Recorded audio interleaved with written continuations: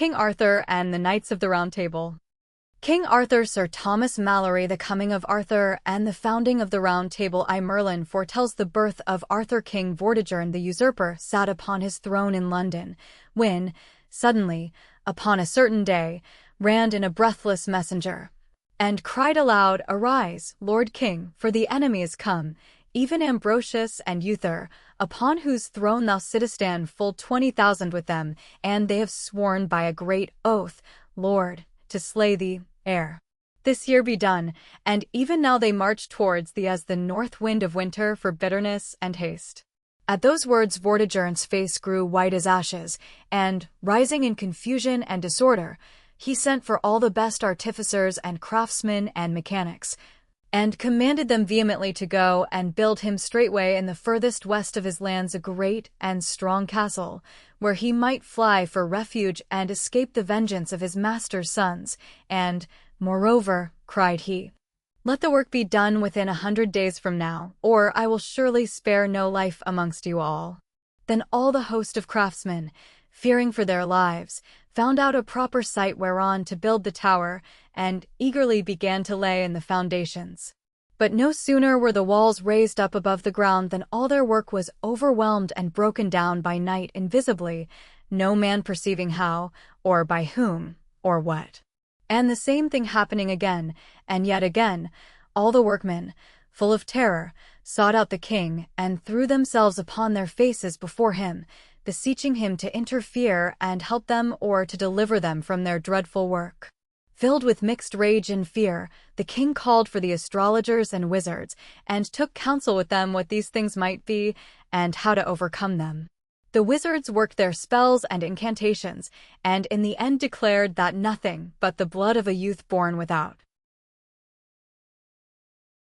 mortal father, smeared on the foundations of the castle, could avail to make it stand. Messengers were therefore sent forthwith through all the land to find, if it were possible, such a child. And, as some of them went down a certain village street, they saw a band of lads fighting and quarreling, and heard them shout at one, Avaunt, thou imp, avaunt, son of no mortal man! Go, find thy father, and leave us in peace. At that the messengers looked steadfastly on the lad, and asked who he was. One said his name was Merlin, another, that his birth and parentage were known by no man, a third, that the foul fiend alone was his father. Hearing the things, the officers seized Merlin, and carried him before the king by force. But no sooner was he brought to him than he asked in a loud voice, for what cause he was thus dragged there. My magicians, answered Vortigern, told me to seek out a man that had no human father, and to sprinkle my castle with his blood, that it may stand. Order those magicians, said Merlin, to come before me, and I will convict them of a lie. The king was astonished at his words, but commanded the magicians to come and sit down before Merlin, who cried to them, Because ye know not what it is that hinders the foundation of the castle, ye have advised my blood for a cement to it, as if that would avail. But tell me now rather what there is below that ground, for something there is surely underneath that will not suffer the tower to stand. The wizards at these words began to fear, and made no answer. Then said Merlin to the king, I pray, Lord, that workmen may be ordered to dig deep down into the ground till they shall come to a great pool of water. This then was done, and the pool discovered far beneath the surface of the ground. Then, turning again to the magicians, Merlin said, Tell me now, false sycophants, what there is underneath that pool? But they were silent. Then said he to the king, Command this pool to be drained, and at the bottom shall be found 2 dragons, great and huge, which now are sleeping, but which at night awake and fight and tear each other. At their great struggle all the ground shakes and trembles, and so casts down thy towers, which, therefore, never yet could find secure foundations. The king was amazed at these words, but commanded the pool to be forthwith drained, and surely at the bottom of it did they presently discover the 2 dragons, fast asleep, as Merlin had declared. But Vortigern sat upon the brink of the pool till night to see what else would happen. Then those 2 dragons, one of which was white, the other red, rose up and came near one another, and began a sore fight, and cast forth fire with their breath. But the white dragon had the advantage and chased the other to the end of the lake. And he, for grief at his flight, turned back upon his foe and renewed the combat and forced him to retire in turn. But in the end the red dragon was worsted, and the white dragon disappeared no man knew where. When their battle was done, the king desired Merlin to tell him what it meant. Whereat he, bursting into tears, cried out this prophecy, which first foretold the coming of King Arthur. Woe to the red dragon, which figureth the British nation, for his banishment cometh quickly. His lurking holes shall be seized by the white dragon the Saxon whom thou, O king, hast called to the land. The mountains shall be leveled as the valleys, and the rivers of the valleys shall run blood. Cities shall be burned, and churches laid in ruins, till at length the oppressed shall turn for a season and prevail against the strangers. For a boar of Cornwall shall arise and rend them, and trample their necks beneath his feet. The island shall be subject to his power, and he shall take the forests of Gaul. The house of Romulus shall dread him, all the world shall fear him, and his end shall no man know. He shall be immortal in the mouths of the people, and his works shall be food to those that tell them. But as for thee, O Vortigern, flee thou the sons of Constantine, for they shall burn thee in thy tower. For thine own ruin wast thou traitor to their father, and didst bring the Saxon heathens to the land. Aurelius and Uther are even now upon thee to revenge their father's murder, and the brood of the white dragon shall waste thy country, and shall lick thy blood. Find out some refuge, if thou wilt.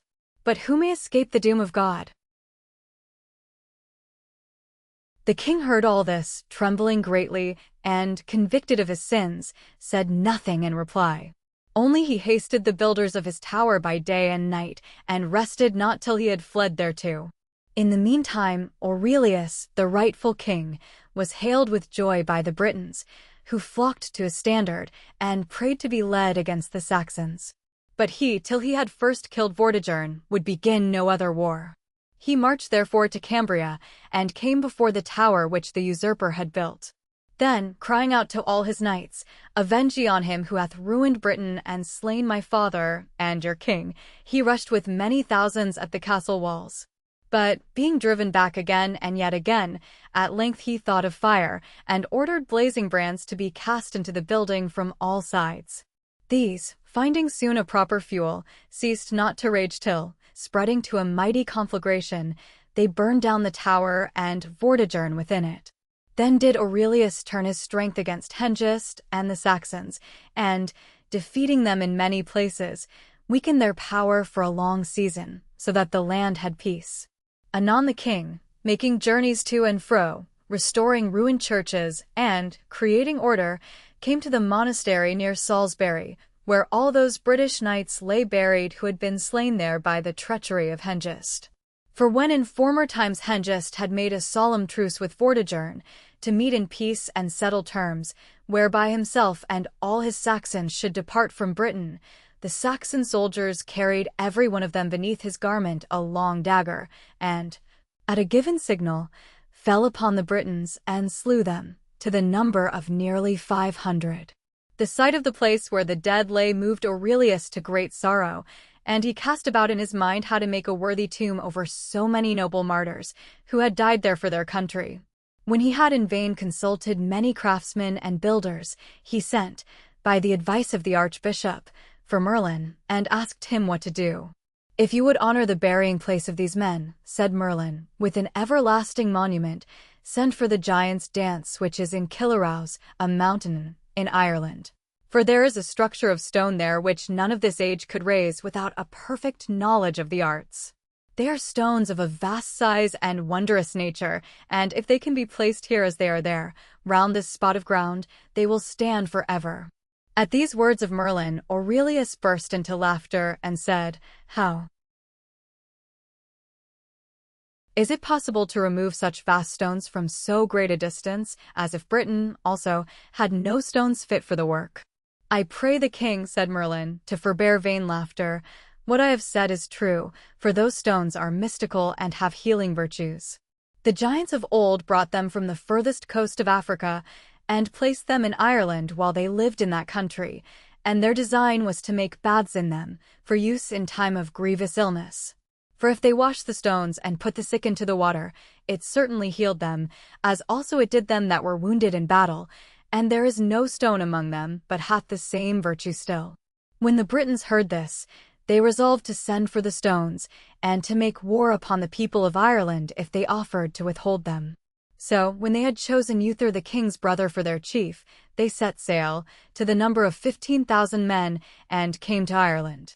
There Gillamanius, the king, withstood them fiercely, and not till after a great battle could they approach the giants' dance, the sight of which filled them with joy and admiration. But when they sought to move the stones, the strength of all the army was in vain, until Merlin, laughing at their failures, contrived machines of wondrous cunning, which took them down with ease, and placed them in the ships.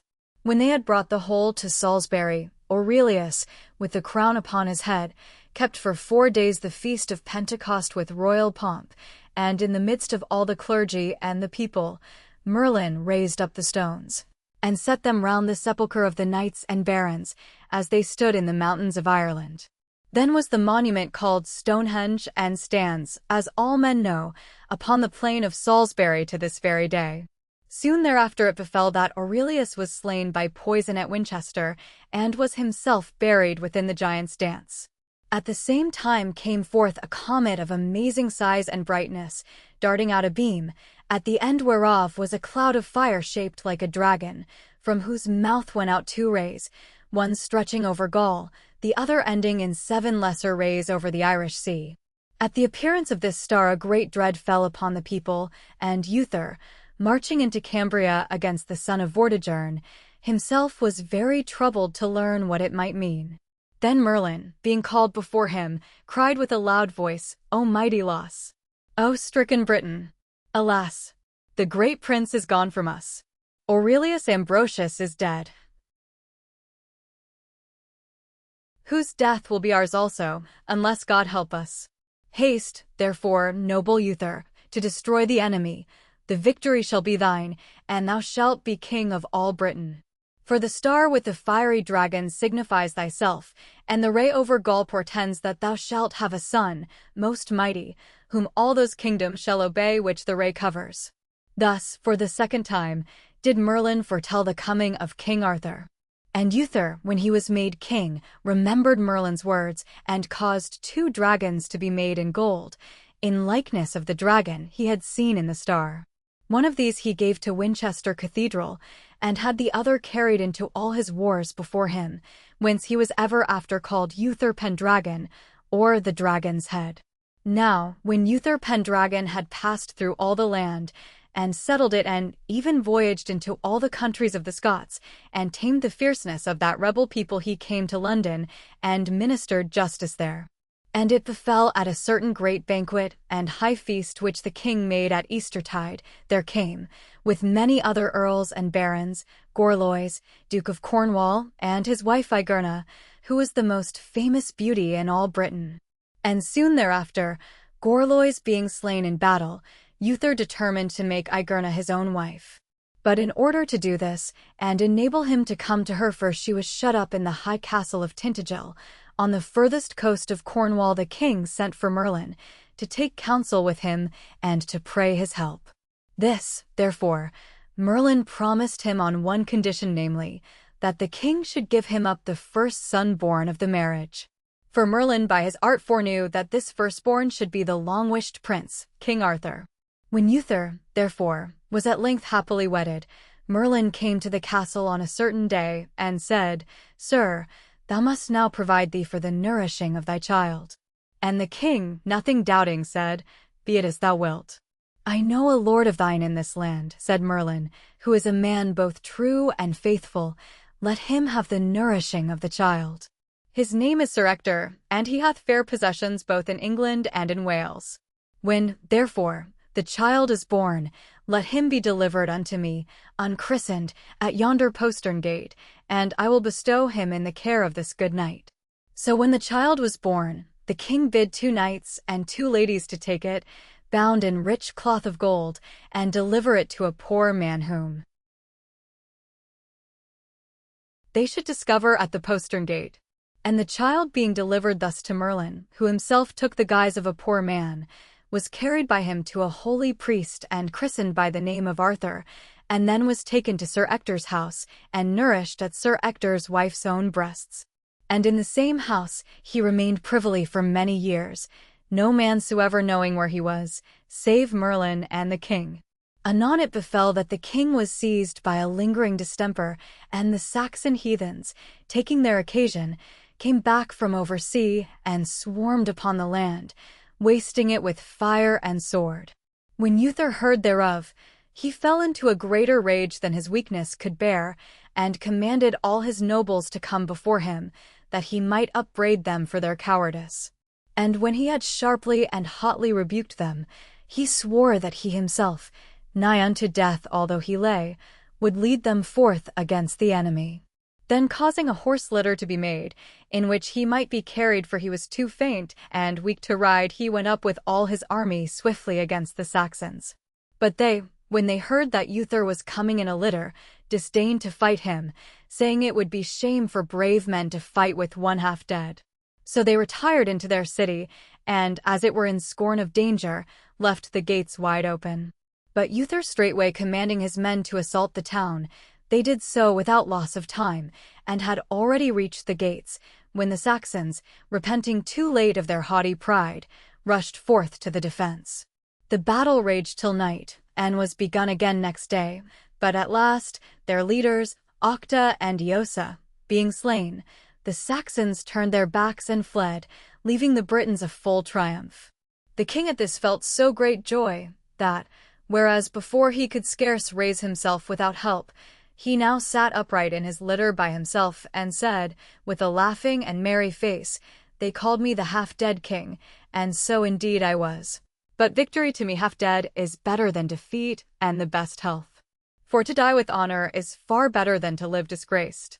But the Saxons, although thus defeated, were ready still for war. Uther would have pursued them, but his illness had by now so grown that his knights and barons kept him from the adventure. Whereat the enemy took courage, and left nothing undone to destroy the land, until, descending to the vilest treachery, they resolved to kill the king by poison. To this end, as he lay sick at Verulam, they sent and poisoned stealthily a spring of clear water, whence he was wont to drink daily, and so, on the very next day, he was taken with the pains of death, as were also 100 others after him, before the villainy was discovered, and heaps of earth thrown over the well. The knights and barons, full of sorrow, now took counsel together, and came to Merlin for his help to learn the king's will before he died, for he was by this time speechless. "Sirs, there is no remedy," said Merlin, "and God's will must be done, but be all tomorrow before him, for God will make him speak before he die." So on the morrow all the barons, with Merlin, stood round the bedside of the king, and Merlin said aloud to Uther, "Lord, shall thy son Arthur be the king of all this realm after thy days?" Then Uther Pendragon turned him about, and said, in the hearing of them all, "God's blessing and mine be upon him. I bid him pray for my soul, and also that he claim my crown, or forfeit all my blessing," and with those words he died. Then came together all the bishops and the clergy, and great multitudes of people, and bewailed the king, and carrying his body to the convent of Ambrius, they buried it close by his brother's grave, within the Giant's Dance. To the crowning of Arthur and the sword Excalibur. Now Arthur the prince had all this time been nourished in Sir Ector's house as his own son, and was fair and tall and comely, being of the age of 15 years, great in strength, gentle in manner, and accomplished in all exercises proper for the training of a knight. But as yet he knew not of his father, for Merlin had so dealt that none save Uther and himself knew aught about him. Wherefore it befell that many of the knights and barons who heard King Uther speak before his death, and call his son Arthur his successor, were in great amazement, and some doubted, and others were displeased. Anon the chief lords and princes set forth each to his own land, and, raising armed men and multitudes of followers, determined every one to gain the crown for himself, for they said in their hearts, if there be Any such a son at all as he of whom this wizard forced the king to speak, who are we that a beardless boy should have rule over us? So the land stood long in great peril, for every lord and baron sought but his own advantage, and the Saxons, growing ever more adventurous, wasted and overran the towns and villages in every part. Then Merlin went to Bryce, the Archbishop of Canterbury, and advised him to require all the earls and barons of the realm and all knights and gentlemen at arms to come to him at London before Christmas, under pain of cursing, that they might learn the will of heaven who should be king. This, therefore, the Archbishop did, and upon Christmas Eve were met together in London all the greatest princes, lords, and barons, and long before day they prayed in St. Paul's Church, and the Archbishop besought heaven for a sign who should be lawful king of all the realm. And as they prayed, there was seen in the churchyard, set straight before the doorways of the church, a huge square stone having a naked sword stuck in the midst of it. And on the sword was written in letters of gold, "Whoso pulleth out the sword from this stone is born the rightful king of England." At this all the people wondered greatly, and, when Mass was over, the nobles, knights, and princes ran out eagerly from the church to see the stone and sword, and a law was forthwith made that whoso should pull out the sword should be acknowledged straightway king of Britain. Then many knights and barons pulled at the sword with all their might, and some of them tried many times, but none could stir or move it. When all had tried in vain, the Archbishop declared the man whom heaven had chosen was not yet there. But God, said he, will doubtless make him known ere many days. So 10 knights were chosen, being men of high renown, to watch and keep the sword, and there was proclamation made through all the land that whosoever would, had leave and liberty to try and pull it from the stone. But though great multitudes of people came, both gentle and simple, for many days, no man could ever move the sword a hair's breadth from its place. Now, at the New Year's Eve a great tournament was to be held in London, which the Archbishop had devised to keep together lords and commons, lest they should grow estranged in the troublous and unsettled times. To the which tournament there came, with many other knights, Sir Ector,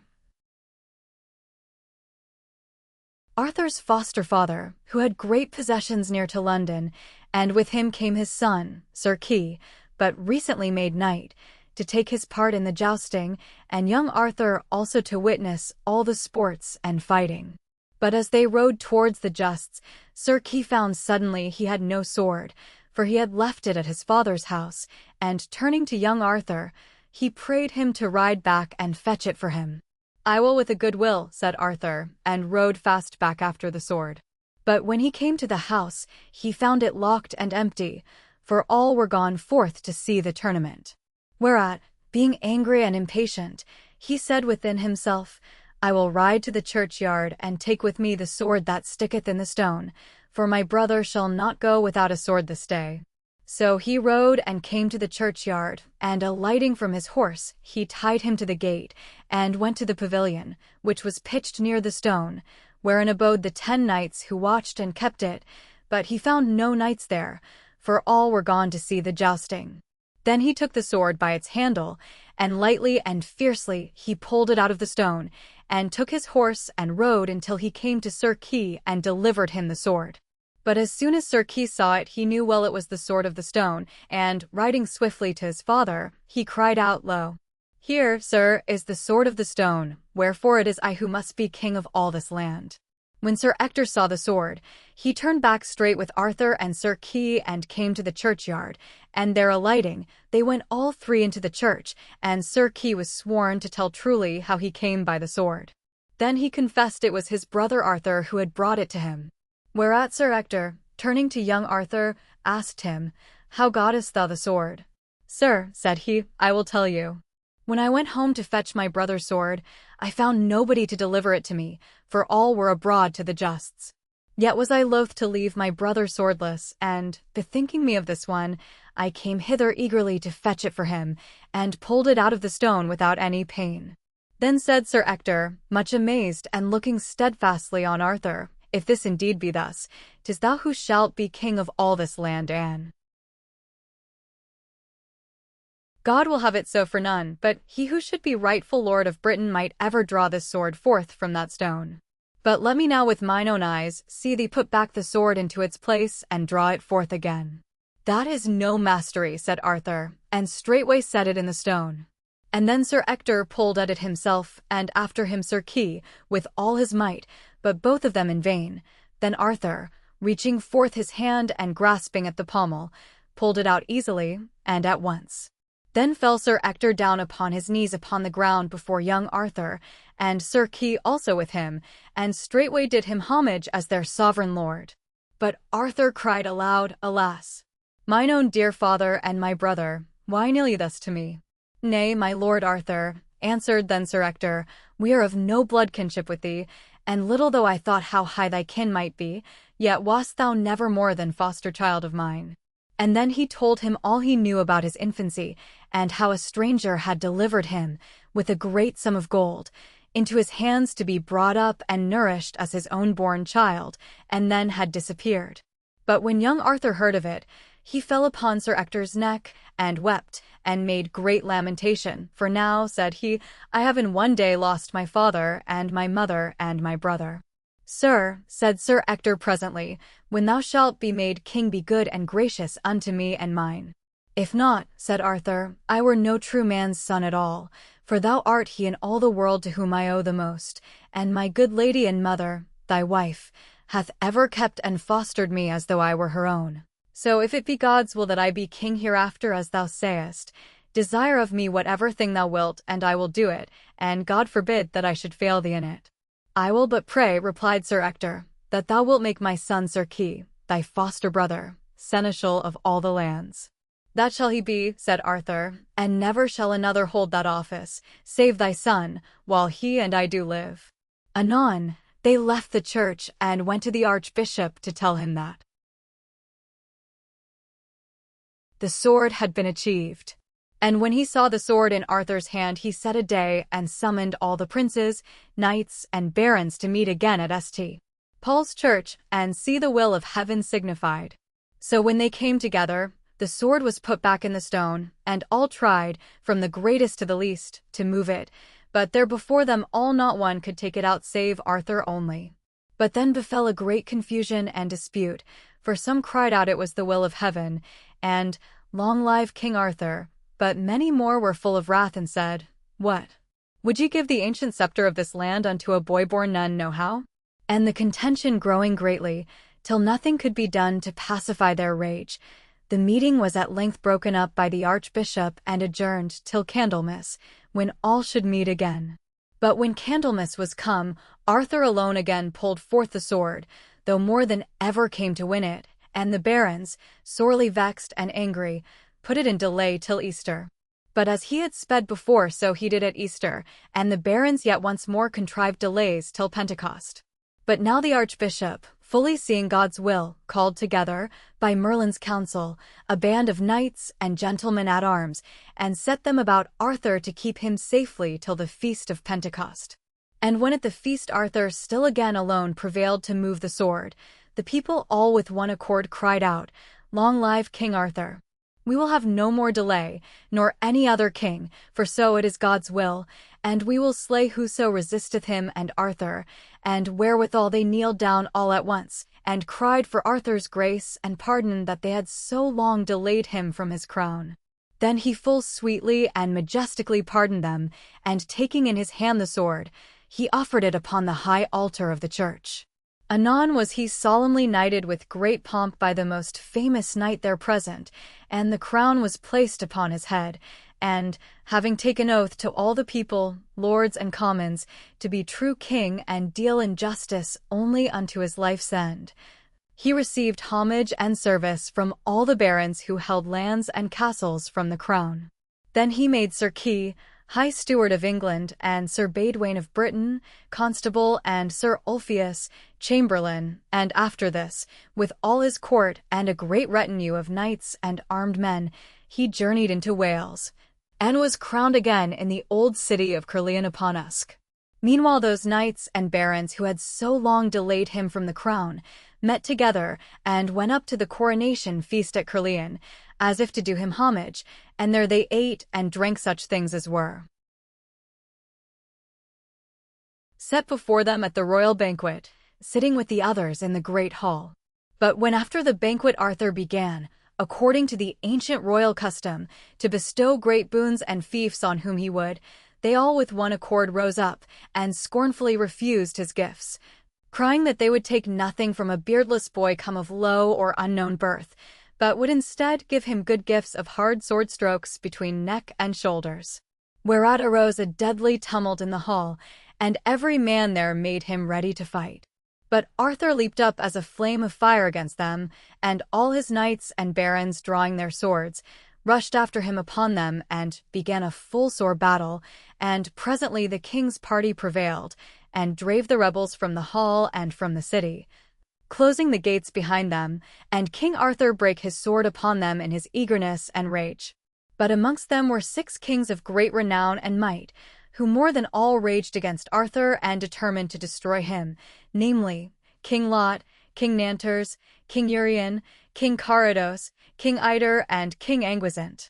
These 6, therefore, joining their armies together, laid close siege to the city of Caerleon, wherefrom King Arthur had so shamefully driven them.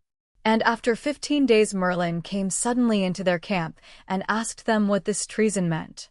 Then he declared to them that Arthur was no base adventurer, but King Uther's son, whom they were bound to serve and honor even though heaven had not vouchsafed the wondrous miracle of the sword.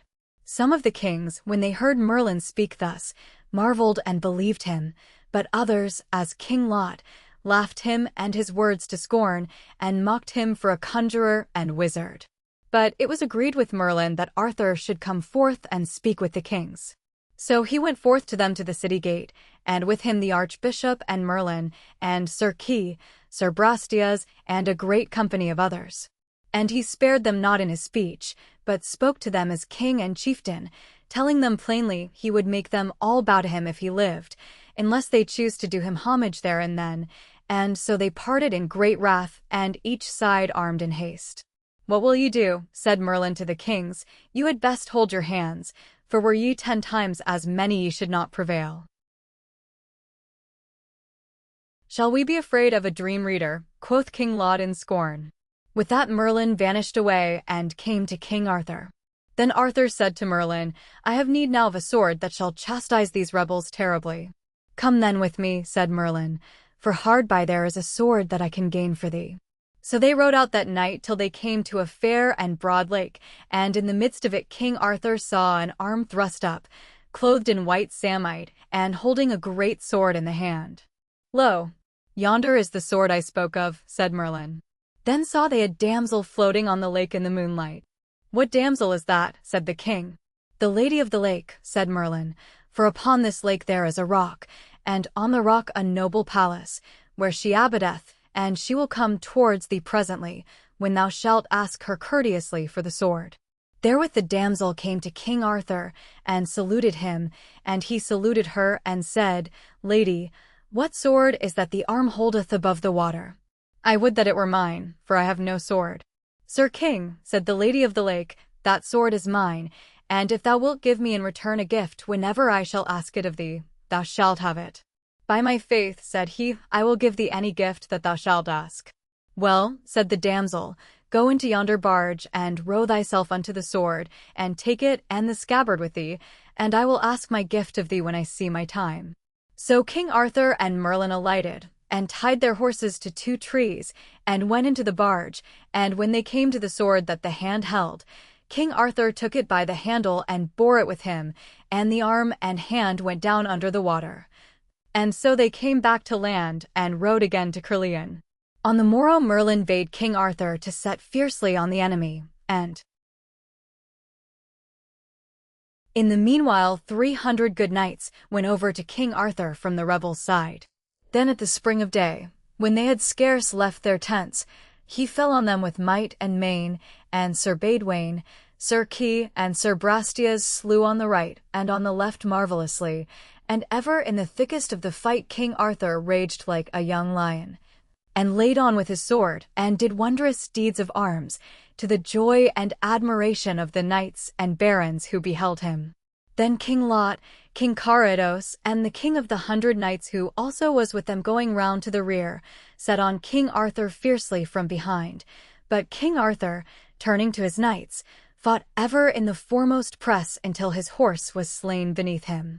At that, King Lot rode furiously at him, and smote him down, but rising straightway, and being set again on horseback, he drew his sword Excalibur that he had gained by Merlin from the Lady of the Lake, which, shining brightly as the light of 30 torches, dazzled the eyes of his enemies. And therewith falling on them afresh with all his knights, he drove them back and slew them in great numbers, and Merlin by his arts scattered among them fire and pitchy smoke, so that they broke and fled. Then all the common people of Caerleon, seeing them give way, rose up with one accord, and rushed at them with clubs and staves, and chased them far and wide, and slew many great knights and lords, and the remainder of them fled and were seen no more. Thus won King Arthur his first battle and put his enemies to shame. But the 6 kings, though sorely routed, prepared for a new war, and joining to themselves 5 others swore together that, whether for weal or woe, they would keep steadfast alliance till they had destroyed King Arthur.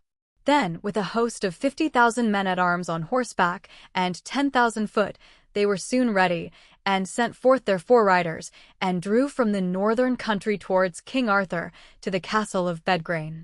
But he by Merlin's counsel had sent oversea to King Ban of Benwick and King Bors of Gaul, praying them to come and help him in his wars, and promising to help them in return against King Claudas, their foe. To which those kings made answer that they would joyfully fulfill his wish, and shortly after came to London with 300 knights, well arrayed for both peace and war, leaving behind them a great army on the other side of the sea till they had consulted with King Arthur and his ministers how they might best dispose of it. And Merlin, being asked for his advice and help, agreed to go himself and fetch it over sea to England, which in one night he did, and brought with him 10,000 horsemen, and led them northward privately to the forest of Bedgraine, and there lodged them in a valley secretly. Then, by the counsel of Merlin, when they knew which way the 11 kings would ride and sleep, King Arthur with Kings Ban and Bors made themselves ready with their army for the fight, having yet but 30,000 men, counting the 10,000 who had come from Gaul. Now shall ye do my advice, said Merlin. I would that King Ban and King Bors, with all their fellowship of 10,000 men, were led to ambush in this wood ere daylight, and stir not therefrom until the battle hath been long waged. And thou, Lord Arthur, at the spring of day draw forth thine army before the enemy, and dress the battle, so that they may at once see all thy host, for they will be the more rash and hardy when they see you have but 20,000 men. To this the 3 knights and the barons heartily consented, and it was done as Merlin had devised. So on the morrow when the hosts beheld each other, the host of the north was greatly cheered to find so few led out against them. Then gave King Arthur the command to Sir Ulfius and Sir Brastias to take 3,000 men at arms, and to open battle. They therefore setting fiercely on the enemy slew them on the right hand and the left till it was wonderful to see their slaughter. When the 11 kings beheld so small a band doing such mighty deeds of arms, they were ashamed, and charged them fiercely in return. Then was Sir Ulfius' horse slain under him, but he fought well and marvellously on foot against Duke Eustace and King Clariance, who set upon him grievously, till Sir Brastias, seeing his great peril, pricked towards them swiftly, and so smote the duke through with his spear that horse and man fell down and rolled over. Whereat King Clariance turned upon Sir Brastias, and rushing furiously together they each unhorsed the other, and fell both to the ground, and there lay a long time stunned, their horses' knees being cut to the bone. Then came Sir Kay the seneschal with 6 companions, and did wondrous well, till the 11 kings went out against them, and overthrew Sir Griflet and Sir Lucas the butler. And when Sir Kay saw Sir Griflet unhorsed and on foot, he rode against King Nanters hotly and smote him down, and led his horse to Griflet and horsed him again. With the same spear did Sir Kay smite down King Lot and wounded him full sore. But seeing that, the king of the 100 knights rushed at Sir Kay and overthrew him in return, and took his horse and gave it to King Lot. And when Sir Griflet saw Sir Kay's mischance, he set his spear in rest, and riding at a mighty man-at-arms, he cast him down headlong and caught his horse and led it straightway to Sir Kay. By now the battle was growing perilous and hard, and both sides fought with rage and fury. And Sir Ulfius and Sir Brastias were both afoot and in great danger of their death, and foully stained and trampled under horses' feet. Then King Arthur, putting spurs to his horse, rushed forward like a lion into the midst of all the melee, and singling out King Cradlemont of North Wales, smote him through the left side and overthrew him. And taking his horse by the rein, he brought it to Sir Ulfius in haste, and said, "Take this horse, mine old friend, for thou hast great need of one, and charge by side of me." And even as he spoke he saw Sir Ector, Sir Kay's father, smitten to the earth by the King of the 100 Knights, and his horse taken to King Cradlemont. But when King Arthur saw him ride upon Sir Ector's horse, his wrath was very great, and with his sword he smote King Cradlemont upon the helm, and shore off the fourth part thereof and of the shield, and drave the sword onward to the horse's neck, and slew the horse, and hurled the king upon the ground.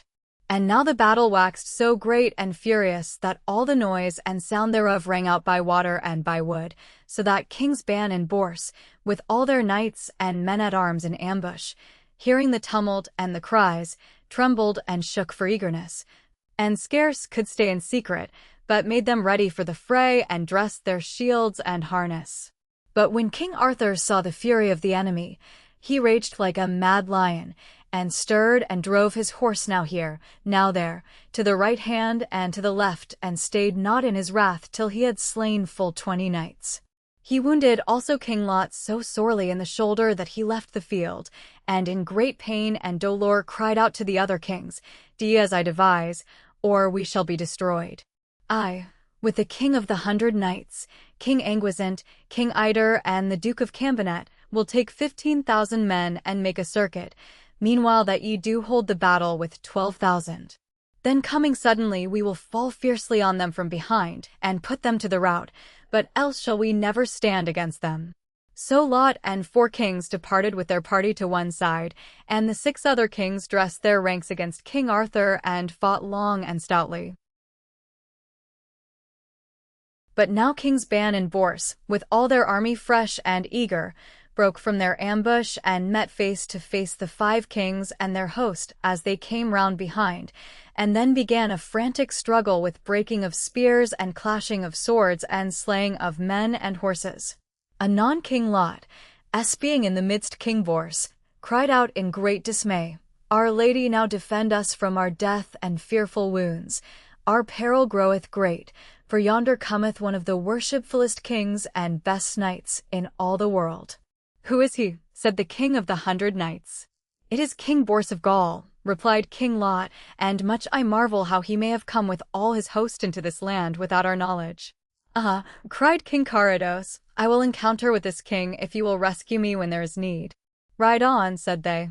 So King Carados and all his host rode softly till they came within a bowshot of King Bors, and then both hosts, spurring their horses to their greatest swiftness, rushed at each other. And King Bors encountered in the onset with a knight, and struck him through with a spear, so that he fell dead upon the earth. Then drawing his sword, he did such mighty feats of arms that all who saw him gazed with wonder. Anon King Ban came also forth upon the field with all his knights, and added yet more fury, sound, and slaughter, till at length both hosts of the 11 kings began to quake, and drawing all together into one body, they prepared to meet the worst, while a great multitude already fled. Then said King Lot, "Lords, we must take yet other means, or worse loss still awaits us. See ye not what people we have lost in waiting on the foemen, and that it costs 10 horsemen to save one of them? Therefore it is my counsel to put away our foemen from us, for it is almost night, and King Arthur will not stay to slaughter them. So they can save their lives in this great wood hard by. Then let us gather into one band all the horsemen that remain, and whoso breaketh rank or leaveth us, let him be straightway slain by him that seeth him, for it is better that we slay a coward than through a coward be all slain." "How say ye?" said King Lot. "Answer me, all ye kings." "It is well said," replied they all.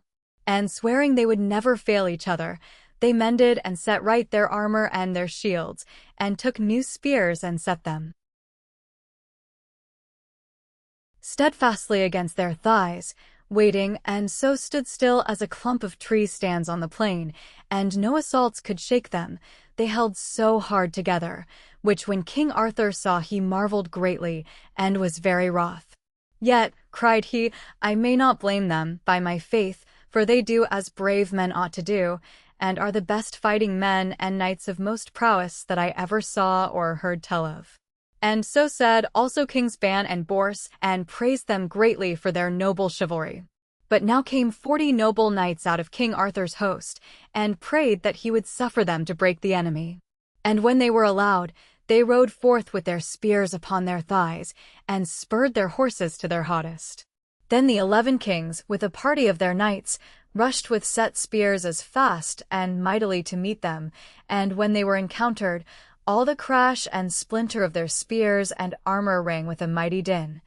And so fierce and bloody was their onset that in all that day there had been no such cruel press and rage and smiting. At that same moment rode fiercely into the thickest of the struggle King Arthur and Kings Ban and Bors, and slew downright on both hands right and left, until their horses went in blood up to the fetlocks. And while the slaughter and the noise and shouting were at their greatest, suddenly there came down through the battle Merlin the wizard, upon a great black horse, and riding to King Arthur, he cried out, Alas, my lord, will ye have never done? Of 60,000 have ye left, but 15,000 men alive. Is it not time to stay the slaying? For God is ill-pleased with ye that ye have never ended, and yonder king shall not be altogether overthrown this time. But if ye fall upon them any more, the fortune of this day will turn and go to them. Withdraw, Lord, therefore, to thy lodging, and there now take thy rest, for today thou hast won a great victory, and overcome the noblest chivalry of all the world. And now for many years those kings shall not disturb thee. Therefore, I tell thee, fear them no more, for now they are sore beaten, and have nothing left them but their honor, and why shouldest thou slay them to take that? Then said King Arthur, Thou sayest well, and I will take thy counsel. With that he cried out, Ho, for the battle to cease, and sent forth heralds through the field to stay more fighting.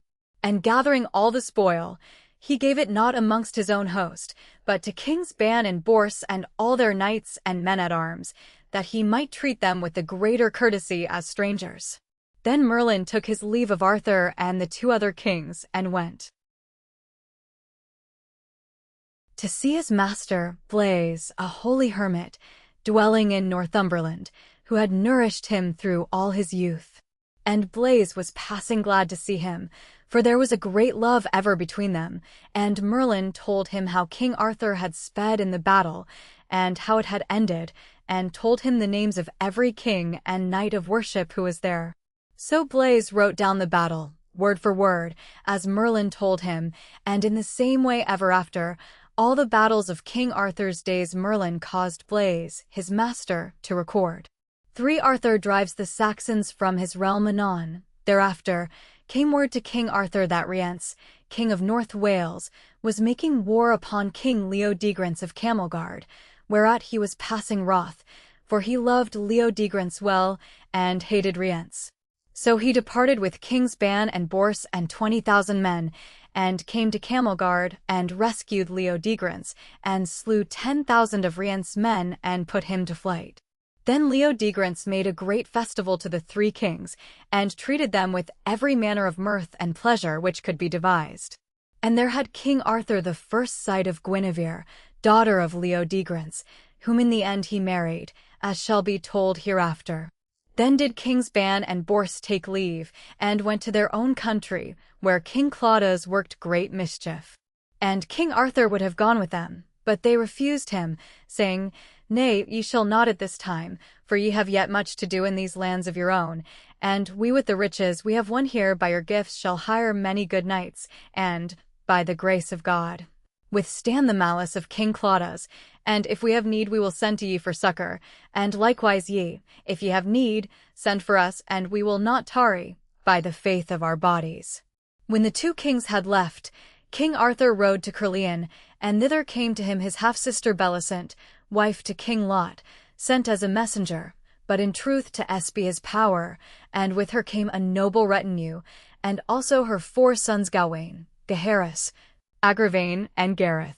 But when she saw King Arthur and his nobleness, and all the splendor of his knights and service, she forbore to spy upon him as a foe, and told him of her husband's plots against him and his throne. And the king, not knowing that she was his half-sister, made great court to her, and being full of admiration for her beauty, loved her out of measure, and kept her a long season at Caerleon. Wherefore her husband, King Lot, was more than ever King Arthur's enemy, and hated him till death with a passing great hatred. At that time King Arthur had a marvelous dream, which gave him great disquietness of heart. He dreamed that the whole land was full of many fiery griffins and serpents, which burnt and slew the people everywhere, and then that he himself fought with them, and that they did him mighty injuries, and wounded him nigh to death. But that at last he overcame and slew them all. When he woke, he sat in great heaviness of spirit and pensiveness, thinking what this dream might signify, but by and by, when he could by no means satisfy himself what it might mean, to rid himself of all his thoughts of it, he made ready with a great company to ride out hunting. As soon as he was in the forest, the king saw a great hart before him, and spurred his horse, and rode long eagerly after it, and chased until his horse lost breath and fell down dead from under him. Then, seeing the hart escaped and his horse dead, he sat down by a fountain, and fell into deep thought again. And as he sat there alone, he thought he heard the noise of hounds, as it were some 30 couple in number, and looking up he saw coming towards him the strangest beast that ever he had seen or heard tell of, which ran towards the fountain and drank of the water. Its head was like a serpent's, with a leopard's body and a lion's tail, and it was footed like a stag, and the noise was in its belly, as it were the baying or questing of 30 couple of hounds. While it drank there was no noise within it, but presently, having finished, it departed with a greater sound than ever. The king was amazed at all this, but being greatly wearied, he fell asleep, and was before long waked up by a knight on foot, who said, "Knight, full of thought and sleepy, tell me if thou sawest a strange beast pass this way."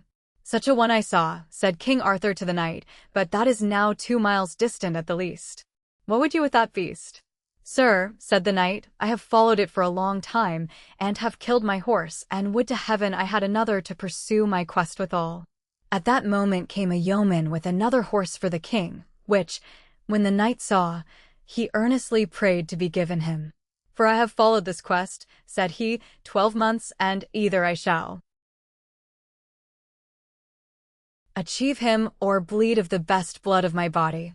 It was King Pellinore who at that time followed the questing beast, but neither he nor King Arthur knew each other.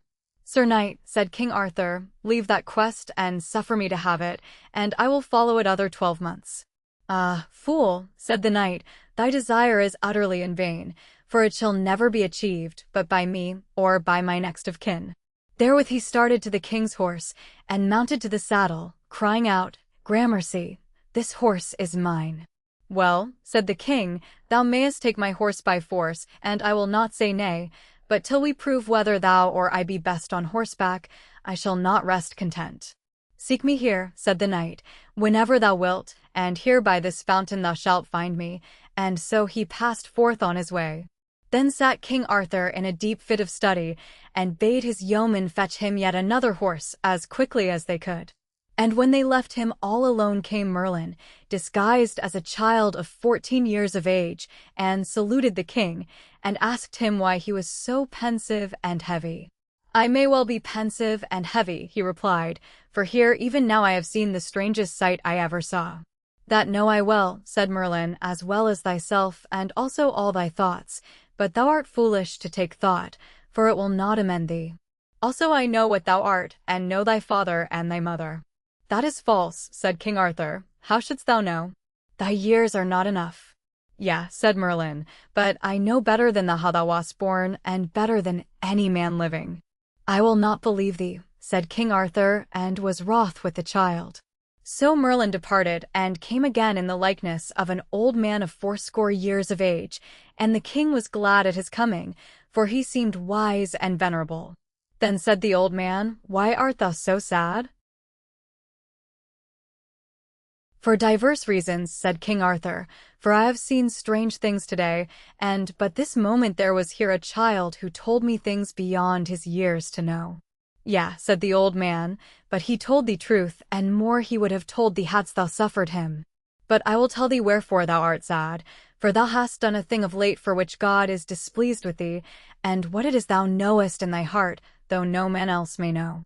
"What art thou," said King Arthur, starting up all pale, "that tellest me these tidings?" "I am Merlin," said he, "and I was he in the child's likeness, also." "Ah," said King Arthur, "thou art a marvellous and right fearful man, and I would ask and tell thee many things this day." As they talked came one with the king's horses, and so, King Arthur mounting one, and Merlin another, they rode together to Caerleon, and Merlin prophesied to Arthur of his death, and also foretold his own end. And now King Arthur, having utterly dispersed and overwhelmed those kings who had so long delayed his coronation, turned all his mind to overthrow the Saxon heathens who yet in many places spoiled the land.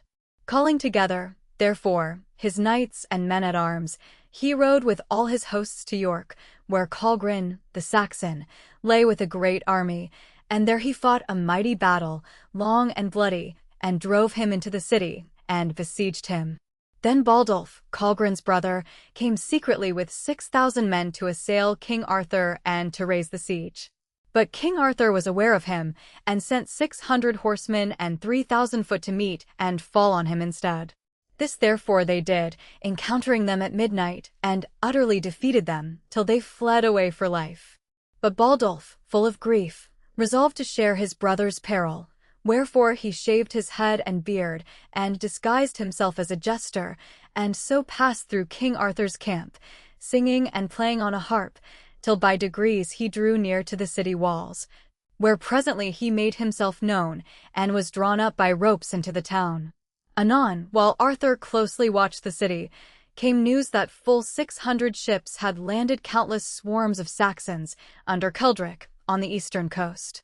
At that he raised the siege and marched straight to London, and there increased his army, and took counsel with his barons.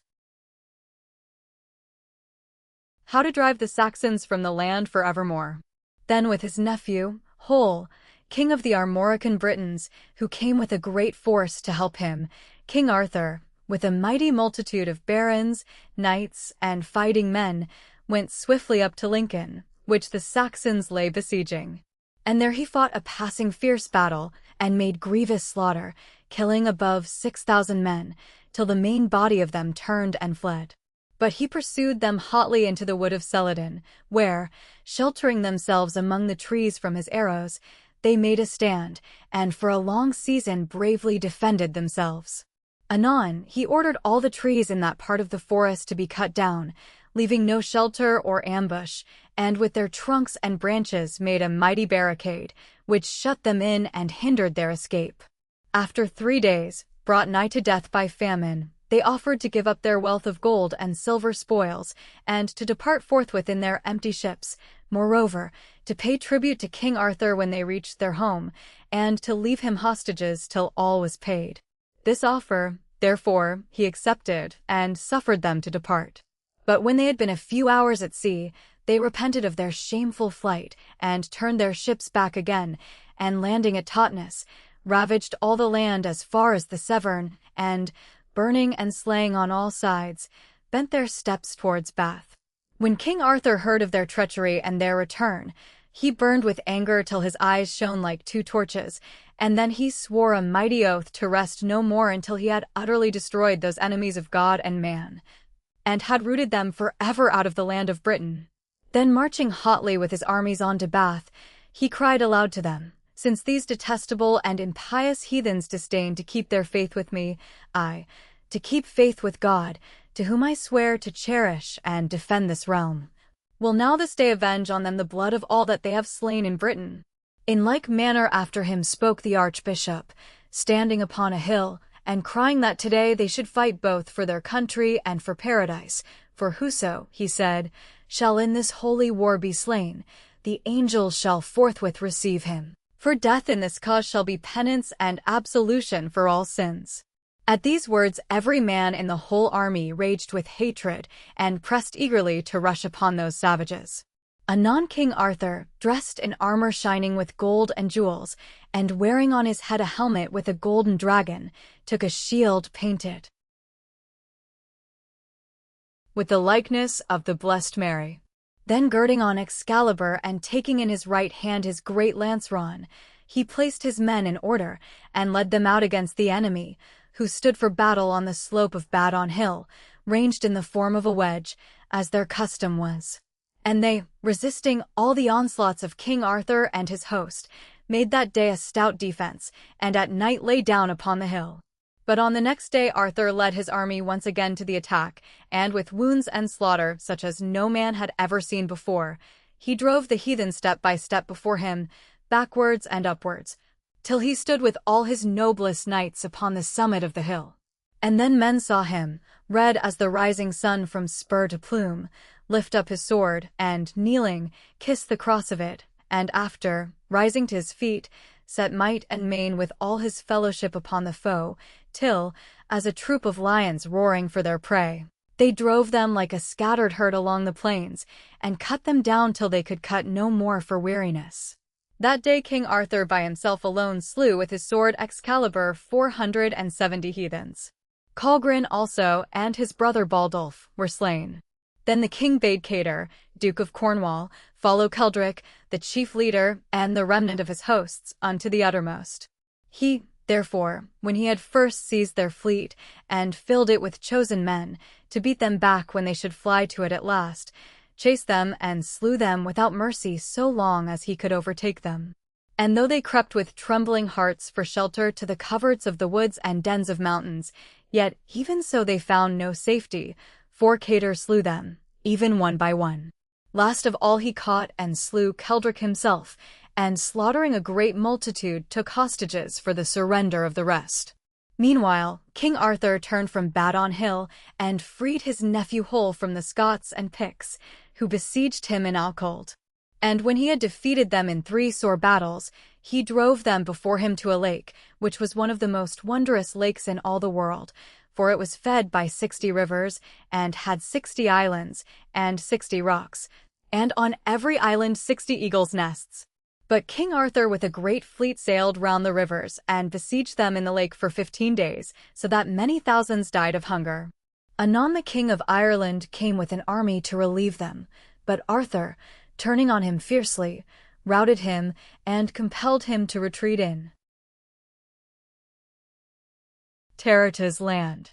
Then he pursued his purpose, which was no less than to destroy the race of Picts and Scots, who, beyond memory, had been a ceaseless torment to the Britons by their barbarous malice. So bitterly, therefore, did he treat them, giving quarter to none, that at length the bishops of that miserable country with the clergy met together, and, bearing all the holy relics, came barefooted to the king to pray his mercy for their people. As soon as they were led before him, they fell down upon their knees, and piteously besought him to spare the few survivors of their countrymen, and grant them any corner of the land where they might live in peace. When he thus heard them, and knew that he had now fully punished them, he consented to their prayer, and withdrew his hosts from any further slaughter. Then turned he back to his own realm, and came to York for Christmas, and there with high solemnity observed that holy tide, and being passing grieved to see the ruin of the churches and houses, which the rage of the pagans had destroyed, he rebuilt them, and restored the city to its ancient happy state. And on a certain day, as the king sat with his barons, there came into the court a squire on horseback, carrying a knight before him wounded to the death, and told the king that hard by in the forest was a knight who had reared up a pavilion by the fountain, and hath slain my master, a valiant knight, whose name was Nearless. Wherefore I beseech thee, Lord, my master may be buried, and that some good knight may avenge his death. At that stepped forth a squire named Griflet, who was very young, being of the same age with King Arthur, and besought the king, for all the service he had done, to give him knighthood. "Thou art full young and tender of age," said King Arthur, "to take so high an order upon thee." "Sir," said Griflet, "I beseech thee make me a knight," and Merlin also advising the king to grant his request. "Well," said Arthur, "be it then so," and knighted him forthwith. Then said he to him, "Since I have granted thee this favor, thou must in turn grant me a gift." "Whatsoever thou wilt, my lord," replied Sir Griflet. "Promise me," said King Arthur, "by the faith of thy body, that when thou hast jousted with this knight at the fountain, thou wilt return to me straightway, unless he slay thee."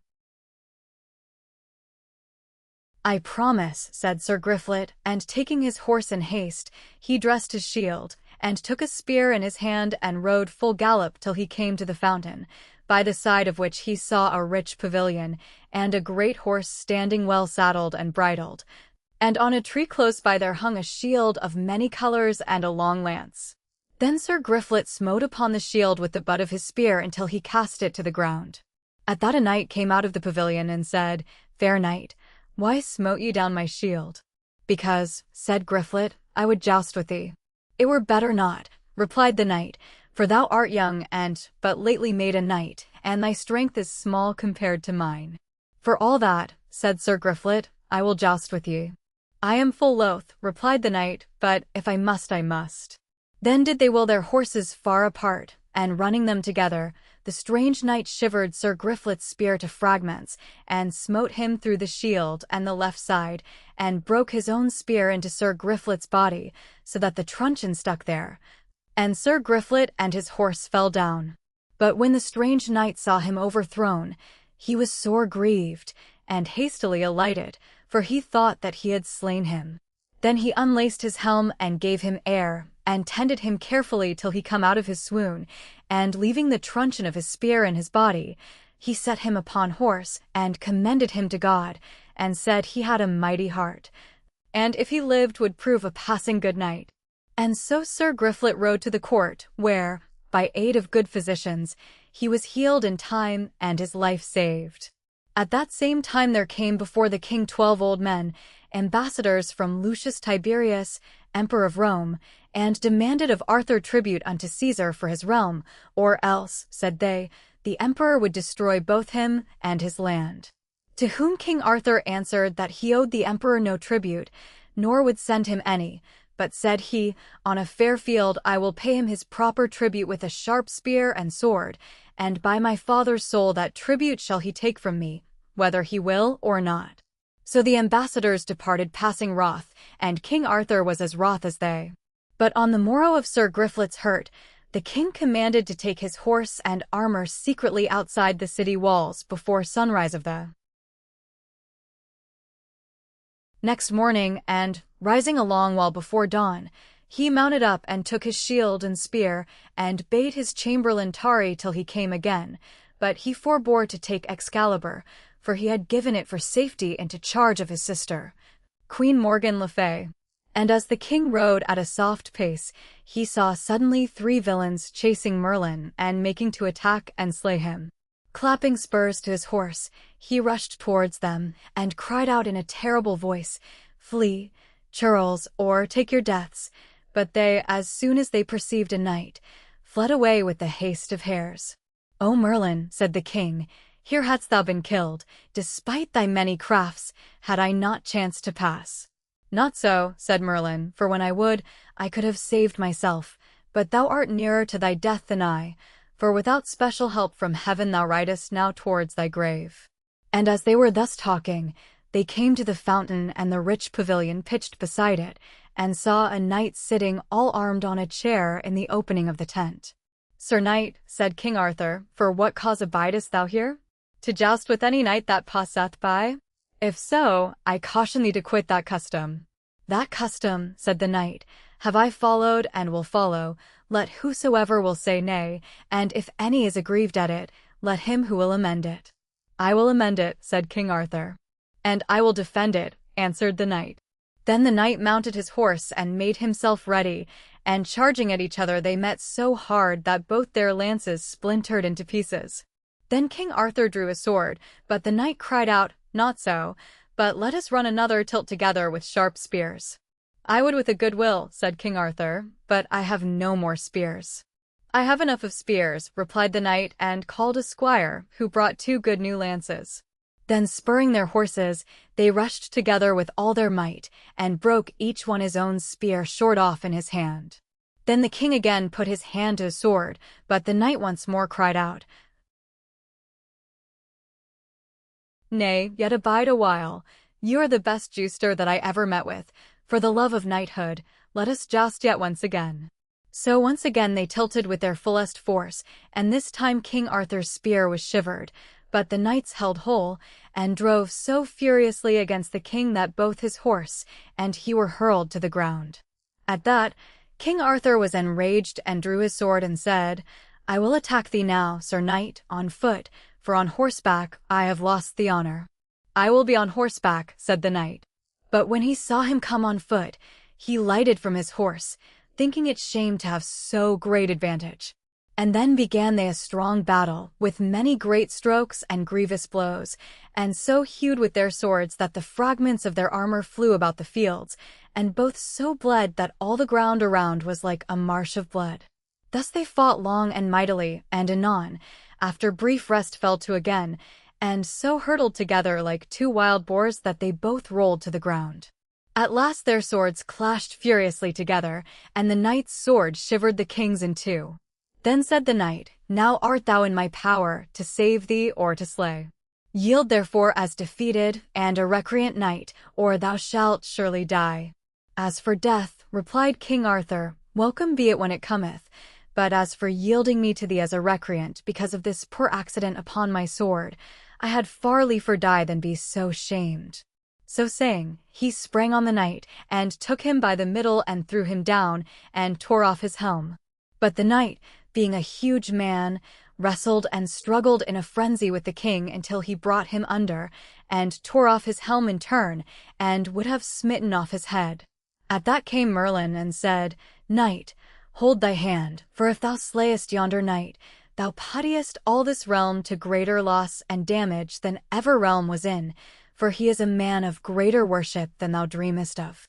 "Who then is he?" cried the knight. Then would he have slain him for dread of his wrath, but Merlin cast a spell upon the knight, so that he fell suddenly to the earth in a deep sleep. Then raising up the king, he took the knight's horse for himself and rode away. "Alas," said King Arthur, "what hast thou done, Merlin? Hast thou slain this good knight by thy crafts? There never lived a better knight. I had rather lose my kingdom for a year than have him dead." "Be not afraid," said Merlin. "He is more whole and sound than thou art, and is but in a sleep, wherefrom in 3 hours' time he will awake. I told thee what a knight he was, and how near thou wast to death. There liveth not a better knight than he in all the world, and hereafter he shall do thee good service. His name is King Pellinore, and he shall have 2 sons, who shall be passing valiant men, and, save one another, shall have no equal in prowess and in purity of life. The one shall be named Percival, and the other Lamorak of Wales." So they rode on to Caerleon, and all the knights grieved greatly when they heard of this adventure, that the king would jeopardize his person thus alone. Yet could they not hide their joy at serving under such a noble chief, who adventured his own life as much as did the poorest knight among them all. For the king's many and great adventures, the land of Britain being now in peace, and many great and valiant knights therein ready to take part in whatsoever battles or adventures might arise, King Arthur resolved to follow all his enemies to their own coasts. Anon he fitted out a great fleet, and sailing first to Ireland, in one battle he miserably routed the people of the country. The King of Ireland also he took prisoner, and forced all earls and barons to pay him homage.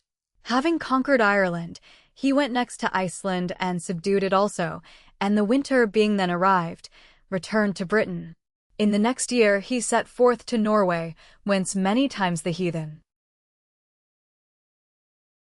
had descended on the British coasts, for he was determined to give so terrible a lesson to those savages as should be told through all their tribes both far and near, and make his name fearful to them.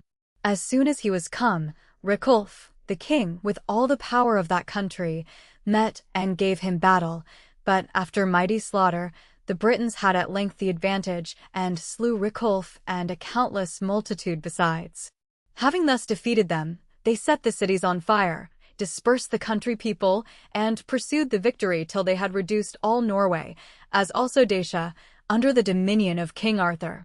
Now, therefore, having thus chastised those pagans who so long had harassed Britain and put his yoke upon them, he voyaged on to Gaul, being steadfastly set upon defeating the Roman governor of that province, and so beginning to make good the threats which he had sent the emperor by his ambassadors.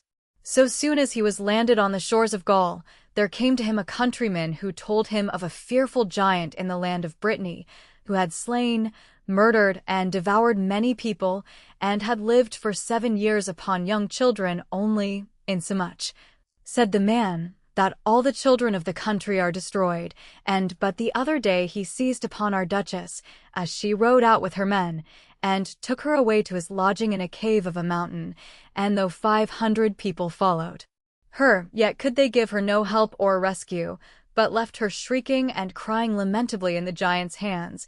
And, Lord, she is thy cousin Hol's wife, who is of thy near kindred. Wherefore, as thou art a rightful king, have pity on this lady. And as thou art a valiant conqueror, avenge us and deliver us.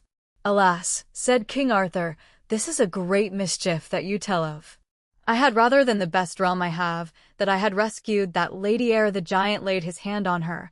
But tell me now, good fellow, canst thou bring me where this giant haunteth? Yea, Lord, replied the man, lo, yonder, where thou sayest 2 great fires, there shalt thou find him, and more treasure also than is in all Gaul besides. Then the king returned to his tent, and, calling Sir Kay and Sir Bedwin, desired them to get horses ready for himself and them, for that after evensong he would ride a pilgrimage with them alone to St. Michael's Mount. So in the evening they departed and rode as fast as they could,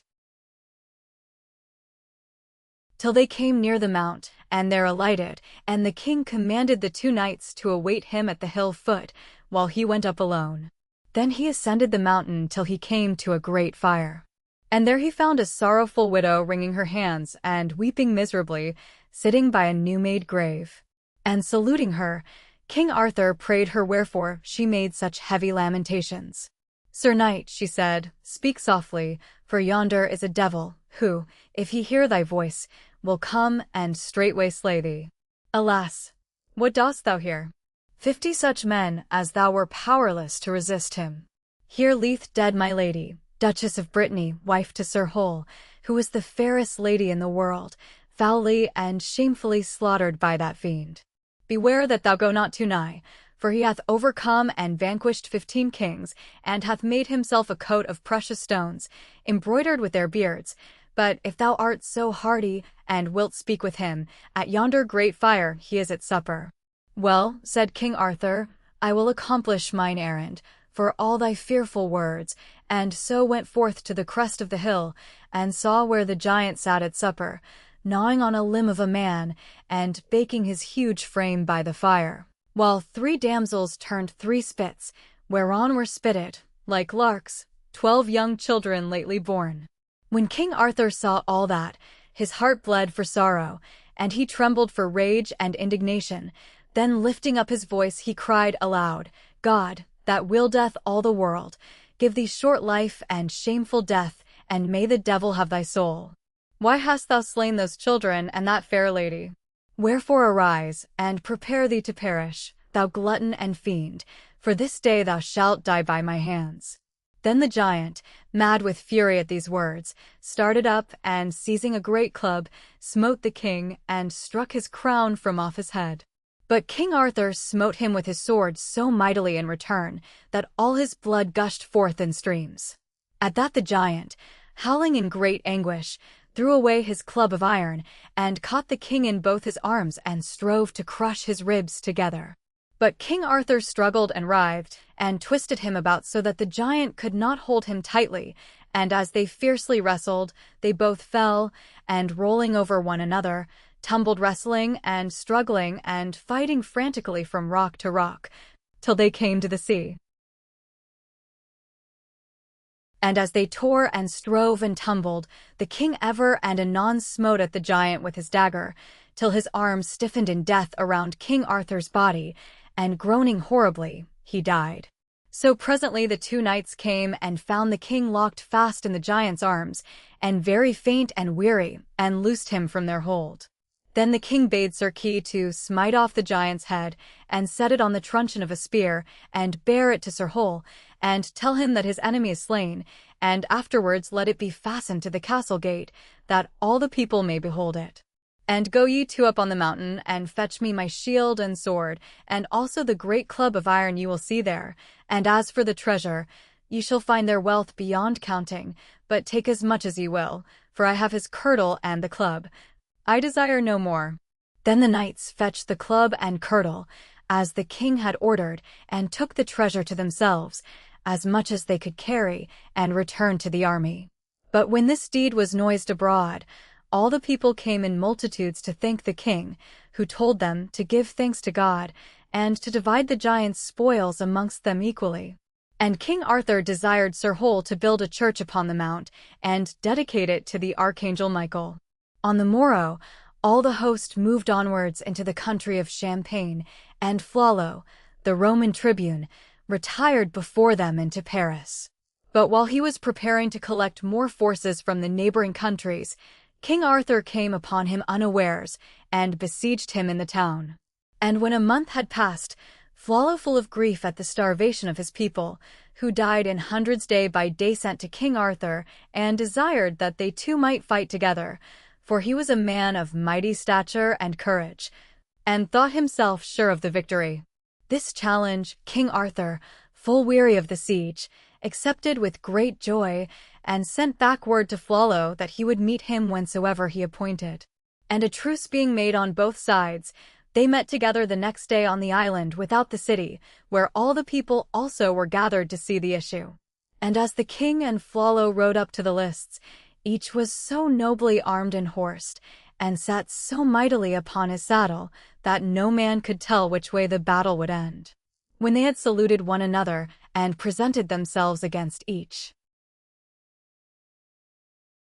other with their lances aloft, they put spurs to their horses and began a fierce encounter. But King Arthur, carrying his spear more warily, struck it on the upper part of Flollo's breast, and flung him from his saddle to the earth. Then drawing his sword, he cried to him to rise, and rushed upon him. But Flollo, starting up, met him with his spear couched, and pierced the breast of King Arthur's horse, and overthrew both horse and man. The Britons, when they saw their king upon the ground, could scarcely keep themselves from breaking up the truce and falling on the Gauls.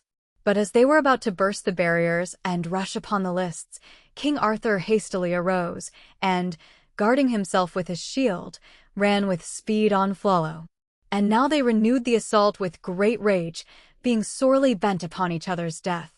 At length Flollo, seizing his advantage, gave King Arthur a huge stroke upon the helm, which nigh overthrew him, and drew forth his blood in streams. But when King Arthur saw his armor and shield all red with blood, he was inflamed with fury, and lifting up Excalibur on high, with all his might, he struck straight through the helmet into Flollo's head, and smote it into halves, and Flollo, falling backwards, and tearing up the ground with his spurs, expired. As soon as this news spread, the citizens all ran together, and, opening the gates, surrendered the city to the conqueror. And when he had overrun the whole province with his arms, and reduced it everywhere to subjection, he returned again to Britain, and held his court at Caerleon, with greater state than ever. Anon he invited thereto all the kings, dukes, earls, and barons, who owed him homage, that he might treat them royally, and reconcile them to each other, and to his rule. And never was there a city more fit and pleasant for such festivals. For on one side it was washed by a noble river, so that the kings and princes from the countries beyond sea might conveniently sail up to it, and on the other side, the beauty of the groves and meadows, and the stateliness and magnificence of the royal palaces, with lofty gilded roofs, made it even rival the grandeur of Rome. It was famous also for two great and noble churches, whereof one was built in honor of the martyr Julius, and adorned with a choir of virgins who had devoted themselves wholly to the service of God, and the other, founded in memory of St. Aaron, his companion, maintained a convent of canons, and was the third metropolitan church of Britain. Besides, there was a college of 200 philosophers, learned in astronomy and all the other sciences and arts.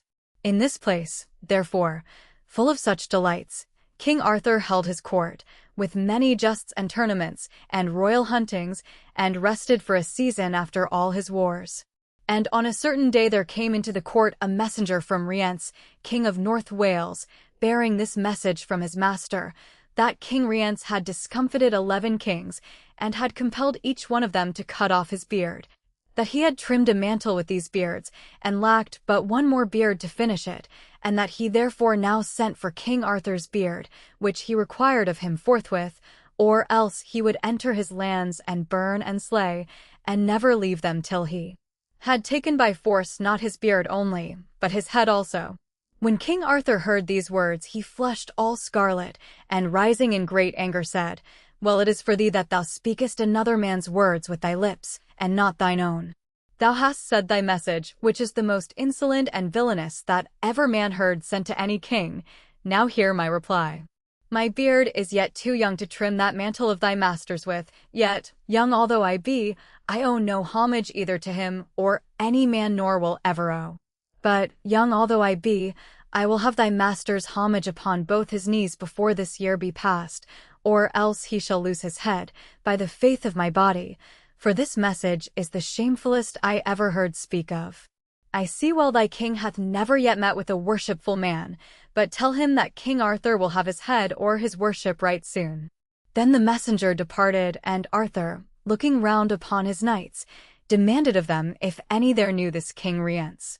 "Yea," answered Sir Noran, "I know him well, and there be few better or stronger knights upon a field than he, and he is passing proud and haughty in his heart. Wherefore I doubt not, Lord, he will make war on thee with mighty power." "Well," said King Arthur, "I shall be ready for him, and that shall he find." While the king thus spoke, there came into the hall a damsel having on a mantle richly furred, which she let fall, and showed herself to be girded with a noble sword. The king, being surprised at this, said, "Damsel, wherefore art thou girt with that sword? For it beseemeth thee not." "Sir," said she, "I will tell thee. This sword wherewith I am thus girt gives me great sorrow and encumbrance, for I may not be delivered from it till I find a knight faithful and pure and true, strong of body and of valiant deeds, without guile or treachery, who shall be able to draw it from its scabbard, which no man else can do. And I have but just now come from the court of King Rience, for there they told me many great and good knights were to be ever found, but he and all his knights have tried to draw it forth in vain, for none of them can move it." "This is a great marvel," said King Arthur. "I will myself try to draw forth this sword, not thinking in my heart that I am the best knight, but rather to begin and give example that all may try after me." Saying this, he took the sword and pulled at it with all his might, but could not shake or move it. "Thou needest not strive so hard, Lord," said the damsel, "for whoever may be able to pull it forth shall do so very easily." "Thou sayest well," replied the king, remembering how he had himself drawn forth the sword from the stone before St. Paul's. "Now try ye, all my barons, but beware ye be not stained with shame, or any treachery or guile." And turning away his face from them, King Arthur mused full heavily on sins within his breast he knew of, and which his failure brought to mind right sadly. Then all the barons present tried each after other, but could none of them succeed, whereat the damsel greatly wept, and said, "Alas, alas! I thought in this court to have found the best knight, without shame or treachery or treason. Now by chance there was at that time a poor knight with King Arthur, who had been prisoner at his court for half a year or more, charged with slaying unawares a knight who was a cousin of the king's. He was named Balin le Savage, and had been by the good offices of the barons delivered from prison, for he was of good and valiant address and gentle blood. He being secretly present at the court saw this advantage, and felt his heart rise high within him, and longed to try the sword as did the others, but being poor and poorly clad, he was ashamed to come forward in the press of knights and nobles. But in his heart he felt assured that he could do better if heaven willed than any knight among them all.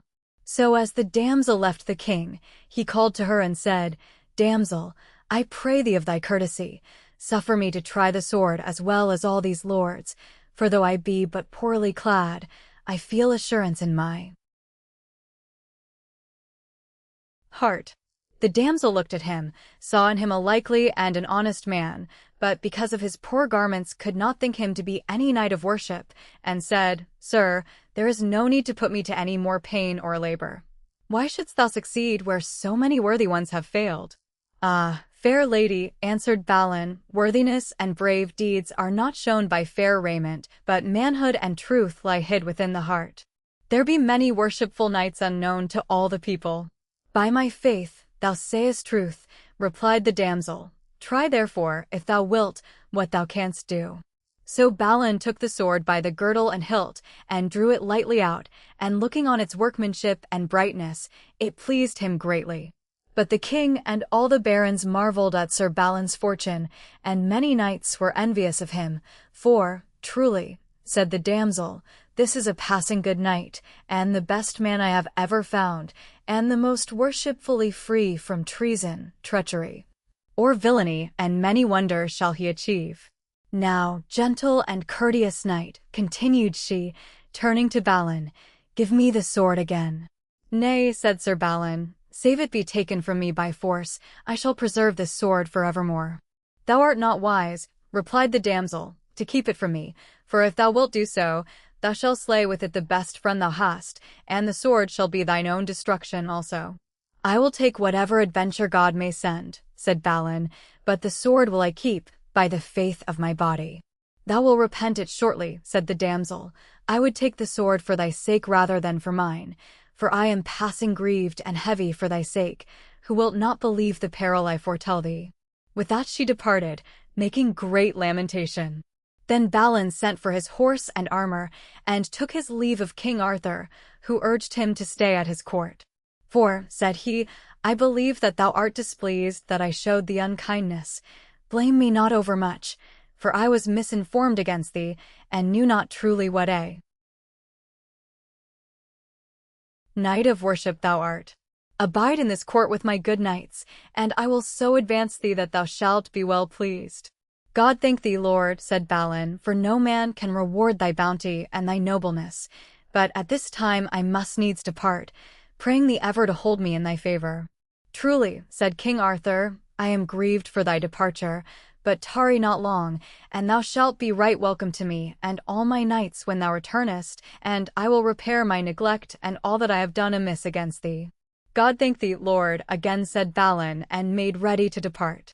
But meanwhile came into the court a lady upon horseback, full richly dressed, and saluted King Arthur, and asked him for the gift that he had promised her when she gave him his sword Excalibur. "For," said she, "I am the Lady of the Lake." "Ask what thou wilt," said the king, "and thou shalt have it, if I have power to give." "I ask," said she, "the head of that knight who hath just achieved the sword, or else the damsel's head who brought it, or else both. For the knight slew my brother, and the lady caused my father's death." "Truly," said King Arthur, "I cannot grant thee this desire. It were against my nature and against my name. But ask whatever else thou wilt, and I will do it." "I will demand no other thing," said she. And as she spake came Balin, on his way to leave the court, and saw her where she stood, and knew her straightway for his mother's murderess, whom he had sought in vain 3 years. And when they told him that she had asked King Arthur for his head, he went up straight to her and said, "May evil have thee! Thou desirest my head, therefore shalt thou lose thine." And with his sword he lightly smote her head off, in the presence of the king and all the court. "Alas, for shame!" cried out King Arthur, rising up in wrath. "Why hast thou done this, shaming both me and my court? I am beholden greatly to this lady, and under my safe conduct came she here. Thy deed is passing shameful. Never shall I forgive thy villainy." "Lord," cried Sir Balin, "hear me. This lady was the falsest living, and by her witchcraft hath destroyed many, and caused my mother also to be burnt to death by her false arts and treachery. What cause soever thou mightest have had, said the king, thou shouldst have forborne her in my presence. Deceive not thyself, thou shalt repent the sin, for such a shame was never brought upon my court. Depart now from my face with all the haste thou mayest." Then Balin took up the head of the lady and carried it to his lodgings, and rode forth with his squire from out the town. Then said he, "Now must we part. Take ye this head and bear it to my friends in Northumberland, and tell them how I speed, and that our worst foe is dead. Also tell them that I am free from prison, and of the adventure of my sword." "Alas," said the squire, "you are greatly to blame to have so displeased King Arthur." "As for that," said Sir Balin, "I go now to find King Rience, and destroy him or lose my life. For should I take him prisoner, and lead him to the court, perchance King Arthur would forgive me, and become my good and gracious lord."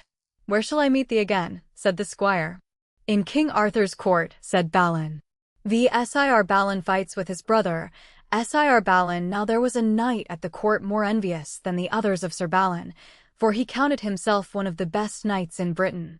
His name was Lancear, and going to the king, he begged leave to follow after Sir Balin and avenge the insult he had put upon the court. "Do thy best," replied the king, "for I am passing wroth with Balin." In the meantime came Merlin, and was told of this adventure of the sword and Lady of the Lake.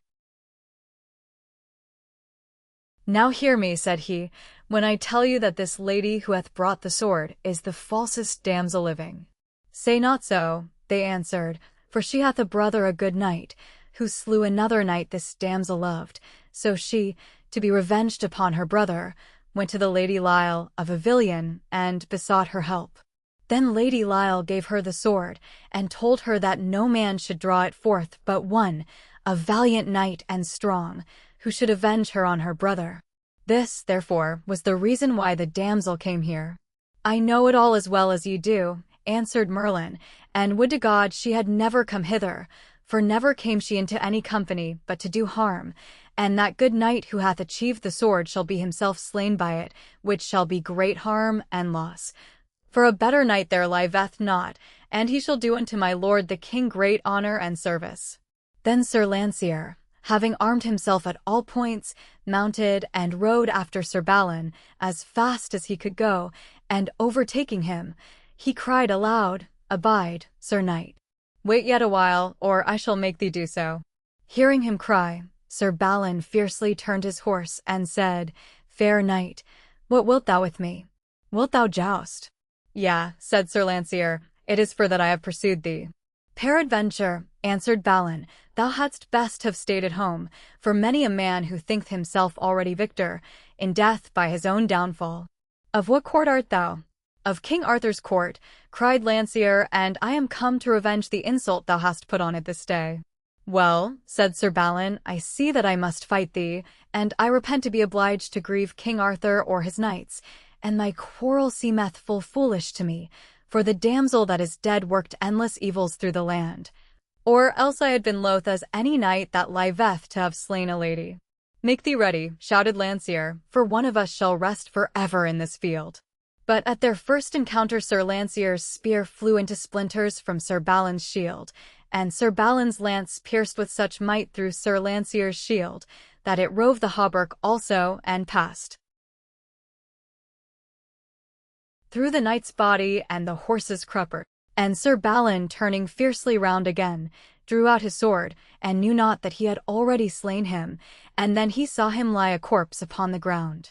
At that same moment came a damsel riding towards him as fast as her horse could gallop, who, when she saw Sir Lancear dead, wept and sorrowed out of measure, crying, "O, Sir Balin, 2 bodies hast thou slain, and 1 heart, and 2 hearts in 1 body, and 2 souls also hast thou lost." Therewith she took the sword from her dead lover's side, for she was Sir Lancear's lady love, and, setting the pommel of it on the ground, ran herself through the body with the blade. When Sir Balin saw her dead, he was sorely hurt and grieved in spirit, and repented the death of Lancear, which had also caused so fair a lady's death. And being unable to look on their bodies for sorrow, he turned aside into a forest, where presently as he rode, he saw the arms of his brother, Sir Balin. And when they were met they put off their helms, and embraced each other, kissing and weeping for joy and pity. Then Sir Balin told Sir Balin all his late adventures, and that he was on his way to King Rience, who at that time was besieging Castle Terraville. "I will be with thee," answered Sir Balin, "and we will help each other, as brethren ought to do." Anon by chance, as they were talking, came King Mark of Cornwall by that way, and when he saw the two dead bodies of Sir Lancear and his lady lying there, and heard the story of their death, he vowed to build a tomb to them before he left that place.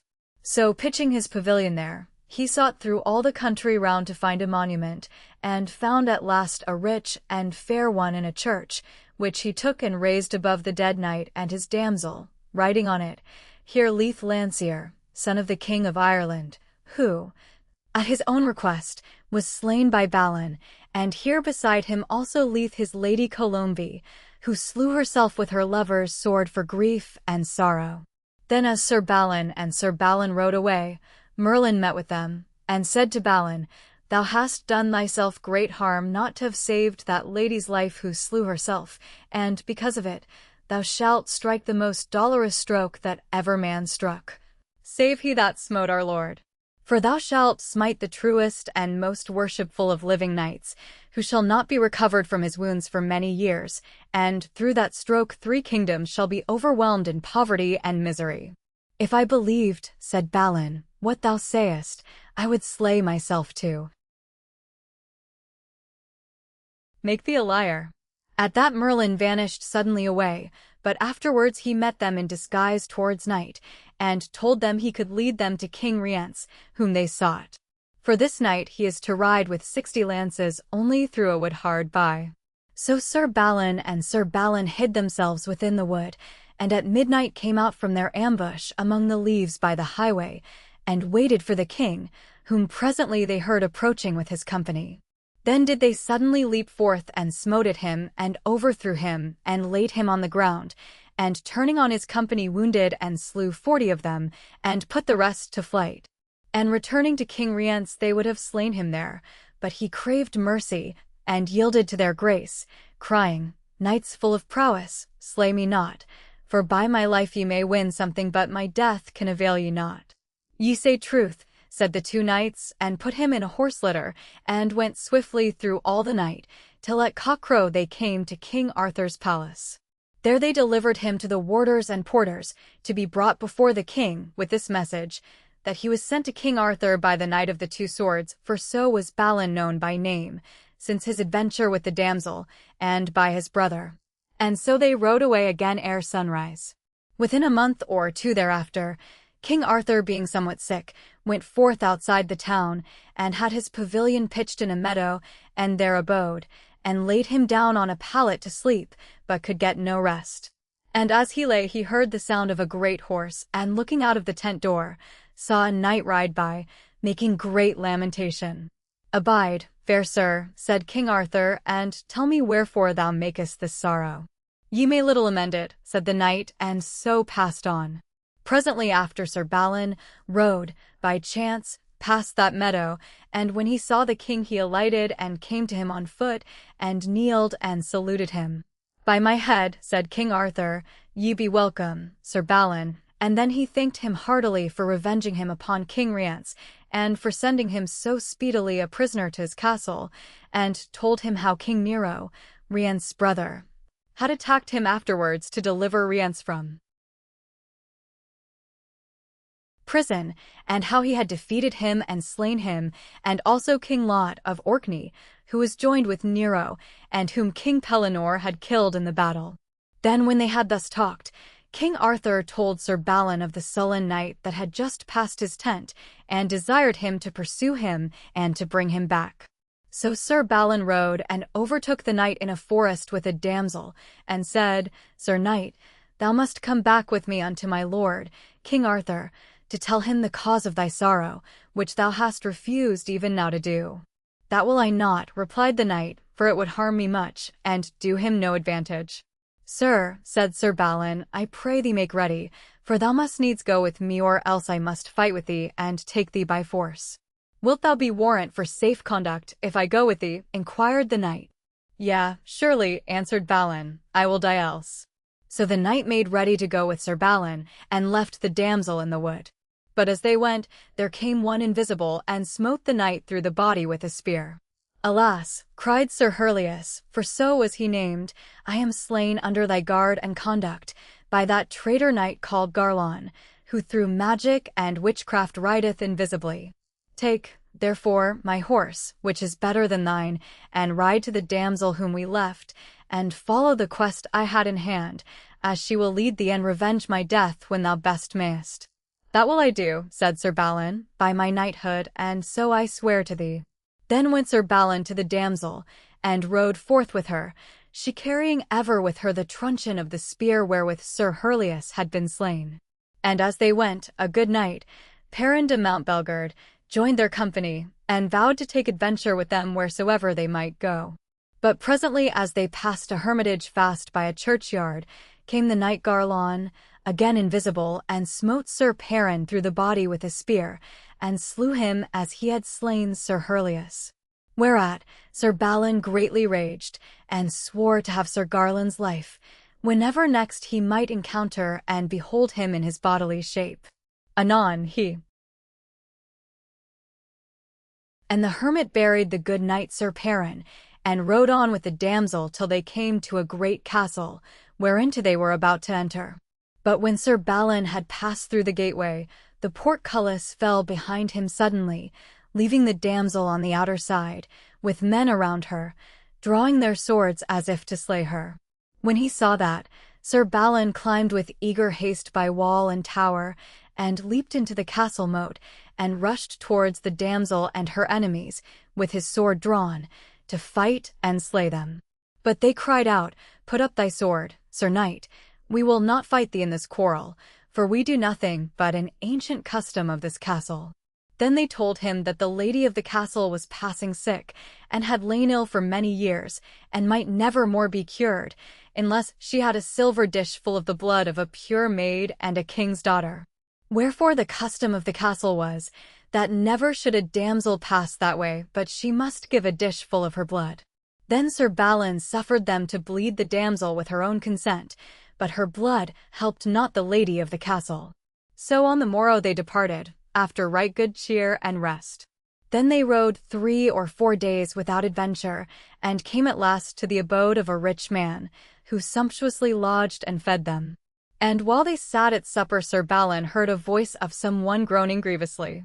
What noise is this? Said he. Forsooth, said the host, I will tell you. I was lately at a tournament, and there I fought a knight who is brother to King Pelles, and overthrew him twice, for which he swore to be revenged on me through my best friend, and so he wounded my son, who cannot be recovered till I have that knight's blood. But he rideth through witchcraft always invisibly, and I know not his name. Ah, said Sir Balin, but I know him. His name is Garlon, and he hath slain 2 knights, companions of mine own, in the same fashion, and I would rather than all the riches in this realm that I might meet him face to face. Well, said his host, let me now tell thee that King Pelles hath proclaimed in all the country a great festival, to be held at Lisness, in 20 days from now, whereto no knight may come without a lady. At that great feast we might perchance find out this Garlon, for many will be there, and if it please thee we will set forth together. So on the morrow they rode all 3 towards Lisness, and travelled 15 days, and reached it on the day the feast began. Then they alighted and stabled their horses, and went up to the castle, and Sir Balin's host was denied entrance, having no lady with him. But Sir Balin was right heartily received, and taken to a chamber, where they unarmed him, and dressed him in rich robes, of any color that he chose, and told him he must lay aside his sword.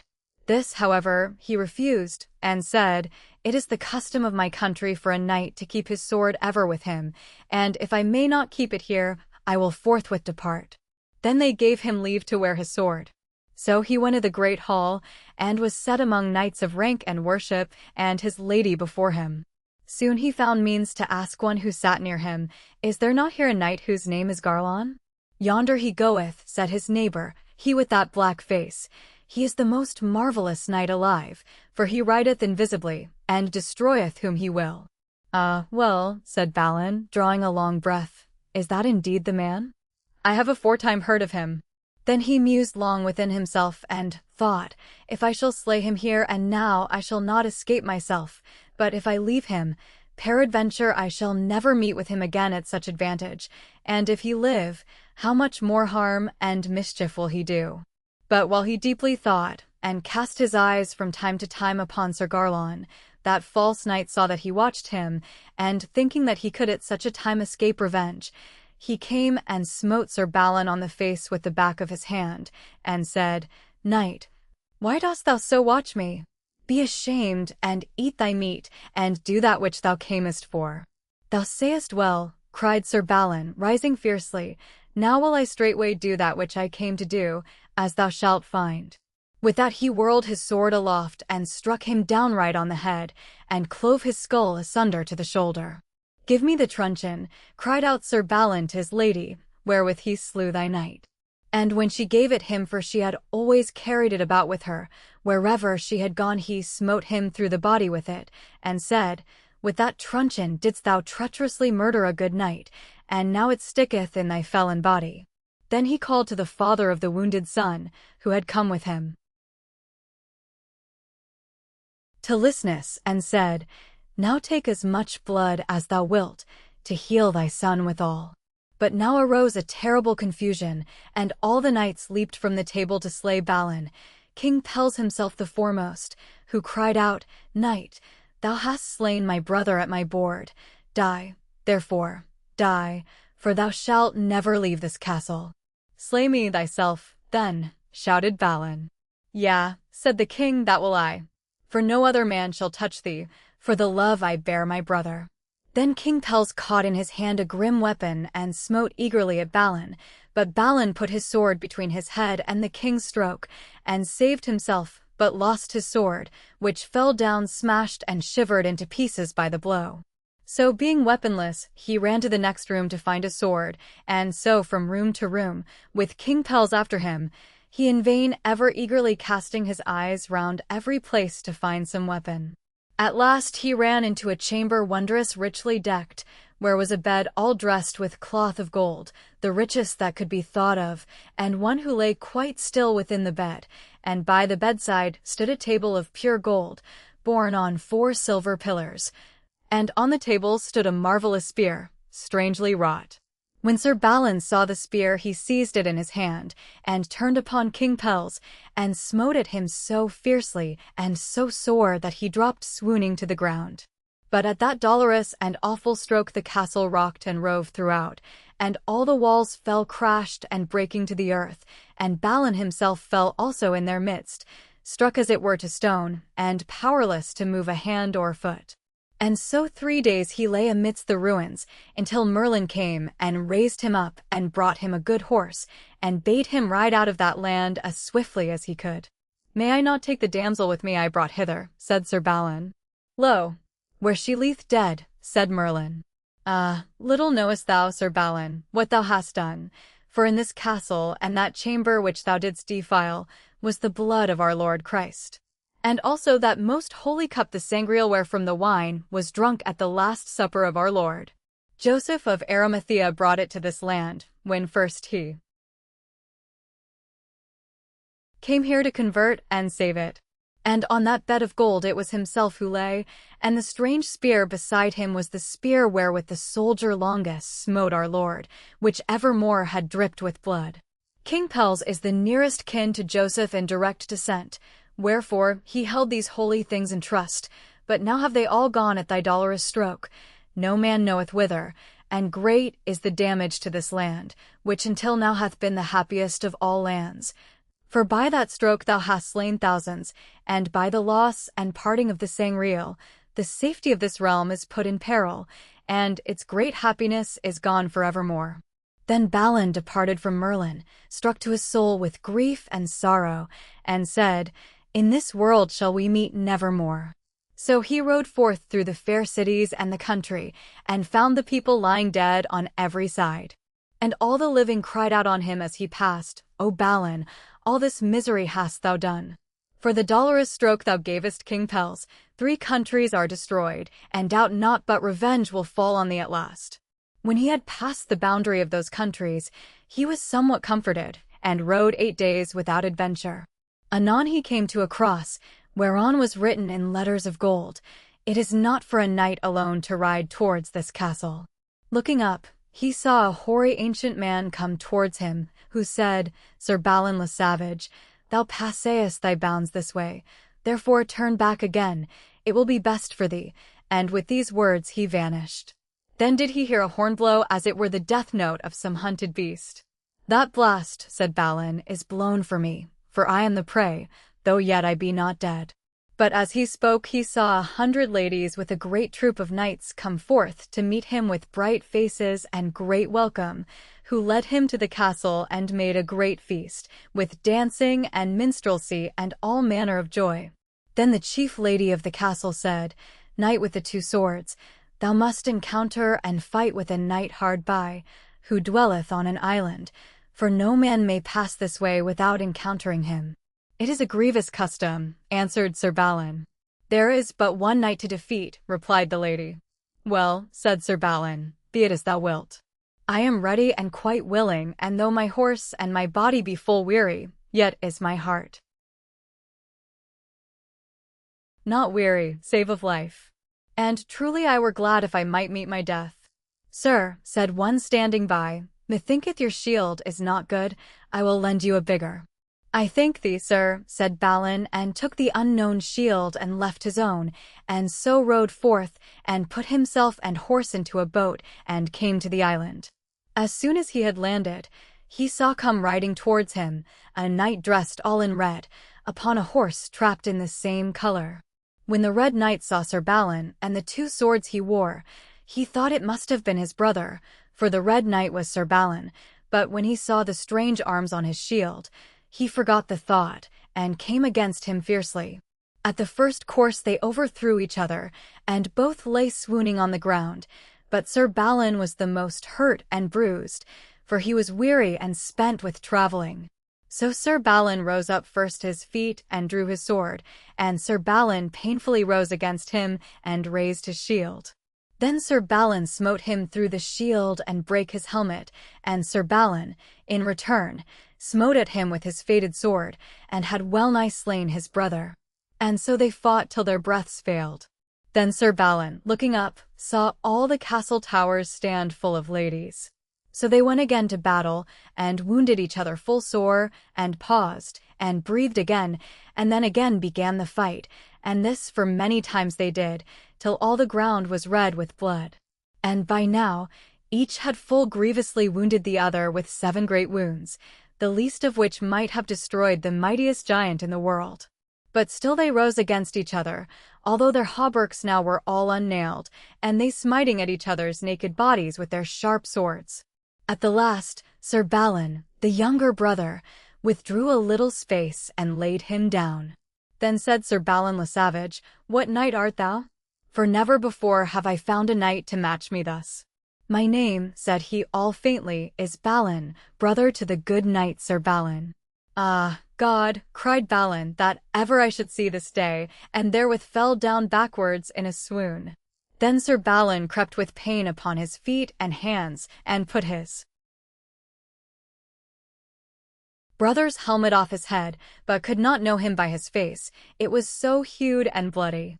But presently, when Sir Balin came to, he said, O Balin, mine own brother, thou hast slain me, and I thee. All the wide world saw never greater grief. Alas, said Sir Balin, that I ever saw this day, and through mishap alone I knew thee not, for when I saw thy 2 swords, if it had not been for thy strange shield, I should have known thee for my brother. Alas, said Balin, all this sorrow lieth at the door of one unhappy knight within the castle, who made me change my shield. If I might live, I would destroy that castle and its evil customs. It were well done, said Balin, for since I first came hither I have never been able to depart, for here they made me fight with one who kept this island, whom I slew, and by enchantment I might never quit it more, nor couldst thou, brother, hadst thou slain me, and escaped with thine own life. Anon came the lady of the castle, and when she heard their talk, and saw their evil case, she wrung her hands and wept bitterly. So Sir Balin prayed the lady of her gentleness that, for his true service, she would bury them both together in that place. This she granted, weeping full sore, and said it should be done right solemnly and richly, and in the noblest manner possible. Then did they send for a priest, and received the holy sacrament at his hands. And Balin said, Write over us upon our tomb, that here two brethren slew each other. Then shall never good knight or pilgrim pass this way, but he will pray for both our souls. And anon Sir Balin died, but Sir Balin died not till the midnight after, and then they both were buried. On the morrow of their death came Merlin, and took Sir Balin's sword and fixed on it a new pommel, and set it in a mighty stone, which then, by magic, he made float upon the water. And so, for many years, it floated to and fro around the island, till it swam down the river to Camelot, where young Sir Galahad achieved it, as shall be told hereafter. 6. The marriage of Arthur and Guinevere and the founding of the Round Table. It befell upon a certain day, that King Arthur said to Merlin, My lords and knights do daily pray me now to take a wife, but I will have none without thy counsel, for thou hast ever helped me since I came first to this crown. It is well, said Merlin, that thou shouldst take a wife, for no man of bounteous and noble nature should live without one. But is there any lady whom thou lovest better than another? Yea, said King Arthur, I love Guinevere, the daughter of King Leodegrance of Camelgard, who also holdeth in his house the Round Table that he had from my father Uther, and as I think, that damsel is the gentlest and the fairest lady living. Sir, answered Merlin, as for her beauty, she is one of the fairest that do live, but if ye had not loved her as ye do, I would fain have had you choose some other who is both fair and good. But where a man's heart is set, he will be loath to leave. This Merlin said, knowing the misery that should hereafter happen from this marriage. Then King Arthur sent word to King Leodegrance that he mightily desired to wed his daughter, and how that he had loved her since he saw her first, when with Kings Ban and Bors he rescued Leodegrance from King Rience of North Wales. When King Leodegrance heard the message, he cried out, These be the best tidings I have heard in all my life, so great and worshipful a prince to seek my daughter for his wife. I would fain give him half my lands with her straightway, but that he needeth none, and better will it please him that I send him the Round Table of King Uther, his father, with 100 good knights towards the furnishing of it with guests, for he will soon find means to gather more, and make the table full. Then King Leodegrance delivered his daughter Guinevere to the messengers of King Arthur, and also the Round Table with the 100 knights.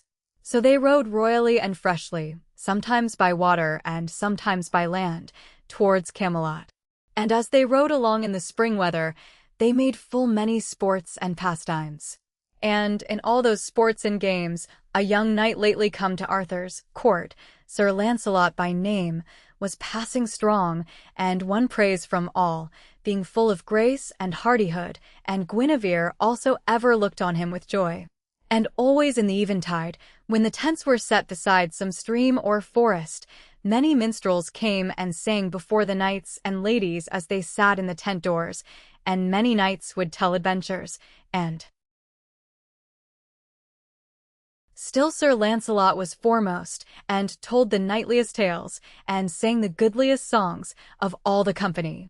And when they came to Camelot, King Arthur made great joy, and all the city with him, and riding forth with a great retinue he met Guinevere and her company, and led her through the streets all filled with people, and in the midst of all their shoutings and the ringing of church bells, to a palace hard by his own. Then, in all haste, the king commanded to prepare the marriage and the coronation with the stateliest and most honorable pomp that could be made. And when the day was come, the archbishops led the king to the cathedral, whereto he walked, clad in his royal robes, and having 4 kings, bearing 4 golden swords, before him, a choir of passing sweet music going also with him. In another part was the queen dressed in her richest ornaments and led by archbishops and bishops to the chapel of the virgins.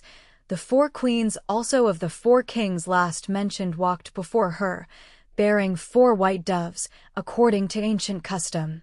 And after her there followed many damsels, singing and making every sign of joy.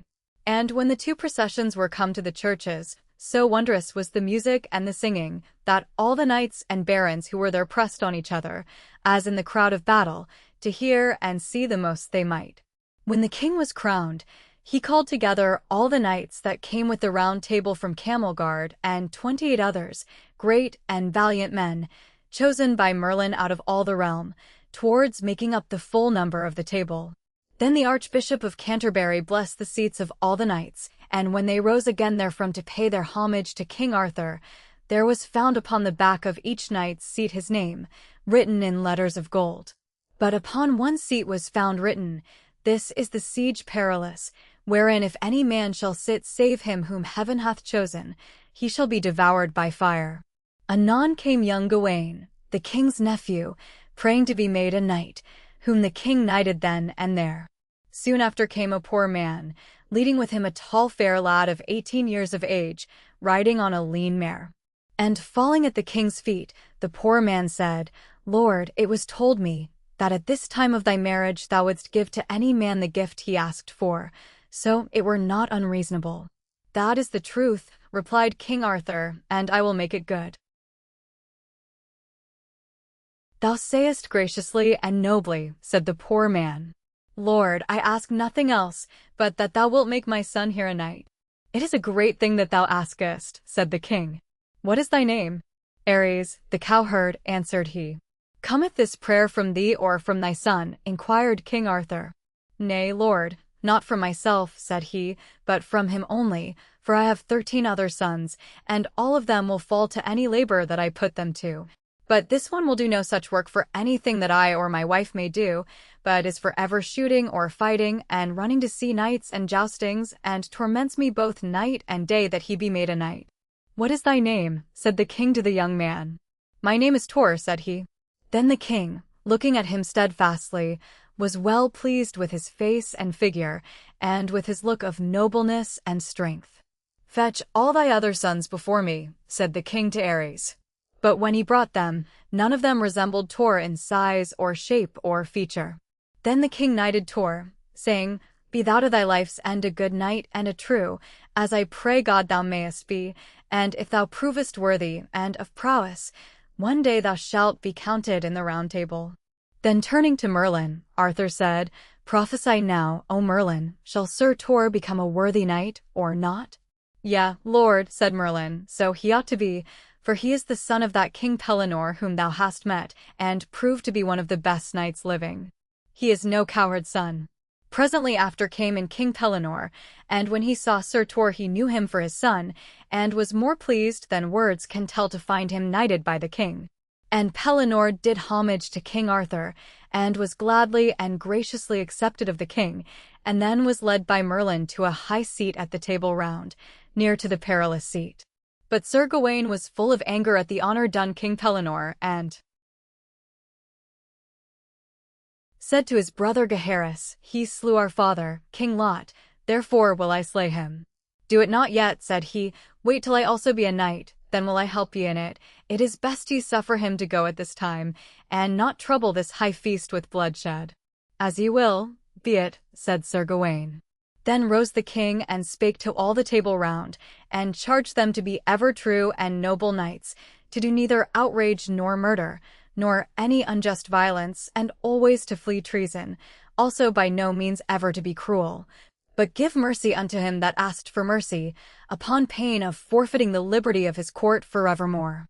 Moreover, at all times, on pain of death, to give all succor unto ladies and young damsels, and lastly, never to take part in any wrongful quarrel, for reward or payment. And to all this he swore them night by night. Then he ordained that, every year at Pentecost, they should all come before him, wheresoever he might appoint a place, and give account of all their doings and adventures of the past 12-month. And so, with prayer and blessing and high words of cheer, he instituted the most noble order of the Round Table, whereto the best and bravest knights in all the world sought afterwards to find admission. Then was the high feast made ready, and the king and queen sat side by side before the whole assembly, and great and royal was the banquet and the pomp. And as they sat, each man in his place, Merlin went round and said, "Sit still a while, for ye shall see a strange and marvelous adventure." So as they sat, there suddenly came running through the hall a white hart, with a white hound next after him, and 30 couple of black running hounds, making full cry, and the hart made circuit of the table round, and past the other tables. And suddenly the white hound flew upon him, and bit him fiercely, and tore out a piece from his haunch. Whereat the hart sprang suddenly with a great leap, and overthrew a knight sitting at the table, who rose forthwith, and, taking up the hound, mounted and rode fast away. But no sooner had he left than there came in a lady, mounted on a white palfrey, who cried out to the king, "Lord, suffer me not to have this injury. The hound is mine which that knight taketh." And as she spake, a knight rode in all armed, on a great horse, and suddenly took up the lady and rode away with her by force, although she greatly cried and moaned. Then the king desired Sir Gawain, Sir Tor, and King Pellinore to mount and follow this adventure to the uttermost, and told Sir Gawain to bring back the hart, Sir Tor the hound and knight, and King Pellinore the knight and the lady. So Sir Gawain rode forth at a swift pace, and with him Gaheris, his brother, for a squire. And as they went, they saw 2 knights fighting on horseback, and when they reached them they divided them, and asked the reason of their quarrel. "We fight for a foolish matter," one replied, "for we be brethren. But there came by a white hart this way, chased by many hounds, and thinking it was an adventure for the high feast of King Arthur, I would have followed it to have gained worship. Whereat my younger brother here declared he was the better knight and would go after it instead, and so we fight to prove which of us be the better knight." "This is a foolish thing," said Sir Gawain. "Fight with all strangers, if ye will, but not brother with brother.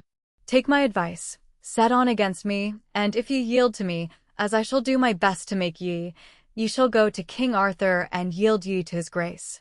"Sir Knight," replied the brothers, "we are weary, and will do thy wish without encountering thee, but by whom shall we tell the king that we were sent?" "By the knight that followeth the quest of the white hart," said Sir Gawain. "And now tell me your names, and let us part." "Sorless and Brian of the Forest," they replied, and so they went their way to the king's court. Then Sir Gawain, still following his quest by the distant baying of the hounds, came to a great river, and saw the hart swimming over and near to the further bank. And as he was about to plunge in and swim after, he saw a knight upon the other side, who cried, "Come not over here, Sir Knight, after that hart, save thou wilt joust with me." "I will not fail for that," said Sir Gawain, and swam his horse across the stream. Anon they got their spears, and ran against each other fiercely, and Sir Gawain smote the stranger off his horse, and turning, bade him yield. "Nay," replied he, "not so, for though ye have the better of me on horseback, I pray thee, valiant knight, alight, and let us match together with our swords on foot." "What is thy name?" quoth Gawain. "Alardon of the Isles," replied the stranger. Then they fell on each other, but soon Sir Gawain struck him through the helm, so deeply and so hard, that all his brains were scattered, and Sir Alardon fell dead. "Ah," said Gaheris, "that was a mighty stroke for a young knight." Then did they turn again to follow the white hart, and let slip 3 couple of greyhounds after him, and at the last they chased him to a castle, and there they overtook and slew him, in the chief courtyard. At that there rushed a knight forth from a chamber, with a drawn sword in his hand, and slew 2 of the hounds before their eyes, and chased the others from the castle, crying, "O my white hart! Alas, that thou art dead! For thee my sovereign lady gave to me, and evil have I kept thee, but if I live, thy death shall be dear bought." Anon he went within and armed, and came out fiercely, and met Sir Gawain face to face. "Why have ye slain my hounds?" said Sir Gawain. "They did but after their nature, and you had better have taken vengeance on me than on the poor dumb beasts." "I will avenge me on thee, also," said the other, "ere thou depart this place." Then did they fight with each other savagely and madly, till the blood ran down to their feet. But at last Sir Gawain had the better, and felled the knight of the castle to the ground. Then he cried out for mercy, and yielded to Sir Gawain, and besought him as he was a knight and gentleman to save his life. "Thou shalt die," said Sir Gawain, "for slaying my hounds." "I will make thee all amends within my power," replied the knight. But Sir Gawain would have no mercy, and unlaced his helm to strike his head off, and so blind was he with rage, that he saw not where a lady ran out from her chamber and fell down upon his enemy, and making a fierce blow at him, he smote off by mischance the lady's head. "Alas," cried Gaheris, "foully and shamefully have ye done, the shame shall never leave ye. Why give ye not your mercy unto them that ask it? A knight without mercy is without worship also." Then Sir Gawain was sore amazed at that fair lady's death, and knew not what to do, and said to the fallen knight, "Arise, for I will give thee mercy." "Nay, nay," said he, "I care not for thy mercy now, for thou hast slain my lady and my love, that of all earthly things I love the best."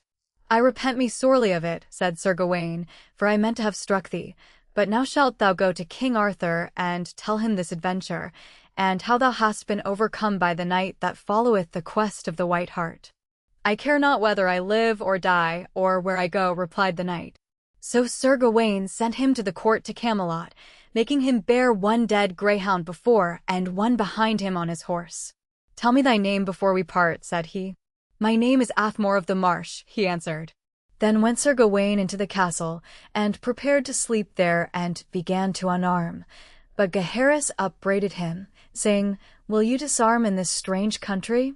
Bethink ye, ye must needs have many enemies about."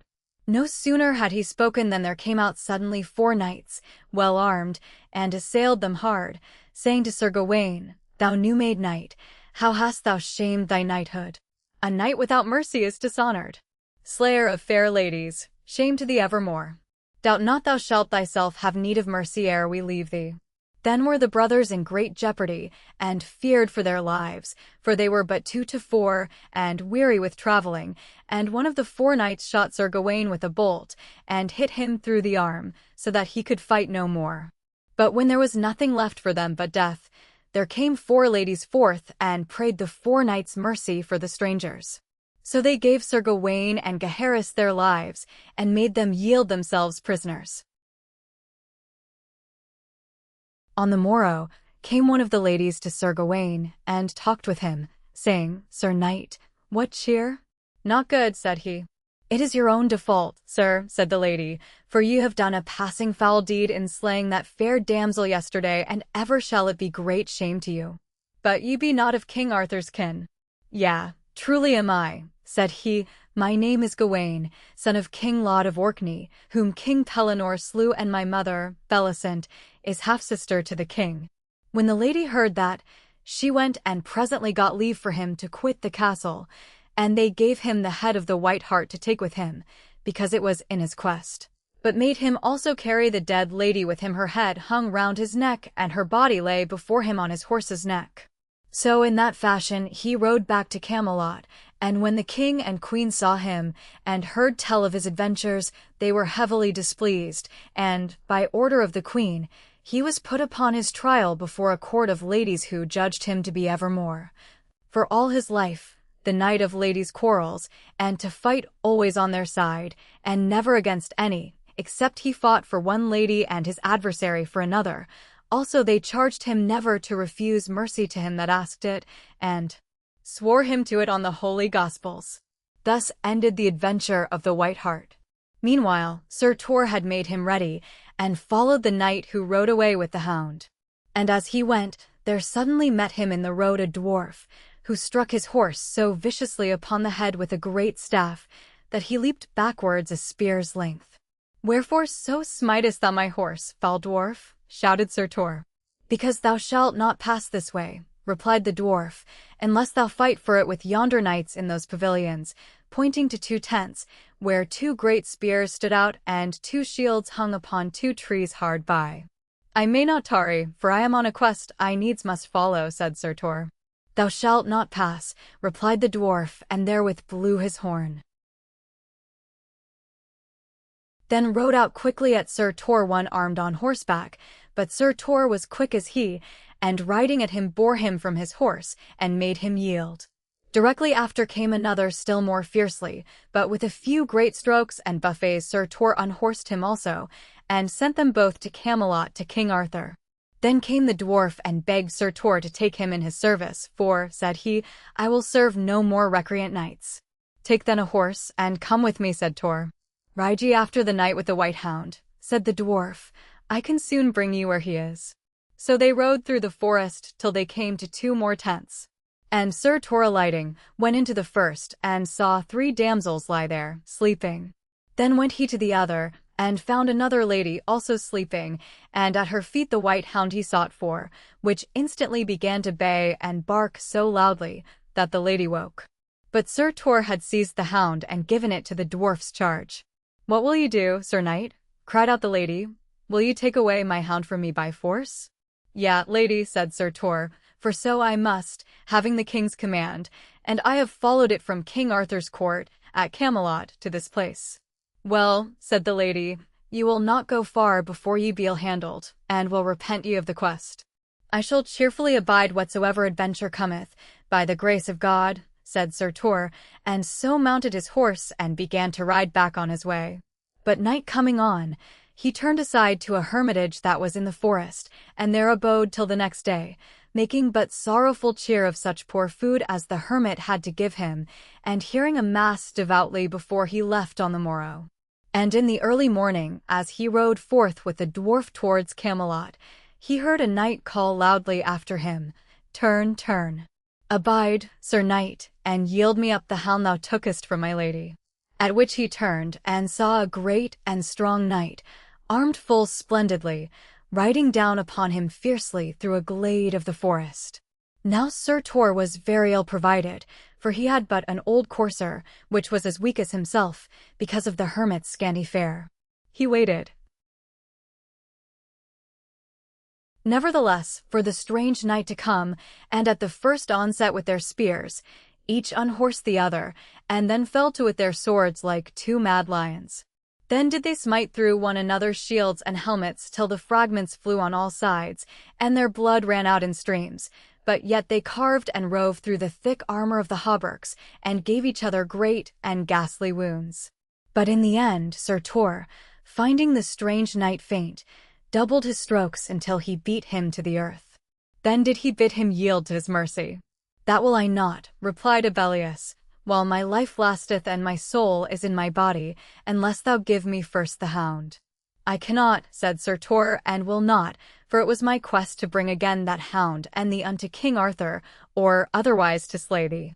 With that there came a damsel riding on a palfrey, as fast as she could drive, and cried out to Sir Tor with a loud voice, I pray thee, for King Arthur's love, give me a gift.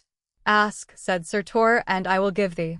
Gramercy, said the lady, I ask the head of this false knight Abellius, the most outrageous murderer that liveth. I repent me of the gift I promised, said Sir Tor. Let him make thee amends for all his trespasses against thee. He cannot make amends, replied the damsel, for he hath slain my brother, a far better knight than he, and scorned to give him mercy, though I kneeled for half an hour before him in the mire, to beg it, and though it was but by a chance they fought, and for no former injury or quarrel. I require my gift of thee as a true knight, or else will I shame thee in King Arthur's court, for this Abellius is the falsest knight alive, and a murderer of many. When Abellius heard this, he trembled greatly, and was sore afraid, and yielded to Sir Tor, and prayed his mercy. I cannot now, Sir Knight, said he, lest I be false to my promise. You would not take my mercy when I offered it, and now it is too late. Therewith he unlaced his helmet, and took it off, but Abellius, in dismal fear, struggled to his feet, and fled, until Sir Tor overtook him, and smote off his head entirely with one blow. Now, sir, said the damsel, it is near night, I pray ye come and lodge at my castle hard by. I will, with a good will, said he, for both his horse, and he had fared but poorly since they left Camelot. So he went to the lady's castle and fared sumptuously, and saw her husband, an old knight, who greatly thanked him for his service, and urged him oftentimes to come again. On the morrow he departed, and reached Camelot by noon, where the king and queen rejoiced to see him, and the king made him earl, and Merlin prophesied that these adventures were but little to the things he should achieve hereafter. Now while Sir Gawain and Sir Tor had fulfilled their quests, King Pellinore pursued the lady whom the knight had seized away from the wedding feast. And as he rode through the woods, he saw in a valley a fair young damsel sitting by a well-side, and a wounded knight lying in her arms, and King Pellinore saluted her as he passed by. As soon as she perceived him she cried out, "Help, help me, knight, for our Lord's sake." But Pellinore was far too eager in his quest to stay or turn, although she cried 100 times to him for help, at which she prayed to heaven he might have such sore need before he died as she had now. And presently thereafter her knight died in her arms, and she, for grief and love, slew herself with his sword. But King Pellinore rode on till he met a poor man, and asked him had he seen a knight pass by that way, leading by force a lady with him. "Yea, surely," said the man, and greatly did she moan and cry, "but even now another knight is fighting with him to deliver the lady. Ride on, and thou shalt find them fighting still." At that King Pellinore rode swiftly on, and came to where he saw the two knights fighting, hard by where two pavilions stood. And when he looked in one of them, he saw the lady that was his quest, and with her the two squires of the two knights who fought. "Fair lady," said he, "ye must come with me unto King Arthur's court." "Sir knight," said the two squires, "yonder be two knights fighting for this lady. Go part them, and get their consent to take her ere thou touch her." "Ye say well," said King Pellinore, and rode between the combatants, and asked them why they fought. "Sir knight," said the one, "yon lady is my cousin, mine aunt's daughter, whom I met borne away against her will, by this knight here, with whom I therefore fight to free her." "Sir knight," replied the other, whose name was Hantzlake of Wentland, "this lady got I, by my arms and prowess, at King Arthur's court today." "That is false," said King Pellinore. "Ye stole the lady suddenly, and fled away with her, before any knight could arm to stay thee. But it is my service to take her back again. Neither of ye shall therefore have her, but if ye will fight for her, fight with me now and here." "Well," said the knights, "make ready, and we will assail thee with all our might." Then Sir Hantzlake ran King Pellinore's horse through with his sword, so that they might be all alike on foot.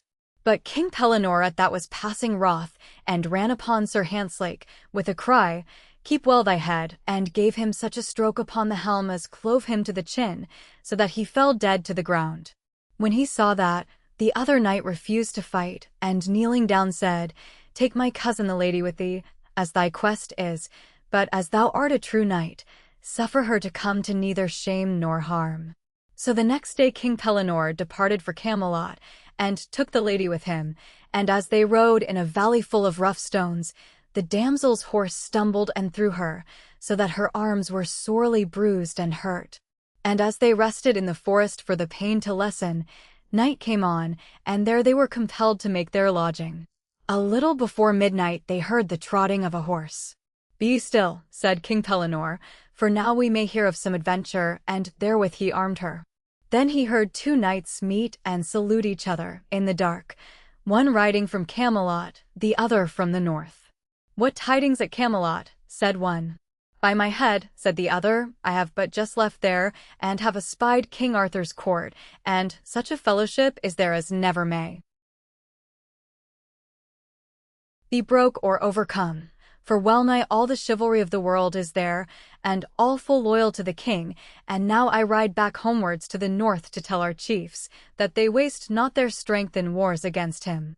"As for all that," replied the other knight, "I am but now from the north, and bear with me a remedy, the deadliest poison that ever was heard tell of, and to Camelot will I with it, for there we have a friend close to the king, and greatly cherished of him, who hath received gifts from us to poison him, as he hath promised soon to do."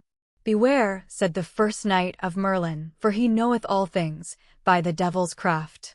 "I will not fear for that," replied the other, and so rode on his way. Anon King Pellinore and the lady passed on again, and when they came to the well at which the lady with the wounded knight had sat, They found both knight and damsel utterly devoured by lions and wild beasts, all save the lady's head. When King Pellinore saw that, he wept bitterly, saying, "Alas! I might have saved her life had I but tarried a few moments in my quest." "Wherefore make so much sorrow now?" said the lady. "I know not," answered he, "but my heart grieveth greatly for this poor lady's death, so fair she was and young." Then he required a hermit to bury the remains of the bodies, and bear the lady's head with him to Camelot, to the court. When he was arrived, he was sworn to tell the truth of his quest before the king and queen, and when he had entered, the queen somewhat upbraided him, saying, "You were much to blame that ye saved not that lady's life." "Madam," said he, "I shall repent it all my life." "Aye, king," quoth Merlin, who suddenly came in, "and so ye ought to do, for that lady was your daughter, not seen since infancy by thee. And she was on her way to court, with a right good young knight, who would have been her husband, but was slain by treachery of a felon knight, Lorraine le Savage, as they came, and, because thou wouldst not abide and help her, thy best friend shall fail thee in thine hour of greatest need, for such is the penance ordained thee for that deed." Then did King Pellinore tell Merlin secretly of the treason he had heard in the forest, and Merlin by his craft so ordered that the knight who bare the poison was himself soon after slain by it, and so King Arthur's life was saved. 7. The adventure of Arthur and Sir Accolon of Gaul. Being now happily married, King Arthur for a season took his pleasure, with great tournaments and justs and huntings. So once upon a time the king and many of his knights rode hunting in a forest, and Arthur, King Urience, and Sir Accolon of Gaul followed after a great hart, and being all three well mounted, they chased so fast that they outsped their company, and left them many miles behind. But riding still as rapidly as they could go, at length their horses fell dead under them. Then being all three on foot, and seeing the stag not far before them, very weary and nigh spent, "What shall we do?" said King Arthur, "for we are hard bested." "Let us go on afoot," said King Urience, "till we can find some lodging." At that they saw the stag lying upon the bank of a great lake, with a hound springing at his throat, and many other hounds trooping towards him. So, running forward, Arthur blew the death note on his horn, and slew the hart. Then lifting up his eyes he saw before him on the lake a barge, all draped down to the water's edge, with silken folds and curtains, which swiftly came towards him, and touched upon the sands. But when he went up close and looked in, he saw no earthly creature. Then he cried out to his companions, "Sirs, come ye hither, and let us see what there is in this ship." So they all three went in, and found it everywhere throughout furnished, and hung with rich draperies of silk and gold. By this time eventide had come, when suddenly 100 torches were set up on all sides of the barge, and gave a dazzling light, and at the same time came forth 12 fair damsels, and saluted King Arthur by his name, kneeling on their knees, and telling him that he was welcome, and should have their noblest cheer, for which the king thanked them courteously. Then did they lead him and his fellows to a splendid chamber, where was a table spread with all the richest furniture, and costliest wines and viands, and there they served them with all kinds of wines and meats, till Arthur wondered at the splendor of the feast, declaring he had never in his life supped better or more royally. After supper they led him to another chamber, than which he had never beheld a richer, where he was left to rest. King Urience also and Sir Accolon were each conducted into rooms of like magnificence. And so they all three fell asleep, and being very weary, slept deeply all that night. But when the morning broke, King Urience found himself in his own house in Camelot, he knew not how, and Arthur awaking found himself in a dark dungeon, and heard around him nothing but the groans of woeful knights, prisoners like himself. Then said King Arthur, "Who are ye, thus groaning and complaining?" And someone answered him, "Alas, we be all prisoners, even 20 good knights, and some of us have lain here 7 years, some more nor seen the light of day for all that time." "For what cause?" said King Arthur. "Know ye not then yourself?" They answered, "We will soon tell you. The lord of this strong castle is Sir Damas, and is the falsest and most traitorous knight that liveth, and he hath a younger brother, a good and noble knight, whose name is Outzlake. This traitor Damas, although passing rich, will give his brother nothing of his wealth, and save what Outzlake keepeth to himself by force. He hath no share of the inheritance. He owneth, nevertheless, one fair rich manor, whereupon he liveth, loved of all men far and near. But Damas is as altogether hated as his brother is beloved, for he is merciless and cowardly, and now for many years there hath been war between these brothers, and Sir Outzlake evermore defeateth Damas to come forth and fight with him, body to body, for the inheritance, and if he be too cowardly, to find some champion knight that will fight for him. And Damas hath agreed to find some champion, but never yet hath found a knight to take his evil cause in hand, or wager battle for him. So with a strong band of men-at-arms he lieth ever in ambush, and taketh captive every passing knight who may unwarily go near, and bringeth him into this castle, and desireth him either to fight Sir Outzlake, or to lie for evermore endurance. And thus hath he dealt with all of us, for we all scorned to take up such a cause for such a false foul knight, but rather one by one came here, where many a good knight hath died of hunger and disease. But if one of us would fight, Sir Damas would deliver all the rest. God of his mercy send you deliverance, said King Arthur, and sat turning in his mind how all these things should end, and how he might himself gain freedom for so many noble hearts. Anon there came a damsel to the king, saying, Sir, if thou wilt fight for my lord thou shalt be delivered out of prison, but else nevermore shalt thou escape with thy life. Nay, said King Arthur, that is but a hard choice, yet had I rather fight than die in prison, and if I may deliver not myself alone, but all these others, I will do the battle. Yea, said the damsel, it shall be even so. Then, said King Arthur, I am ready now, if but I had a horse and armor. Fear not, said she, that shalt thou have presently, and shalt lack nothing proper for the fight. Have I not seen thee, said the king, at King Arthur's court? For it seemeth that thy face is known to me. Nay, said the damsel, I was never there. I am Sir Damas' daughter, and have never been but a day's journey from this castle. But she spoke falsely, for she was one of the damsels of Morgan le Fay, the great enchantress, who was King Arthur's half-sister.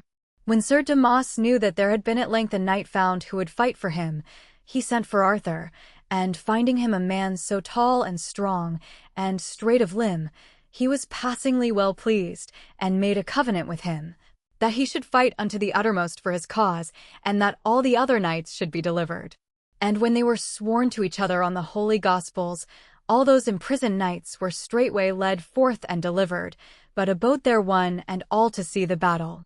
In the meanwhile there had happened to Sir Accolon of Gaul a strange adventure, for when he awoke from his deep sleep upon the silken barge, he found himself upon the edge of a deep well, and in instant peril of falling thereinto.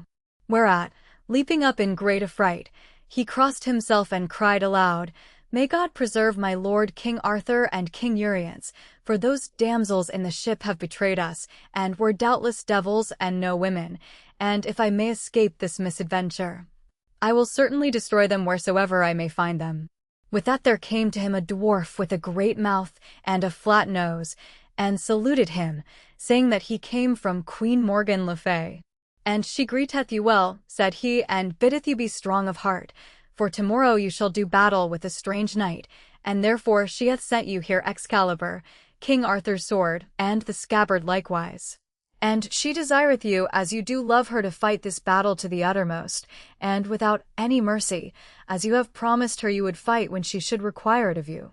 And she will make a rich queen forever of any damsel that shall bring her that knight's head with whom you are to fight. Well, said Sir Accolon, tell you my lady Queen Morgan, that I shall hold to that I promised her, now that I have this sword, and, said he, I suppose it was to bring about this battle that she made all these enchantments by her craft. You have guessed rightly, said the dwarf, and therewithal he left him. Then came a knight and lady, and 6 squires, to Sir Accolon, and took him to a manor house hard by, and gave him noble cheer, and the house belonged to Sir Outzlake, the brother of Sir Damas, for so had Morgan le Fay contrived with her enchantments.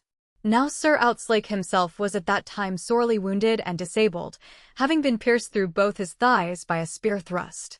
When, therefore, Sir Damas sent down messengers to his brother, bidding him make ready by tomorrow morning and be in the field to fight with a good knight, for that he had found a champion ready to do battle at all points, Sir Outzlake was sorely annoyed and distressed, for he knew he had small chance of victory, while yet he was disabled by his wounds. Notwithstanding, he determined to take the battle in hand, although he was so weak that he must needs be lifted to his saddle. But when Sir Accolon of Gaul heard this, he sent a message to Sir Outzlake offering to take the battle in his stead, which cheered Sir Outzlake mightily, who thanked Sir Accolon with all his heart and joyfully accepted him. So, on the morrow, King Arthur was armed and well horsed, and asked Sir Damas, "When shall we go to the field?" "Sir," said Sir Damas, "you shall first hear mass." And when mass was done, there came a squire on a great horse, and asked Sir Damas if his knight were ready, for our knight is already in the field. Then King Arthur mounted on horseback, and there around were all the knights, and barons, and people of the country, and 12 of them were chosen to wait upon the 2 knights who were about to fight.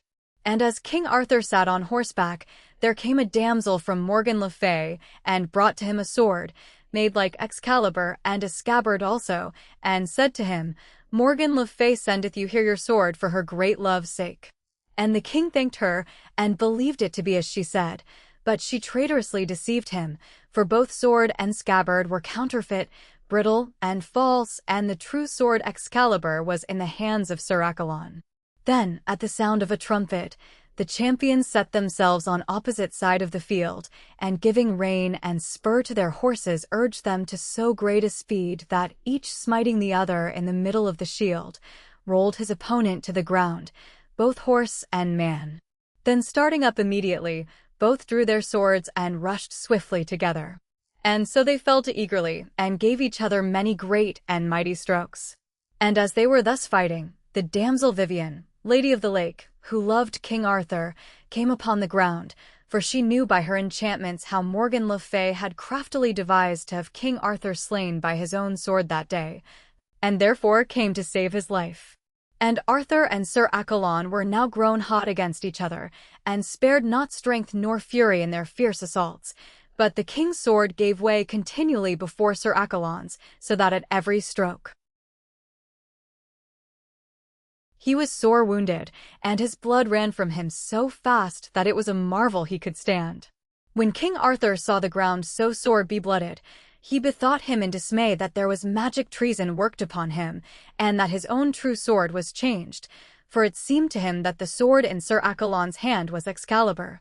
For fearfully it drew his blood at every blow, while what he held himself kept no sharp edge, nor fell with any force upon his foe. "Now, knight, look to thyself, and keep thee well from me," cried out Sir Accolon. But King Arthur answered not, and gave him such a buffet on the helm as made him stagger and nigh fall upon the ground. Then Sir Accolon withdrew a little, and came on with Excalibur on high, and smote King Arthur in return with such a mighty stroke as almost felled him, and both being now in hottest wrath, they gave each other grievous and savage blows. But Arthur all the time was losing so much blood that scarcely could he keep upon his feet, yet so full was he of knighthood, that knightly he endured the pain, and still sustained himself, though now he was so feeble that he thought himself about to die. Sir Accolon, as yet, had lost no drop of blood, and being very bold and confident in Excalibur, even grew more vigorous and hasty in his assaults. But all men who beheld them said they never saw a knight fight half so well as did King Arthur, and all the people were so grieved for him that they besought Sir Damas and Sir Outzlake to make up their quarrel and so stay the fight, but they would not. So still the battle raged, till Arthur drew a little back for breath and a few moments' rest, but Accolon came on after him, following fiercely and crying loud, "It is no time for me to suffer thee to rest," and therewith set upon him. Then Arthur, full of scorn and rage, lifted up his sword and struck Sir Accolon upon the helm so mightily that he drove him to his knees, but with the force of that great stroke his brittle, treacherous sword broke short off at the hilt, and fell down in the grass among the blood, leaving the pommel only in his hand. At that, King Arthur thought within himself that all was over, and secretly prepared his mind for death, yet kept himself so knightly sheltered by his shield that he lost no ground, and made as though he yet had hope and cheer. Then said Sir Accolon, Sir Knight, thou now art overcome and canst endure no longer, seeing thou art weaponless and hast lost already so much blood. Yet am I fully loath to slay thee. Yield, then, therefore, to me as recreant. Nay, said King Arthur, that may I not, for I have promised to do battle to the uttermost by the faith of my body while my life lasteth, and I had rather die with honor than live with shame, and if it were possible for me to die 100 times, I had rather die as often than yield me to thee, for though I lack weapons, I shall lack no worship, and it shall be to thy shame to slay me weaponless. Ah, shouted then Sir Accolon, as for the shame, I will not spare. Look to thyself, Sir Knight, for thou art even now but a dead man. Therewith he drove at him with pitiless force, and struck him nearly down. But Arthur, evermore waxing in valor as he waned in blood, pressed on Sir Accolon with his shield, and hit at him so fiercely with the pommel in his hand, as hurled him 3 strides backward. This, therefore, so confused Sir Accolon, that rushing up, all dizzy, to deliver once again a furious blow, even as he struck, Excalibur, by Vivien's magic, fell from out his hands upon the earth. Beholding which, King Arthur lightly sprang to it, and grasped it, and forthwith felt it was his own good sword, and said to it, Thou hast been from me all too long, and done me too much damage. Then spying the scabbard hanging by Sir Accolon's side, he sprang and pulled it from him, and cast it away as far as he could throw it, for so long as he had worn it, Arthur knew his life would have been kept secure. O knight, then said the king, thou hast this day wrought me much damage by the sword, but now art thou come to thy death, for I shall not warrant thee, but that thou shalt suffer, ere we part, somewhat of that thou hast made me suffer. And therewithal King Arthur flew at him with all his might, and pulled him to the earth, and then struck off his helm, and gave him on the head a fearful buffet, till the blood leaped forth. Now will I slay thee, cried King Arthur, for his heart was hardened, and his body all on fire with fever, till for a moment he forgot his knightly mercy. Slay me thou mayest, said Sir Accolon, for thou art the best knight I ever found, and I see well that God is with thee, and I, as thou hast, have promised to fight this battle to the uttermost, and never to be recreant while I live. Therefore shall I never yield me with my mouth, and God must do with my body what he will. And as Sir Accolon spoke, King Arthur thought he knew his voice, and parting all his blood-stained hair from out his eyes, and leaning down towards him, saw, indeed, it was his friend and own true knight. Then said he, keeping his own visor down, I pray thee tell me of what country art thou, and what court? Sir Knight, he answered, I am of King Arthur's court, and my name is Sir Accolon of Gaul. Then said the king, O Sir Knight, I pray thee tell me who gave thee the sword, and from whom thou hadst it. Then said Sir Accolon, Woe worth this sword, for by it I have gotten my death. This sword hath been in my keeping now for almost 12 months, and yesterday Queen Morgan le Fay, wife of King Urience, sent it to me by a dwarf, that therewith I might in some way slay her brother, King Arthur. For thou must understand that King Arthur is the man she hateth most in all the world, being full of envy and jealousy, because he is of greater worship and renown than any other of her blood. She loveth me also as much as she doth hate him, and if she might contrive to slay King Arthur by her craft and magic, then would she straightway kill her husband also, and make me the king of all this land, and herself my queen, to reign with me. But now, said he, all that is over, for this day I am come to my death. It would have been sore treason of thee to destroy thy lord, said Arthur. Thou sayest truly, answered he, but now that I have told thee, and openly confessed to thee all that foul treason whereof I now do bitterly repent, tell me, I pray thee, whence art thou, and of what court? O Sir Accolon, said King Arthur, learn that I am myself King Arthur. When Sir Accolon heard this, he cried aloud, Alas, my gracious lord! Have mercy on me, for I knew thee not. Thou shalt have mercy, said he, for thou knewest not my person at this time, and though by thine own confession thou art a traitor, yet do I blame thee less, because thou hast been blinded by the false crafts of my sister Morgan Le Fay, whom I have trusted more than all others of my kin, and whom I now shall know well how to punish.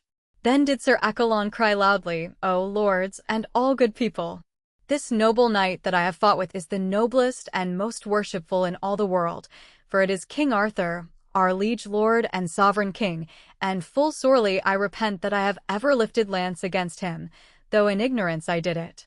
Then all the people fell down on their knees and prayed the pardon of the king for suffering him to come to such a strait. But he replied, Pardon ye cannot have, for, truly, ye have nothing sinned, but here ye see what ill adventure may oft times befall knights errant, for to my own hurt, and his danger also, I have fought with one of my own knights. Then the king commanded Sir Damas to surrender to his brother the whole manor, Sir Outzlake only yielding him a palfrey every year, for, said he scornfully, it would become thee better to ride on than a courser, and ordered Damas, upon pain of death, never again to touch or to distress knights-errant riding on their adventures, and also to make full compensation and satisfaction to the 20 knights whom he had held in prison. And if any of them, said the king, come to my court complaining that he hath not had full satisfaction of thee for his injuries, by my head, thou shalt die therefore. Afterwards, King Arthur asked Sir Outzlake to come with him to his court, where he should become a knight of his, and, if his deeds were noble, be advanced to all he might desire. So then he took his leave of all the people and mounted upon horseback, and Sir Accolon went with him to an abbey hard by, where both their wounds were dressed. But Sir Accolon died within 4 days after. And when he was dead, the king sent his body to Queen Morgan, to Camelot, saying that he sent her a present in return for the sword Excalibur which she had sent him by the damsel. So, on the morrow, there came a damsel from Queen Morgan to the king, and brought with her the richest mantle that ever was seen, for it was set as full of precious stones as they could stand against each other, and they were the richest stones that ever the king saw. And the damsel said, Your sister sendeth you this mantle, and prayeth you to take her gift, and in whatsoever thing she hath offended you, she will amend it at your pleasure. To this the king replied not, although the mantle pleased him much. With that came in the Lady of the Lake, and said, Sir, put not on this mantle till thou hast seen more, and in no wise let it be put upon thee, or any of thy knights, till you have made the bringer of it first put it on her. It shall be done as thou dost counsel, said the king. Then said he to the damsel that came from his sister, Damsel, I would see this mantle you have brought me upon yourself. Sir, said she, it will not beseem me to wear a knight's garment. By my head, said King Arthur, thou shalt wear it ere it go on any other person's back. And so they put it on her by force, and forthwith the garment burst into a flame and burned the damsel into cinders. When the king saw that, he hated that false witch Morgan Le Fay with all his heart, and evermore was deadly quarrel between her and Arthur to their lives' end. 8 Arthur is crowned emperor at Rome, and now again the second time there came ambassadors from Lucius Tiberius, emperor of Rome, demanding, under pain of war, tribute and homage from King Arthur and the restoration of all Gaul, which he had conquered from the tribune Flollo. When they had delivered their message, the king bade them withdraw while he consulted with his knights and barons what reply to send. Then some of the younger knights would have slain the ambassadors, saying that their speech was a rebuke to all who heard the king insulted by it. But when King Arthur heard that, he ordered none to touch them upon pain of death, and sending officers, he had them taken to a noble lodging, and there entertained with the best cheer. And, said he, let no dainty be spared, for the Romans are great lords, and though their message please me not, yet must I remember mine honor. Then the lords and knights of the Round Table were called on to declare their counsel what should be done upon this matter, and Sir Cador of Cornwall speaking first, said, Sir, this message is the best news I have heard for a long time, for we have been now idle and at rest for many days, and I trust that thou wilt make sharp war upon the Romans, wherein, I doubt not, we shall all gain honor. I believe well, said Arthur, that thou art pleased, Sir Cador, but that is scarce an answer to the Emperor of Rome, and his demand doth grieve me sorely, for truly I will never pay him tribute. Wherefore, lords, I pray ye counsel me. Now I have understood that Belinus and Brennius, knights of Britain, held the Roman Empire in their hands for many days, and also Constantine, the son of Helen, which is open evidence, not only that we owe Rome no tribute, but that I, being descended from them, may, of right, myself claim the empire. Then said King Anguish of Scotland, Sir, thou oughtest of right to be above all other kings, for in all Christendom is there not thine equal, and I counsel thee never to obey the Romans. For when they reigned here they grievously distressed us, and put the land to great and heavy burdens, and here, for my part, I swear to avenge me on them when I may, and will furnish thee with 20,000 men at arms, whom I will pay and keep. And who shall wait on thee with me, when it shall please thee? Then the king of Little Britain rose and promised King Arthur 30,000 men, and likewise many other kings, and dukes, and barons, promised aid as the Lord of West Wales 30,000 men, Sir Owain and his cousin 30,000 men, and so forth. Sir Lancelot also, and every other knight of the Round Table, promised each man a great host.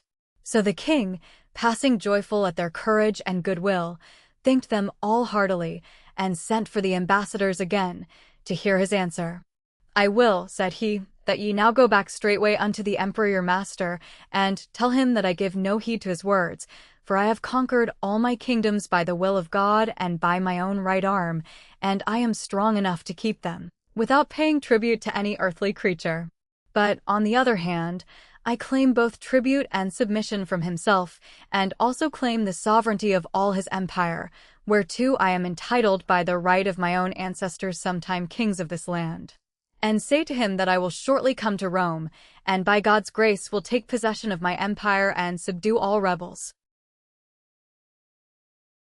Wherefore, lastly, I command him and all the lords of Rome that they forthwith pay me their homage, under pain of my chastisement and wrath. Then he commanded his treasurers to give the ambassadors great gifts and defray all their charges, and appointed Sir Cador to convey them worshipfully out of the land. So when they returned to Rome and came before Lucius, he was sore angry at their words, and said, I thought this Arthur would have instantly obeyed my orders, and have served me as humbly as any other king, but because of his fortune in Gaul, he hath grown insolent. Ah, Lord, said one of the ambassadors, refrain from such vain words, for truly I and all with me were fearful at his royal majesty and angry countenance. I fear me thou hast made a rod for thee more sharp than thou hast counted on. He meaneth to be master of this empire, and is another kind of man than thou supposest, and holdeth the most noble court of all the world. We saw him on the New Year's Day, served at his table by 9 kings and the noblest company of other princes, lords, and knights that ever was in all the world, and in his person he is the most manly-seeming man that liveth, and looketh like to conquer all the earth. Then Lucius sent messengers to all the subject countries of Rome, and brought together a mighty army, and assembled 16 kings and many dukes, princes, lords, and admirals, and a wondrous great multitude of people. 50 giants also, born of fiends, were set around him for a bodyguard. With all that host he straightway went from Rome, and passed beyond the mountains into Gaul, and burned the towns and ravaged all the country of that province, in rage for its submission to King Arthur. Then he moved on towards Little Britain. Meanwhile, King Arthur, having held a parliament at York, left the realm in charge of Sir Baudouin and Sir Constantine, and crossed the sea from Sandwich to meet Lucius. And so soon as he was landed, he sent Sir Gawain, Sir Bors, Sir Lionel, and Sir Bedivere to the emperor, commanding him to move swiftly and in haste out of his land, and, if not, to make himself ready for battle, and not continue ravaging the country and slaying harmless people. Anon, those noble knights attired themselves and set forth on horseback to where they saw, in a meadow, many silken tents of divers colors, and the emperor's pavilion in the midst, with a golden eagle set above it. Then Sir Gawain and Sir Bors rode forward, leaving the other 2 behind in ambush, and gave King Arthur's message. To which the emperor replied, Return, and tell your lord that I am come to conquer him and all his land. At this, Sir Gawain burned with anger, and cried out, I had rather than all France that I might fight with thee alone. "And I also," said Sir Bors. Then a knight named Ganius, a near cousin of the emperor, laughed out aloud and said, "Lo, how these Britons boast and are full of pride, bragging as though they bear up all the world." At these words, Sir Gawain could refrain no longer, but drew forth his sword and with one blow shore off Ganius' head. Then with Sir Bors, he turned his horse and rode over waters and through woods, back to the ambush, where Sir Lionel and Sir Bedivere were waiting. The Romans followed fast behind them till the knights turned and stood, and then Sir Bors smote the foremost of them through the body with a spear, and slew him on the spot. Then came on Calibere, a huge Pavian, but Sir Bors overthrew him also. And then the company of Sir Lionel and Sir Bedivere brake forth from their ambush and fell on the Romans, and slew and hewed them down, and forced them to return and flee, chasing them to their tents. But as they neared the camp, a great host more rushed forth, and turned the battle backwards, and in the turmoil, Sir Bors and Sir Beryl fell into the Romans' hands. When Sir Gawain saw that, he drew his good sword Gallatin, and swore to see King Arthur's face no more if those two knights were not delivered, and then, with good Sir Idris, made so sore an onslaught that the Romans fled and left Sir Bors and Sir Beryl to their friends. So the Britons returned in triumph to King Arthur, having slain more than 10,000 Romans, and lost no man of worship from amongst themselves. When the Emperor Lucius heard of that discomfiture, he arose, with all his army, to crush King Arthur, and met him in the Vale of Soissons. Then speaking to all his host, he said, "Sirs, I admonish you that this day ye fight and acquit yourselves as men, and remembering how Rome is chief of all the earth, and mistress of the universal world, suffer not these barbarous and savage Britons to abide our onset." At that, the trumpets blew so loud that the ground trembled and shook. Then did the rival hosts draw near each other with great shoutings, and when they closed, no tongue can tell the fury of their smiting and the sore struggling, wounds, and slaughter. Then King Arthur, with his mightiest knights, rode down into the thickest of the fight, and drew Excalibur, and slew as lightning slays for swiftness and for force. And in the midmost crowd he met a giant, Gallipa by name, and struck off both his legs at the knee joints. Then saying, "Now art thou a better size to deal with," smote his head off at a second blow, and the body killed 6 men in falling down. Anon, King Arthur spied where Lucius fought, and worked great deeds of prowess with his own hands. Forthwith he rode at him, and each attacked the other passing fiercely, till at the last Lucius struck King Arthur with a fearful wound across the face, and Arthur, in return, lifting up Excalibur on high, drove it with all his force upon the emperor's head, shivering his helmet, crashing his head in halves, and splitting his body to the breast. And when the Romans saw their emperor dead, they fled in hosts of thousands, and King Arthur and his knights and all his army followed them, and slew 100,000 men. Then returning to the field, King Arthur rode to the place where Lucius lay dead, and round him the kings of Egypt and Ethiopia, and 17 other kings, with 60 Roman senators, all noble men. All these he ordered to be carefully embalmed with aromatic gums, and laid in leaden coffins, covered with their shields and arms and banners. Then calling for 3 senators who were taken prisoners, he said to them, "As the ransom of your lives, I will that ye take these dead bodies and carry them to Rome, and there present them for me, with these letters saying I will myself be shortly there. And I suppose the Romans will beware how they again ask tribute of me, for tell them, these dead bodies that I send them are for the tribute they have dared to ask of me, and if they wish for more, when I come I will pay them the rest." So, with that charge, the 3 senators departed with the dead bodies, and went to Rome, the body of the emperor being carried in a chariot blazoned with the arms of the empire, all alone, and the bodies of the kings 2 and 2 in chariots following. After the battle, King Arthur entered Lorraine, Brabant, and Flanders, and thence, subduing all the countries as he went, passed into Germany, and so beyond the mountains into Lombardy and Tuscany. At length he came before a city which refused to obey him, wherefore he sat down before it to besiege it. And after a long time thus spent, King Arthur called Sir Florence, and told him they began to lack food for his hosts, and not far from hence, said he, are great forests full of cattle belonging to my enemies. Go then, and bring by force all that thou canst find, and take with thee Sir Gawain, my nephew, and Sir Clegus, Sir Claremond, the captain of Cardiff, and a strong band.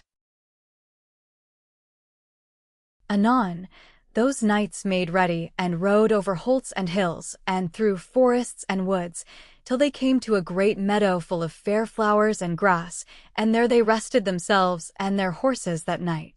And at the dawn of the next day, Sir Gawain took his horse and rode away from his fellows to seek some adventure. Soon he saw an armed knight walking his horse by a wood's side, with his shield laced to his shoulder, and no attendant with him save a page, bearing a mighty spear, and on his shield were blazoned 3 gold griffins. When Sir Gawain spied him, he put his spear in rest, and riding straight to him, asked who he was. A Tuscan, said he, and thou mayest prove me when thou wilt, for thou shalt be my prisoner ere we part. Then said Sir Gawain, Thou vauntest thee greatly, and speakest proud words, yet I counsel thee, for all thy boastings, look to thyself the best thou canst. At that they took their spears and ran at each other with all the might they had, and smote each other through their shields into their shoulders, and then drawing swords smote with great strokes, till the fire sprang out of their helms.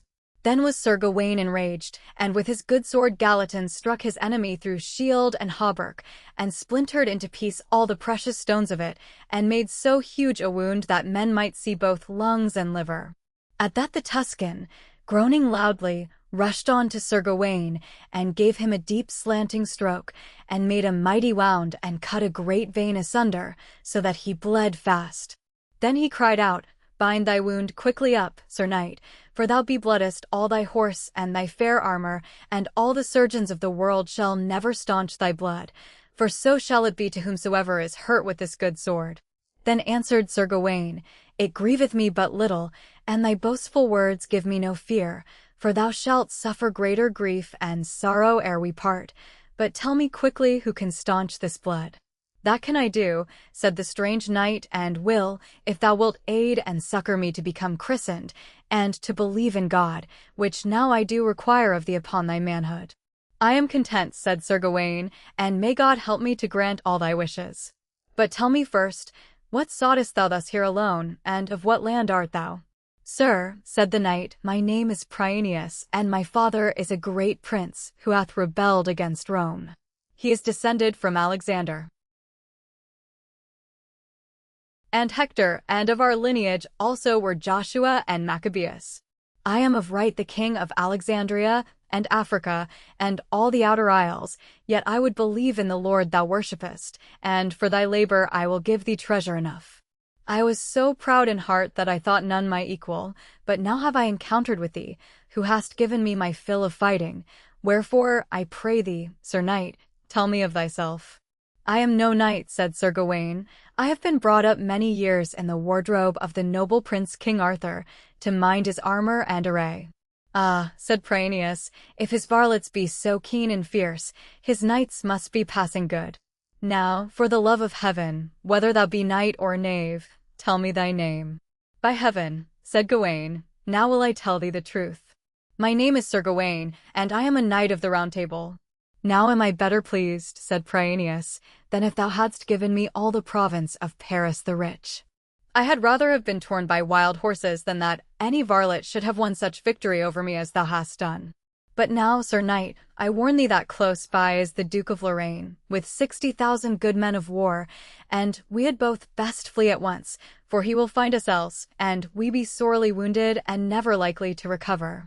And let my page be careful that he blow no horn, for hard by are 100 knights, my servants, and if they seize thee, no ransom of gold or silver would acquit thee.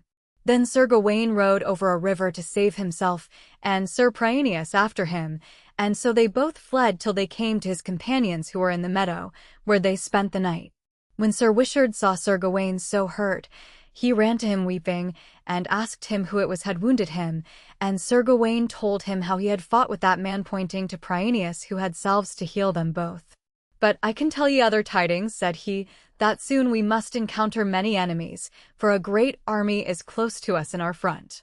Then Prienius and Sir Gawain alighted, and let their horses graze while they unarmed, and when they took this armor and their clothing off, the hot blood ran down freshly from their wounds till it was piteous to see. But Prienius took from his page a vial filled from the 4 rivers that flow out of Paradise, and anointed both their wounds with a certain balm, and washed them with that water, and within an hour afterwards they were both as sound and whole as ever they had been. Then, at the sound of a trumpet, all the knights were assembled to council, and after much talking, Prienius said, "Cease your words, for I warn you in yonder wood you shall find knights out of number, who will put out cattle for a decoy to lead you on, and ye are not 700. Nevertheless," said Sir Gawain, "let us at once encounter them, and see what they can do, and may the best have the victory." Then they saw suddenly an earl named Sir Ethelwold and the Duke of Dutchman come leaping out of ambush of the woods in front, with many 1,000 after them, and all rode straight down to the battle.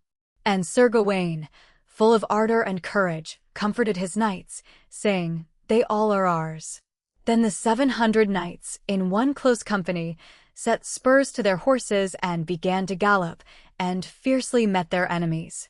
And then were men and horses slain and overthrown on every side, and in and out amidst them all, the knights of the Round Table pressed and thrust, and smote down to the earth all who withstood them, till at length the whole of them turned back and fled.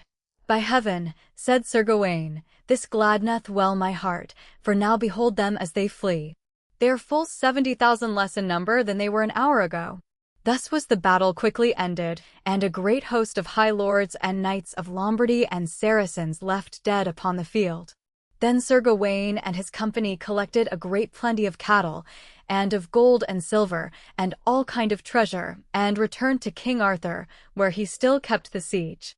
"Now God be thanked," cried he, "but who is he that standeth yonder by himself, and seemeth not a prisoner?" "Sir," said Sir Gawain, "he is a good man with his weapons, and hath matched me, but cometh hither to be made a Christian. Had it not been for his warnings, we none of us should have been here this day. I pray thee, therefore, let him be baptized, for there can be few nobler men, or better knights." So Prienius was christened, and made a duke and knight of the Round Table. Presently afterwards, they made a last attack upon the city, and entered by the walls on every side, and as the men were rushing to the pillage, came the Duchess forth, with many ladies and damsels, and kneeled before King Arthur, and besought him to receive their submission. To whom the king made answer, with a noble countenance, "Madam, be well assured that none shall harm ye, or your ladies, neither shall any that belong to thee be hurt, but the Duke must abide my judgment." Then he commanded to stay the assault, and took the keys from the Duke's eldest son, who brought them kneeling. Anon the Duke was sent a prisoner to Dover for his life, and rents and taxes were assigned for dowry of the Duchess and her children. Then went he on with all his hosts, winning all towns and castles, and wasting them that refused obedience, till he came to Viterbo. From thence he sent to Rome, to ask the senators whether they would receive him for their lord and governor. In answer, came out to him all the Senate who remained alive, and the cardinals, with a majestic retinue and procession, and laying great treasures at his feet, they prayed him to come in at once to Rome, and there be peaceably crowned as emperor. "At this next Christmas," said King Arthur, "will I be crowned, and hold my Round Table in your city." Anon he entered Rome, in mighty pomp and state, and after him came all his hosts, and his knights, and princes, and great lords, arrayed in gold and jewels, such as never were beheld before. And then was he crowned emperor by the Pope's hands, with all the highest solemnity that could be made. Then after his coronation, he abode in Rome for a season, settling his lands and giving kingdoms to his knights and servants, to each one after his deserving, and in such wise fashion that no man among them all complained. Also he made many dukes and earls, and loaded all his men at arms with riches and great treasures. When all this was done, the lords and knights, and all the men of great estate, came together before him, and said, "Noble emperor, By the blessing of eternal God, thy mortal warfare is all finished, and thy conquests all achieved. For now in all the world is none so great and mighty as to dare make war with thee. Wherefore we beseech and heartily pray thee of thy noble grace, to turn thee homeward, and give us also leave to see our wives and homes again. For now we have been from them a long season, and all thy journey is completed with great honor and worship. Ye say well, replied he, and to tempt God is no wisdom. Therefore make ready in all haste, and turn we home to England. So King Arthur returned with his knights and lords and armies, in great triumph and joy, through all the countries he had conquered, and commanded that no man, upon pain of death, should rob or do any violence. By the way, and crossing the sea, he came at length to Sandwich, where Queen Guinevere received him, and made great joy at his arrival. And through all the realm of Britain was there such rejoicing as no tongue can tell. 9 Sir Gawain and the Maid with the Narrow Sleeves. Now it happened that as Sir Gawain was riding one day through the country, he encountered a troop of knights, followed by a squire, who led a Spanish charger, and about whose neck was hung a shield. Gawain rode up to the squire and said, Tell me, what is yonder troop that hath ridden by? The squire answered, Sir, Meliance of Lys, a brave and hardy knight. Is it to him you belong? Sir Gawain asked. Nay, sir, said the squire, my master is Tydaves, a knight as worthy as this one. Tydaves I know, said Gawain. Whither fareth he? Tell me the truth. He proceedeth to a tourney, sir, which this Meliance of Lys hath undertaken against Thibault of Tintagel. If you will take my advice, you will throw yourself into the castle, and take part against the outsiders. Was it not, cried Gawain, in the house of this Thibault that Meliance of Lys was nurtured? Aye, sir, so God save me, said the squire. His father loved Thibault, and trusted him so much that on his deathbed he committed to his care his little son, whom Thibault cherished and protected, until the time came when the youth petitioned his daughter to give him her love. But she replied that she would never do that until he should be made a knight. The youth, being ardent, forthwith had himself knighted, and then returned to the maiden. Nay, answered the girl to his renewed suit, it shall never be, until in my presence you shall have achieved such feats of arms that I will know my love hath cost you somewhat. For those things which come suddenly are not so sweet as those we earn. If you wish my love, take a tournament of my father. I desire to be certain that my love would be well placed in case I were to grant it. What she suggested he performed, for love hath such lordship over lovers that those who are under his power would never dare refuse whatever it pleased him to enjoin. And you, sir, sluggish will you be if you do not enter the castle, for they will need you greatly, if you might help them. To which Sir Gawain answered, Brother, go thy way, it would be wise of you, and let my affairs be. So the squire departed, and Gawain rode towards Tintagel, for there was no other way by which he could pass. Now Thibault had summoned all his kith and kin, who had come, high and low, old and young, but he could not get the permission of his council to joust with his master, for the councillors feared lest he should utterly ruin their castle. Therefore the gates had been walled up with stones and mortar, leaving as the only approach one small postern, which had a gate made of copper, as much as a cart could haul. Sir Gawain rode to the gate, behind the troop that bore his harness, for there was no other road within 7 leagues. He found the postern shut, and so he turned into a close below the tower, that was fenced with a palisade. He dismounted under an oak and hung up his shields. Thither came the folk from the castle, most of them sorry that the tourney had been abandoned. In the fortress was an aged nobleman, great in land and lineage, whose word no one disputed. A long way off the troop had been pointed out to him, and, before they rode into the close, he went to Thibault, and said, Sir, so God save me, I have seen 2 companions of King Arthur, worthy men, who ride this way. I advise you to tourney with good hope. For we have brave knights, and servants, and archers, who will slay their horses, and I am certain they will joust before this gate. If their pride shall bring them, the gain will be ours, and theirs will be the loss and the shame. As a result of this counsel, Thibault allowed those who wished to take their arms and sally forth. The knights were right glad, and their squires ran after their horses, while the dames and the damsels climbed high places to see the tourney. Below, in the meadow, they saw the arms of Sir Gawain, and at first thought that there were two knights, because two shields hung from the tree. They cried out that they were fortunate to see two such knights arm. So some thought, but others exclaimed, "Fair Lord God, this knight hath arms and steeds sufficient for two. If he hath no companion, what will he do with two shields?" Never was seen a knight who carried two shields at one and the same time. It is very strange if one man means to bear two shields. While the ladies talked and the knights went forth from the castle, the elder daughter of Thibault mounted to the tower, she on account of whom the tournament had been undertaken, and with her younger sister, whose sleeves were so quaint that she was called the maid with the narrow sleeves, for she wore them tight. Dames and damsels climbed the tower with them, and the tourney was joined in front of the castle. None bore himself so well as Meliance of Lys, by the testimony of his fair friend, who said to those about her, "Ladies, never did I see a knight who delighted me as doth Meliance of Lys. Is it not a pleasure to see such a knight? That man must have a good seat and be skillful in the use of lance and shield, who beareth himself so excellently." Thereupon her sister, who sat by her side, said that she saw a fairer knight. The elder maiden was angry and rose to strike her sister. But the ladies interfered and held her back, so that she missed her blow, which greatly incensed her. In the tournament many lances were shivered, shields pierced, and knights unhorsed, and it went hard with the knight who met Meliance of Lys, for there was none he did not throw on the hard ground.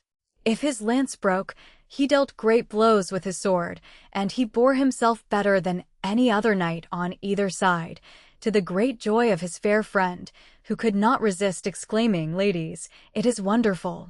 Behold the best bachelor knight of whom minstrel hath ever sung, or whom eyes have ever seen, the fairest and bravest of all those in the tourney." Then the little girl cried, "I see a handsomer one, and 'tis like a better." The elder sister grew hot. "Huh, girl, you were malapert when you were so unlucky as to blame one whom I praised. Take that, to teach you better another time." So saying, she slapped her sister so hard that she left on the little girl's cheek the print of her 5 fingers. But the ladies who sat near scolded her and took her away. After that they fell to talking of Sir Gawain. One of the damsels said, "The knight beneath yonder tree, why doth he delay to take arms?" A second damsel, who was ruder, exclaimed, "He hath sworn to keep the peace." And a third added, "He is a merchant. Don't tell me that he desireth to joust, he bringeth horses to market." "He is a money changer," said a fourth. "The goods he hath he meaneth to sell to poor bachelors. Trust me, he hath money or raiment in those chests." "You have wicked tongues," cried the little girl. "And you lie. Do you think a merchant would bear such huge lances? You tire me to death, talking such nonsense. By the faith that I owe the Holy Spirit, he seemeth to me a knight rather than a merchant or a money changer. He is a knight, and he looketh like one." The ladies all cried with one voice, "Fair sweet friend, if he looketh so, it doth not follow that he is so. He putteth it on because he wisheth to cheat the tariff. But in spite of all his cleverness, he is a fool, for he will be taken up and hung for a cheat." Now Gawain heard all that the ladies said about him, and he was ashamed and annoyed. But he thought, and thought rightly, that he lay under an accusation of treason, and that it was his duty to keep his pledge or forever disgrace himself and his line. It was for this reason that he took no part in the tourney, lest, if he fought, he should be wounded or taken prisoner. Meliance of Lys called for great lances to strike harder blows. Until night fell the tourney continued before the gate. The man who took any booty carried it to some place where he thought it would be safe. Then the ladies saw a squire, tall and strong, who held a piece of a lance and bore on his neck a steel cap. One of the ladies, who was foolish, called to him, saying, "Sir Squire, so God help me, it is foolish of you to make prize of that tester, those arms and croup piece. If you do a squire's duty, you deserve a squire's wage. Below, in yonder meadow, is a man who hath riches he cannot defend. Unwise is he who missaith his gain while he hath the power to take it. He seemeth the most debonair of knights, and yet he would not stir if one plucked his beard. If you are wise, take the armor and the treasure, none will hinder you. The squire went into the meadow and struck one of Gawain's horses, crying, Vassal, are you sick that all day long you gape here and have done nothing, neither pierced shield nor shivered lance?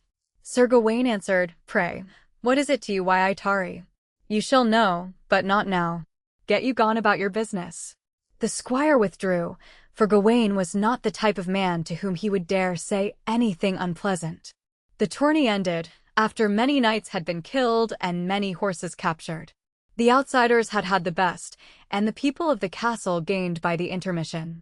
At parting they all agreed that on the morrow with songs they would meet again and continue the encounter. So,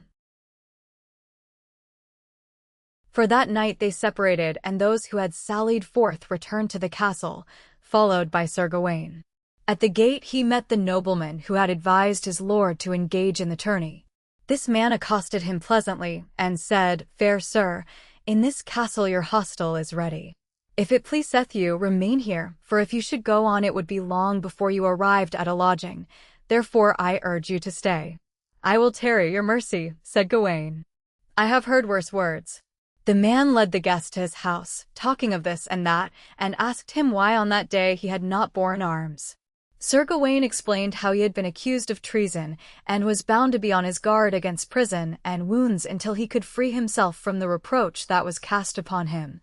For it would be to the dishonor of himself and his friends if he should fail to appear at the time appointed. The nobleman praised him, and said that if this was the reason he had done right. With that he led Gawain to his house, where they dismounted. The people of the castle blamed him, wondering how his lord would take it, while the elder daughter of Thibault did her best to make trouble for Gawain, on account of her sister, with whom she was angry. Sir, she said to her father, on this day you have suffered no loss, but made a gain, greater than you think. You have only to go and take it. The man who hath brought it will not dare to defend it, for he is wily. Lances and shields he bringeth, with palfreys and chargers, and mocketh himself resemble a knight to cheat the customs, so that he may pass free when he cometh to sell his wares. Render him his deserts. He is with Garin, the son of Bertun, who hath taken him to lodge at his house. I just saw him pass. Thibault took his horse, for he himself wished to go there. The little girl, who saw him leave, went out secretly by a back gate and straight down the hill to the house of Garin, who had 2 fair daughters. When these saw their little lady they should have been glad, and glad they were. Each took her by a hand and led her into the house, kissing her eyes and lips. In the meantime Garin and his son Herman had left the house and were going up to the castle to speak to their lord. Midway there they met Thibault and saluted him. He asked whither Garin was going and said he had intended to pay him a visit. By my faith, said the nobleman, that will not displease me, and at my house you shall see the fairest of knights. It is even he whom I seek, said Thibault, to arrest him. He is a merchant who selleth horses and pretendeth to be a knight. Alas, said Garin, 'tis a churlish speech I hear you make. I am your man and you are my master, but on the spot I renounce your homage, and in the name of all my line now defy you, rather than suffer you to disgrace my house. Indeed, answered Thibault, I have no wish to do any such thing. Neither you nor your house shall ever receive aught but honor from me, not but what I have been counseled so to proceed. Your great mercy, exclaimed the nobleman. It will be my honor if you will visit my guest. So side by side they went on until they reached the house. When Sir Gawain saw them, he rose out of courtesy and said, Welcome. The 2 saluted him and took their seats beside him. Then the nobleman, who was the lord of that country, asked why he had taken no part in the tourney, and Gawain narrated how a knight had accused him of treason, and how he was on his way to defend himself in a royal court. Doubtless, answered the lord, that is sufficient excuse. But where is the battle to be held? Sir, before the king of Cavalin, whither I am journeying. And I, said the nobleman, will guide you. Since you must needs pass through a poor country, I will provide you with food and pack beasts to carry it. Gawain answered that he had no need to accept anything, for if it could be bought he would have food and lodging wherever he went. With these words Thibault took leave. As he departed, from the opposite direction he saw come his little daughter, who embraced Gawaine's leg, and said, "Fair sir, listen. I have come to complain of my sister, who hath beaten me. So please you, do me justice." Gawaine made no answer, for he did not know what she meant. He put his hand on her head, while the girl pulled him, saying, "To you, fair sir, I complain of my sister. I do not love her, since today she hath done me great shame for your sake." "Fair one, what have I to do with that? How can I do you justice against your sister?"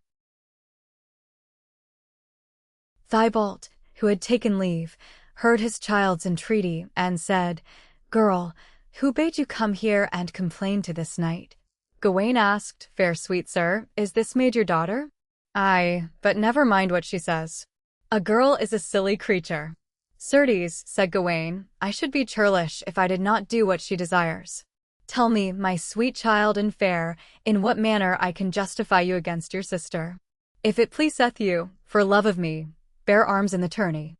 "Tell me, dear friend," said Gawaine, "have you ever before made petition to any knight?" "No, sir." "Never mind her," exclaimed her father. "Pay no heed to her folly." Sir Gawaine answered, "Sir, so aid me the Lord God, for so little a girl, she hath spoken very well, and I will not refuse her. Tomorrow, if she wisheth, I will be her knight." "Your mercy, fair sweet sir," cried the child, who was overjoyed, and bowed down to his feet. Without more words they parted. Thibault carried his daughter back on the neck of his palfrey. As they rode up the hill, he asked her what the quarrel had been about, and she told him the story from beginning to end, saying, "Sir, I was vexed with my sister, who declared that Meliance of Lys was the best of all the knights, and I, who had seen this knight in the meadow, could not help saying that I had seen a fairer, whereupon my sister called me a silly girl and beat me. Fie on me, if I take it from her. I would cut off both my braids close to my head, which would be a great loss, if tomorrow in the tourney this knight would conquer Meliance of Lys, and put an end to the fuss of Madam, my sister. She talked so much that she tired all the ladies, but a little rain will hush a great wind." "Fair child," said her father, "I command and allow you, in courtesy, to send him some love token, a sleeve or a wimple." The child, who was simple, answered, "With pleasure, since you bid me. But my sleeves are so small I should not like to send them." "Most likely he would not care for them." "Daughter, say no more," said Thibault. "I will think about it. I am very glad." So saying, he took her in his arms, and had great joy of embracing and kissing her, until he came in front of his palace. But when his elder daughter saw him approach, with the child before him, she was vexed, and exclaimed, "Sir, whence cometh my sister, the maid with the narrow sleeves? She is full of her tricks. She hath been quick about it. Where did you find her?" "And you," he answered, "what is it to you?" "Hush, for she is better than you are. You pulled her hair and beat her, which grieveth me. You acted rudely, you were discourteous." When she heard her father's rebuke, the maid was greatly abashed. Thibault had brought from his chests a piece of red samite, and he bade his people cut out and make a sleeve, wide and long. Then he called his daughter and said, "Child, tomorrow rise betimes and visit the knight before he leaveth his hostel. For love's sake you will give him this new sleeve, which he will wear in the tourney when he goeth thither." The girl answered that so soon as ever she saw the clear dawn she would dress herself and go. With that her father went his way, while she, in great glee, charged her companions that they should not let her oversleep, but should wake her when day broke, if they would have her love them. They did as she wished, and when it dawned caused her to wake and dress. All alone she went to the house where Sir Gawaine lodged, but, early though it was, the knights had risen and gone to the monastery to hear mass sung. She waited until they had offered long orisons and listened to the service, as much as was right. When they returned, the child rose to greet Sir Gawaine and cried, "Sir, on this day may God save and honor you. For love of me, wear the sleeve which I carry in my hand." "With pleasure," he answered, "Friend, your mercy." After that the knights were not slow to take arms, and came pouring out of the town, while the damsels again went up to the walls, and the dames of the castle saw the troops of brave and hardy knights approach. They rode with loose rein, and in front was Meliance of Lys, who went so fast that he left the rest in the rear, 2 rods and more. When his maiden saw her friend, she could not keep quiet, but cried, "Ladies, yonder comes the man who hath the lordship of chivalry." As swiftly as his horse would carry him, Sir Gawain charged Meliance of Lys, who did not evade the blow, but met it boldly, and shivered his lance. On his part Sir Gawain smote so hard that he grieved Meliance, whom he flung on the field. The steed he grasped by the rein and gave to a varlet, bidding him take it to the lady on whose account he had entered the tourney, and say that his master had sent her the first spoil he had made that day. The youth took the charger, saddled as it was, and led it towards the girl, who was sitting at the window of the tower, whence she had watched the joust, and when she saw the encounter she cried to her sister, "Sister, there lies Meliance of Lys, whom you praised so highly.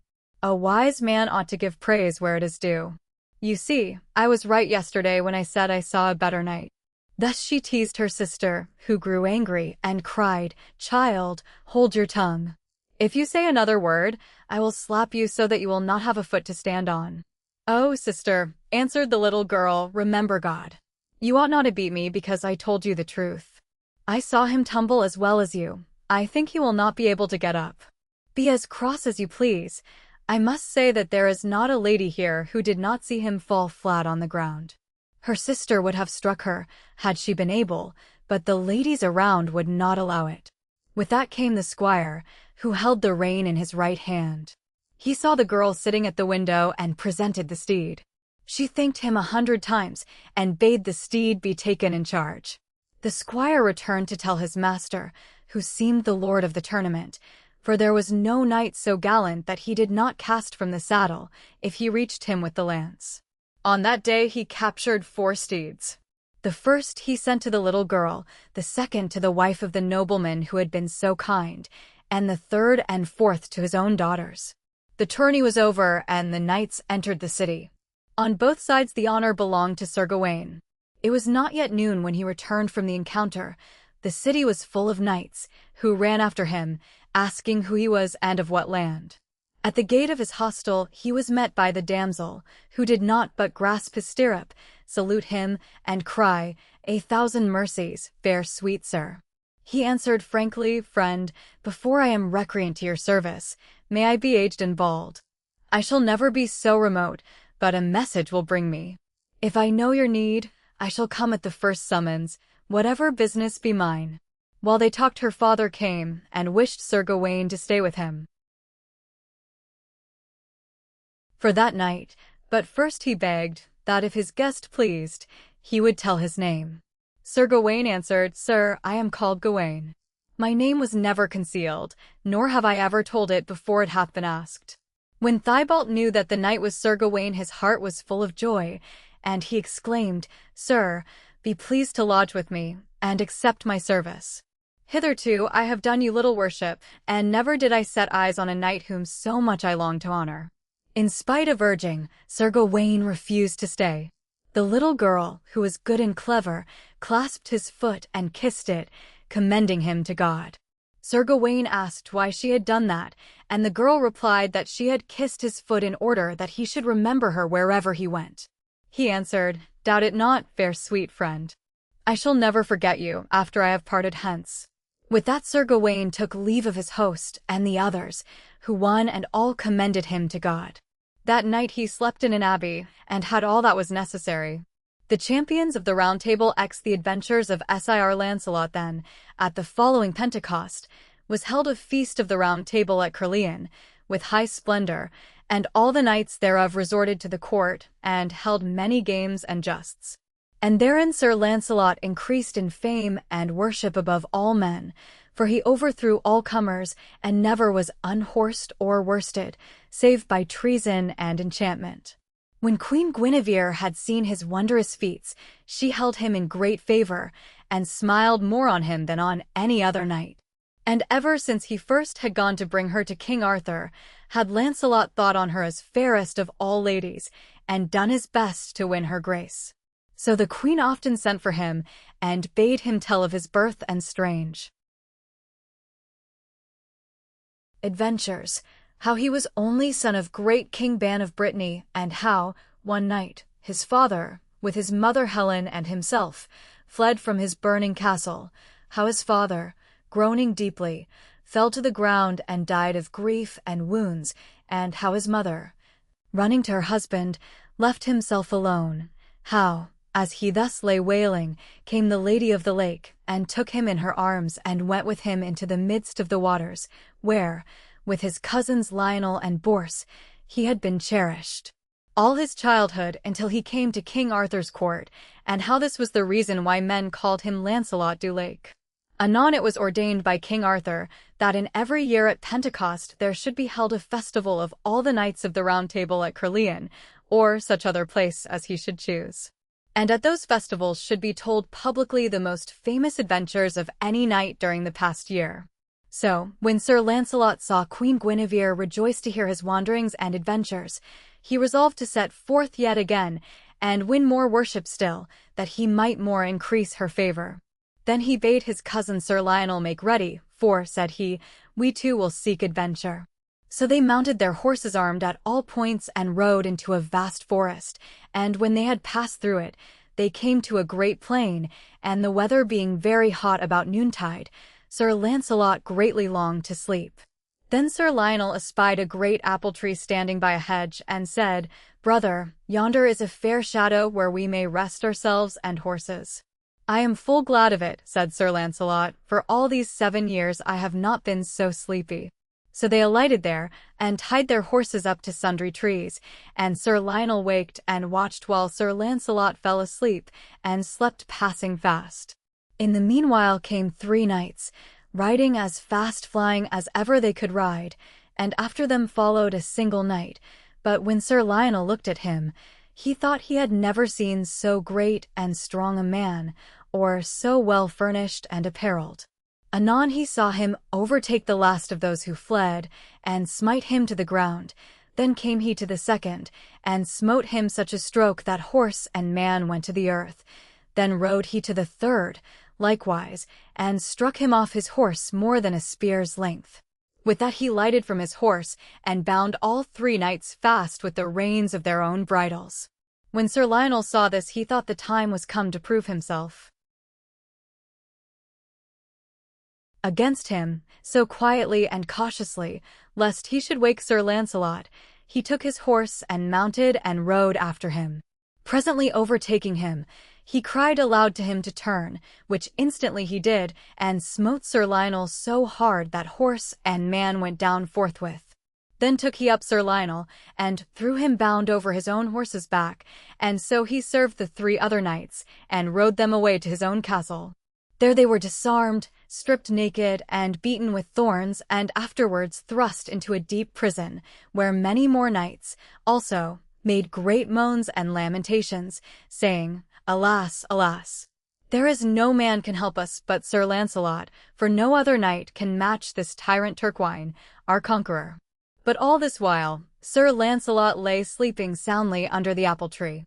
And, as it chanced, there passed that way 4 queens of high estate, riding upon 4 white mules under 4 canopies of green silk borne on spears, to keep them from the sun. As they rode thus, they heard a great horse grimly neigh, and, turning them about, soon saw a sleeping knight that lay all armed under an apple tree, and when they saw his face, they knew it was Sir Lancelot of the Lake. Then they began to strive which of them should have the care of him. But Queen Morgan le Fay, King Arthur's half-sister, the great sorceress, was one of them, and said, We need not strive for him. I have enchanted him, so that for 6 hours more he shall not wake. Let us take him to my castle, and, when he wakes, himself shall choose which one of us he would rather serve. So Sir Lancelot was laid upon his shield and borne on horseback between 2 knights to the castle, and there laid in a cold chamber till the spell should pass. Anon, they sent him a fair damsel, bearing his supper, who asked him, What cheer? I cannot tell, fair damsel, said he, for I know not how I came into this castle, if it were not by enchantment. Sir, said she, be of good heart, and tomorrow at dawn of day ye shall know more. And so she left him alone, and there he lay all night. In the morning early came the 4 queens to him, passing richly dressed, and said, Sir Knight, thou must understand that thou art our prisoner, and that we know thee well for King Ban's son, Sir Launcelot du Lake. And though we know full well there is one lady only in this world may have thy love, and she Queen Guinevere King Arthur's wife, yet now are we resolved to have thee to serve one of us. Choose, therefore, of us four, which thou wilt serve. I am Queen Morgan le Fay, Queen of the land of Gore, and here also is the Queen of Northgales, and the Queen of Eastland, and the Queen of the Out-Isles. Choose, then, at once, for else shalt thou abide here, in this prison, till thy death. It is a hard case, said Sir Launcelot, that either I must die, or choose one of you for my mistress. Yet had I rather die in this prison than serve any living creature against my will. So take this for my answer. I will serve none of ye, for ye be false enchantresses. And as for my lady, Queen Guinevere, whom lightly ye have spoken of, were I at liberty I would prove it upon you or upon yours, she is the truest lady living to her lord the king. Well, said the queen, is this your answer, that ye refuse us all? Yea, on my life, said Launcelot, refused ye be of me. So they departed from him in great wrath, and left him sorrowfully grieving in his dungeon. At noon the damsel came to him, and brought his dinner, and asked him as before, What cheer? Truly, fair damsel, said Sir Launcelot, in all my life never so ill. Sir, replied she, I grieve to see ye so, but if ye do as I advise, I can help ye out of this distress, and will do so if you promise me a boon. Fair damsel, said Sir Launcelot, right willingly will I grant it thee, for sorely do I dread these four witch queens, who have destroyed and slain many a good knight with their enchantments. Then said the damsel, Sir, wilt thou promise me to help my father on next Tuesday? For he hath a tournament with the King of Northgales, and last Tuesday lost the field through 3 knights of King Arthur's court, who came against him. And if next Tuesday thou wilt aid him, tomorrow, before daylight, by God's grace, I will deliver thee. Fair maiden, said Sir Launcelot, tell me thy father's name, and I will answer thee. My father is King Bagdemagus, said she. I know him well, replied Sir Launcelot, for a noble king and a good knight, and by the faith of my body I will do him all the service I am able on that day. Gramercy to thee, Sir Knight, said the damsel. Tomorrow, when thou art delivered from this place, ride 10 miles hence unto an abbey of white monks, and there abide until I bring my father to thee. So be it, said Sir Launcelot, as I am a true knight. So she departed, and on the morrow, early, came again, and let him out of 12 gates, differently locked, and brought him to his armor. And when he was all armed, she brought him his horse also, and lightly he saddled him, and took a great spear in his hand, and mounted and rode forth, saying as he went, Fair damsel, I shall not fail thee, by the grace of God. And all that day he rode in a great forest, and could find no highway, and spent the night in the wood, but the next morning found his road, and came to the abbey of white monks. And there he saw King Bagdemagus and his daughter waiting for him. So when they were together in a chamber, Sir Launcelot told the king how he had been betrayed by an enchantment, and how his brother Lionel was gone he knew not where, and how the damsel had delivered him from the castle of Queen Morgan le Fay. Wherefore while I live, said he, I shall do service to herself and all her kindred. Then am I sure of thy aid, said the king, on Tuesday now next coming? Yea, sir, I shall not fail thee, said Sir Launcelot. But what knights were they who last week defeated thee, and took part with the King of Northgales? Sir Mador de la Porte, Sir Modred, and Sir Gahalatine, replied the king. Sir, said Sir Launcelot, as I understand, the tournament shall take place but 3 miles from this abbey. Send then to me here 3 knights of thine, the best thou hast, and let them all have plain white shields, such as I also will. Then will we 4 come suddenly into the midst between both parties, and fall upon thy enemies, and grieve them all we can, and none will know us who we are. So, on the Tuesday, Sir Launcelot and the 3 knights lodged themselves in a small grove hard by the lists. Then came into the field the King of Northgales with 160 helms, and the 3 knights of King Arthur's court, who stood apart by themselves. And when King Bagdemagus had arrived, with 80 helms, Both companies set all their spears in rest and came together with a mighty clash, wherein were slain 12 knights of King Bagdemagus and 6 of the King of Northgales. And the party of King Bagdemagus was driven back. With that came Sir Launcelot and thrust into the thickest of the press and smote down with one spear 5 knights and brake the backs of 4 and cast down the King of Northgales and brake his thigh by the fall. When the 3 knights of Arthur's court saw this, they rode at Sir Launcelot, and each after other attacked him, but he overthrew them all, and smote them nigh to death. Then, taking a new spear, he bore down to the ground 16 more knights, and hurt them all so sorely that they could carry arms no more that day. And when his spear at length was broken, he took yet another, and smote down 12 knights more, the most of whom he wounded mortally, till in the end the party of the King of Northgales would joust no more, and the victory was cried to King Bagdemagus. Then Sir Launcelot rode forth with King Bagdemagus to his castle, and there he feasted with great cheer and welcome, and received many royal gifts. And on the morrow he took leave, and went to find his brother Lionel. Anon, by chance, he came to the same forest where the 4 queens had found him sleeping, and there he met a damsel riding on a white palfrey. When they had saluted each other, Sir Launcelot said, "Fair damsel, knowest thou where any adventures may be had in this country?" "Sir knight," said she, "there are adventures great enough close by if thou darest prove them." "Why should I not?" said he, "since for that cause I came here."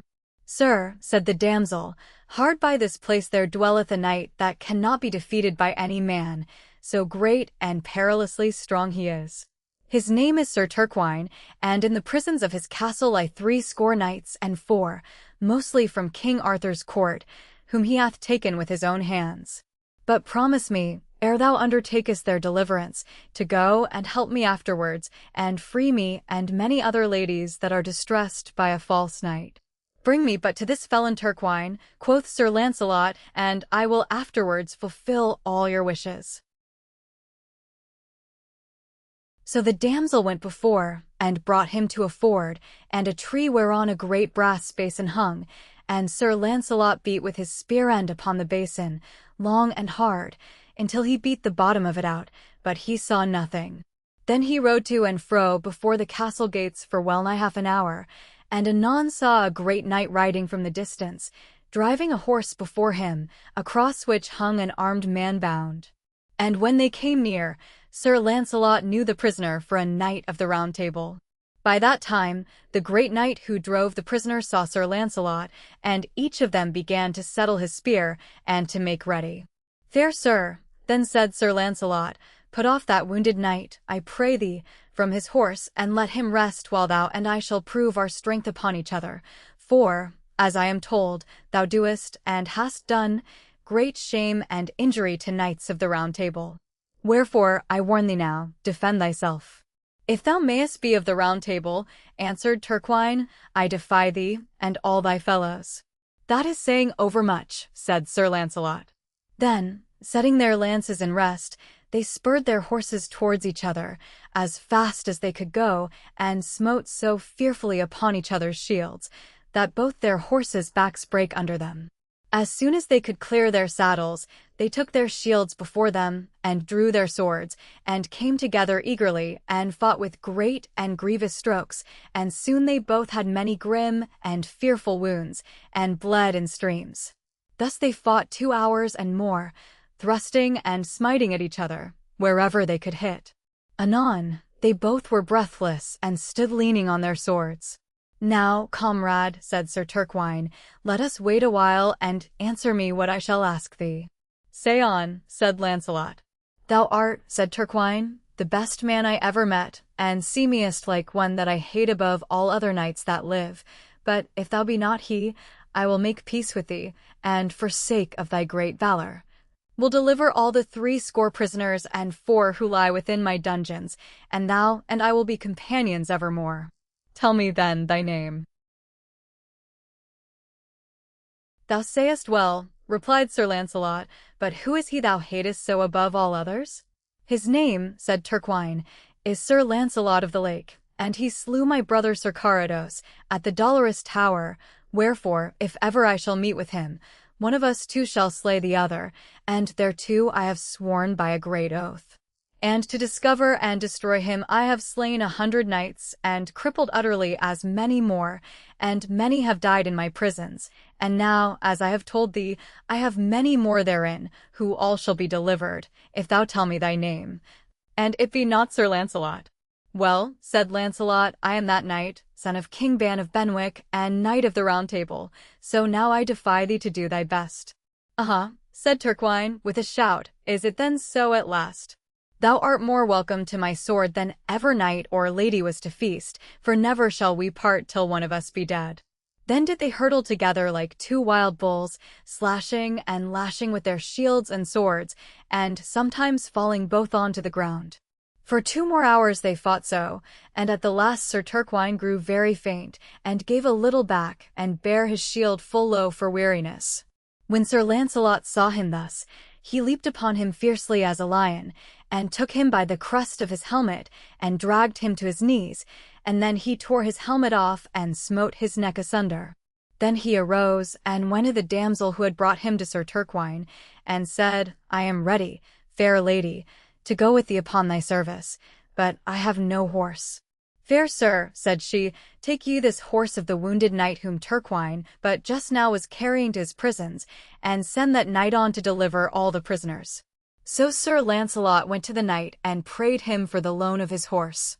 Fair lord, said he, ye are right welcome, for today you have saved both me and my horse, and I see that ye are the best knight in all the world, for in my sight have ye slain the mightiest man and the best knight, except thyself, I ever saw. Sir, said Sir Launcelot, I thank thee well, and now go into yonder castle, where thou shalt find many noble knights of the Round Table, for I have seen their shields hung on the trees around. On yonder tree alone there are Sir Keys, Sir Brandiles, Sir Marhaus, Sir Galons, and Sir Aladux, and many more, and also my 2 kinsmen's shields, Sir Ector de Maris and Sir Lionel's.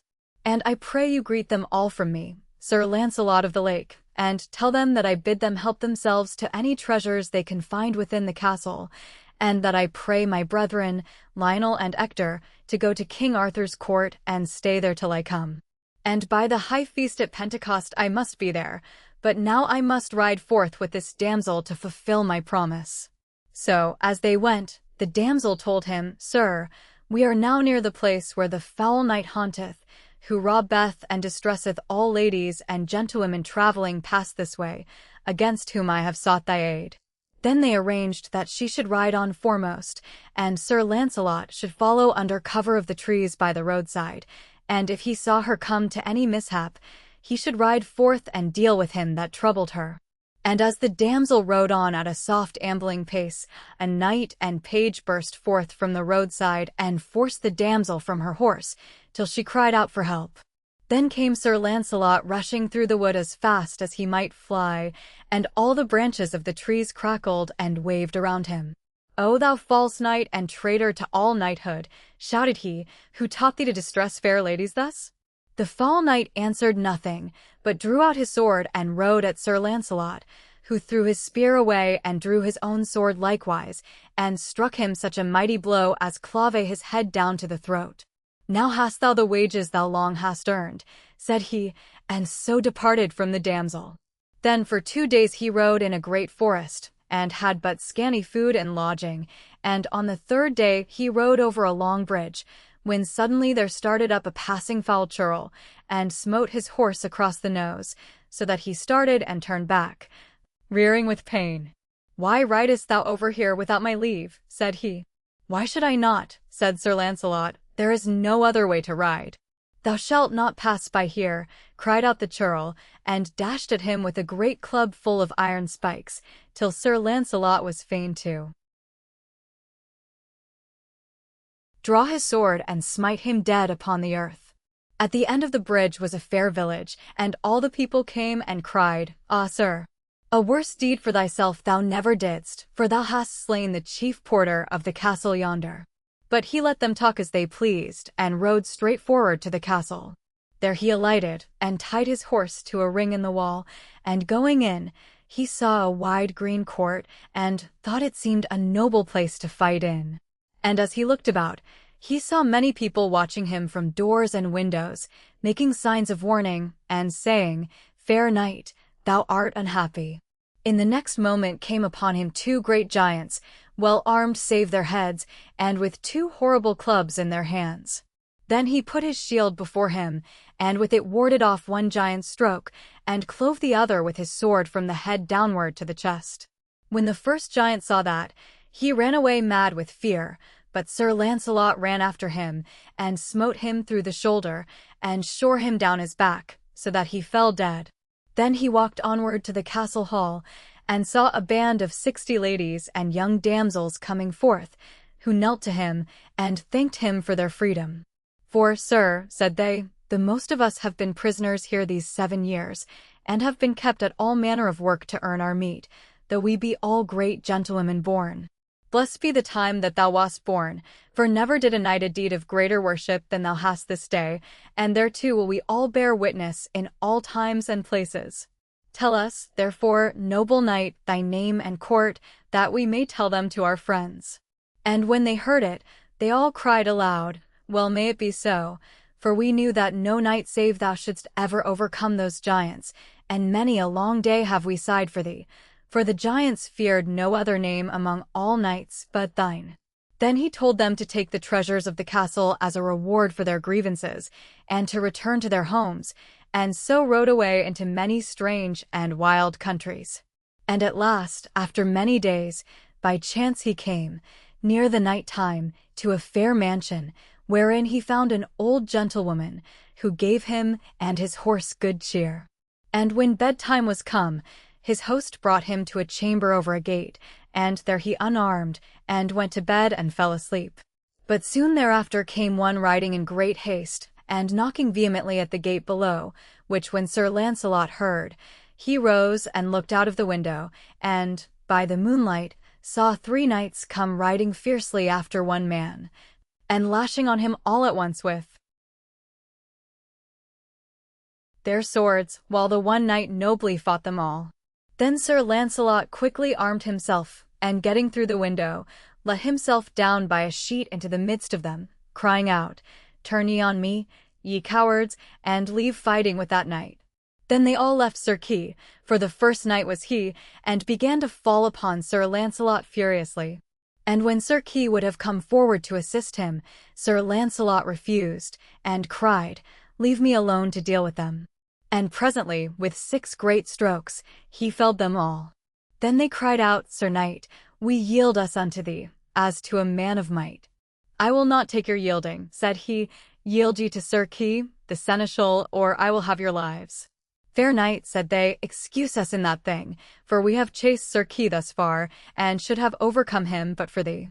"Well," said Sir Launcelot, "do as ye will, for ye may live or die, but if ye live, ye shall be holden to Sir Kay." Then they yielded to him, and Sir Launcelot commanded them to go unto King Arthur's court at the next Pentecost, and say, Sir Kay had sent them prisoners to Queen Guinevere. And this they swear to do upon their swords. Then Sir Launcelot knocked at the gate with his sword hilt till his hostess came, and let him in again, and Sir Kay also. And when the light came, Sir Kay knew Sir Launcelot, and knelt and thanked him for his courtesy, and gentleness, and kindness. "Sir," said he, "I have done no more than what I ought to do, and ye are welcome. Therefore let us now take rest." So when Sir Kay had supped, they went asleep, and Sir Launcelot and he slept in the same bed. On the morrow, Sir Launcelot rose early, and took Sir Kay's shield and armor and set forth. When Sir Kay arose, he found Sir Launcelot's armor by his bedside, and his own arms gone. "Now, by my faith," thought he, "I know that he will grieve some knights of our king's court, for those who meet him will be bold to joust with him, mistaking him for me, while I, dressed in his shield and armor, shall surely ride in peace."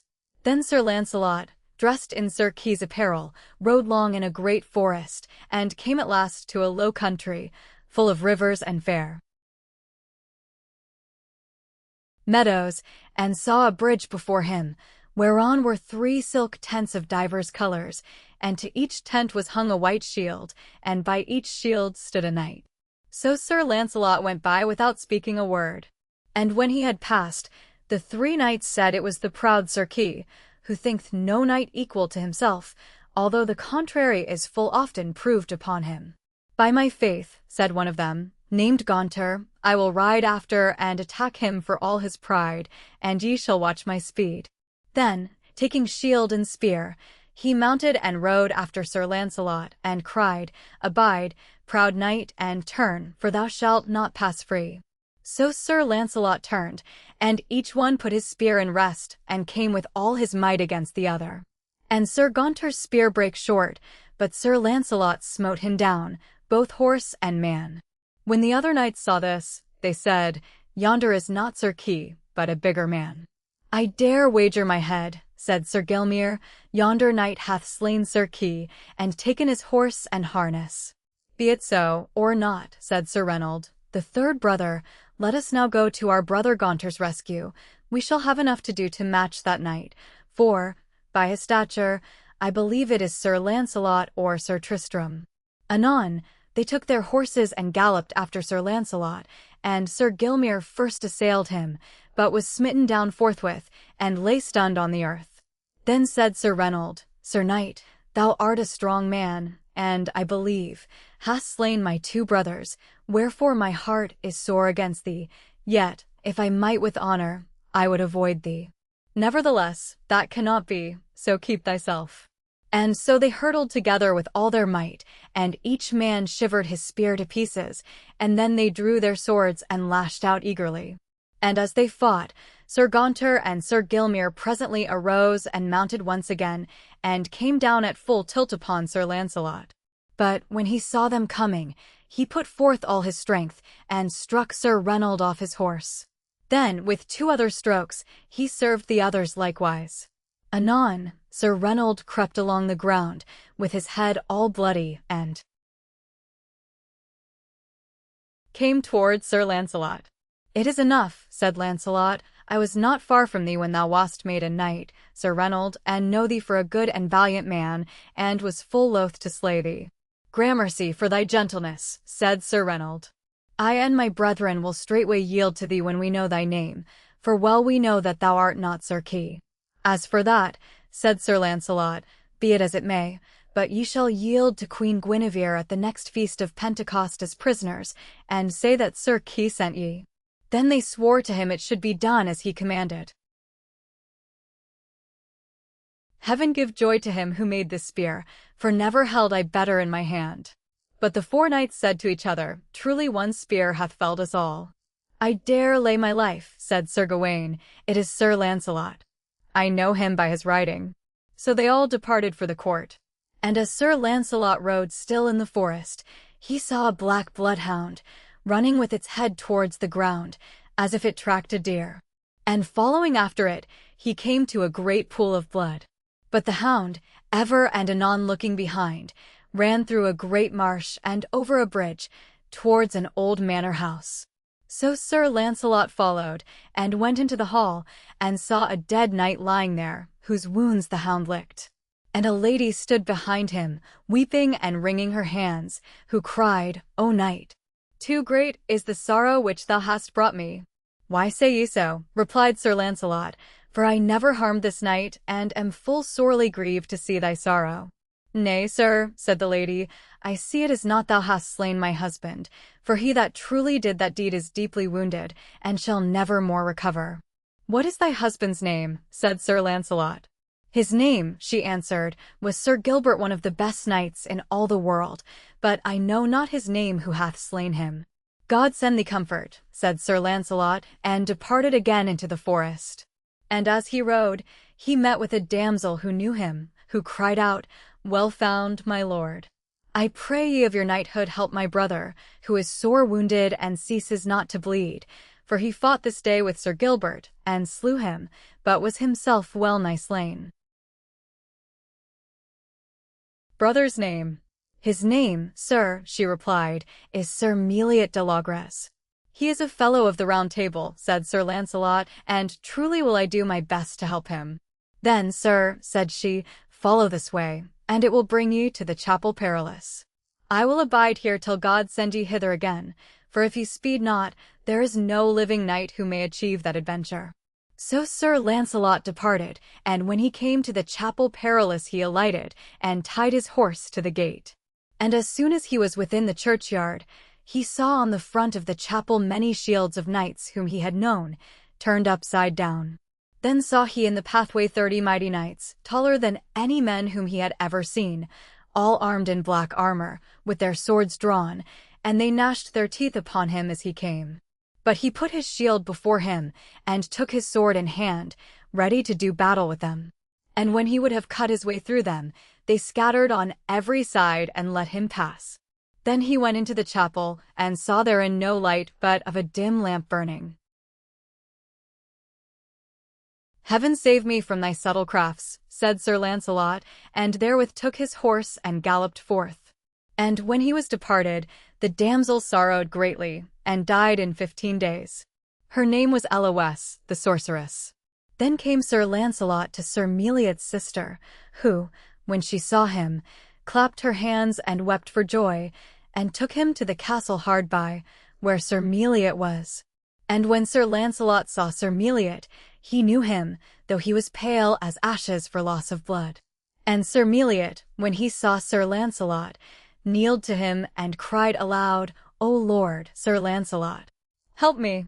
And thereupon Sir Lancelot went to him and touched his wounds with the sword, and wiped them with the piece of bloody cloth.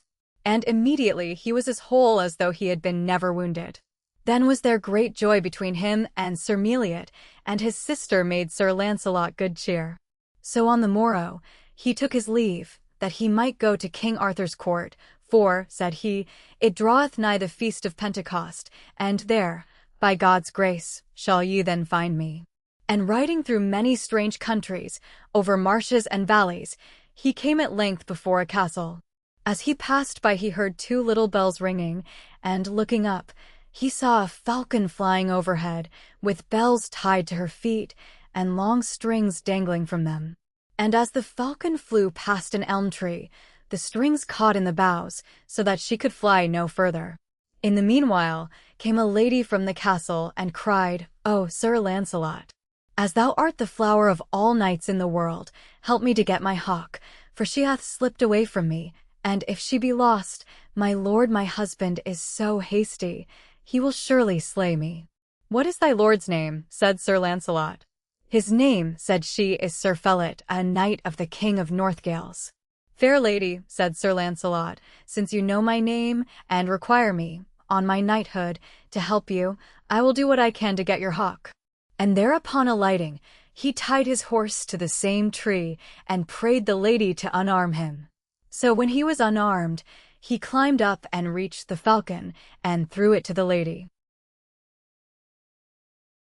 Then suddenly came down, out of the wood, her husband, Sir Phelot, all armed, with a drawn sword in his hand, and said, "O Sir Lancelot, now have I found thee as I would have thee," and stood at the trunk of the tree to slay him.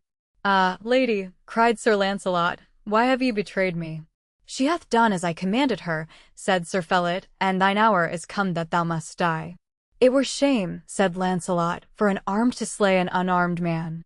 "Thou hast no other favour for me," said Sir Phelot. "Alas," cried Sir Lancelot, "that ever any knight should die weaponless." And looking overhead, he saw a great bough without leaves, and wrenched it off the tree, and suddenly leaped down.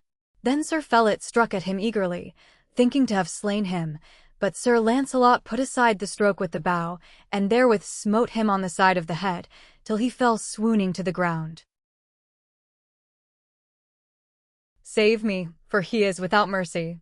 "Be of good cheer," said Sir Lancelot, "it shall not lie within his power to harm thee." "Sir," said the knight, "I will be ruled as ye will have me." So Sir Lancelot rode between the knight and the lady. And when they had ridden a while, the knight cried out suddenly to Sir Lancelot to turn and see what men they were who came riding after them, and while Sir Lancelot, thinking not of treason, turned to look, the knight, with one great stroke, smote off the lady's head. Then was Sir Lancelot passing wroth, and cried, "Thou traitor! Thou hast shamed me forever," and, alighting from his horse, he drew his sword to have slain him instantly. But the knight fell on the ground and clasped Sir Lancelot's knees, and cried out for mercy. "Thou shameful knight," answered Lancelot, thou mayest have no mercy, for thou showedst none, therefore arise and fight with me. Nay, said the knight, I will not rise till thou dost grant me mercy. Now will I deal fairly by thee, said Sir Lancelot. I will unarm me to my shirt, and have my sword only in my hand, and if thou canst slay me thou shalt be quit forever. That will I never do, said the knight. Then answered Sir Lancelot, take this lady and the head, and bear it with thee, and swear to me upon thy sword never to rest until thou comest to Queen Guinevere. That will I do, said he. Now, said Sir Lancelot, tell me thy name. It is Pedivere, answered the knight. In a shameful hour wert thou born, said Sir Lancelot. So Sir Pedivere departed, bearing with him the dead lady and her head. And when he came to Winchester, where the queen was with King Arthur, he told them all the truth, and afterwards did great and heavy penance many years, and became an holy hermit. So, 2 days before the feast of Pentecost, Sir Lancelot returned to the court, and King Arthur was full glad of his coming. And when Sir Gawain, Sir Owain, Sir Sagramore, and Sir Ector saw him in Sir Kay's armor, they knew well it was he who had smitten them all down with one spear. Anon came all the knights Sir Turquine had taken prisoners, and gave worship and honor to Sir Lancelot. Then Sir Kay told the king how Sir Lancelot had rescued him when he was in near danger of his death, and, said Sir Kay, he made the knights yield, not to himself, but me. And by heaven, because Sir Lancelot took my armor and left me his, I rode in peace, and no man would have aught to do with me.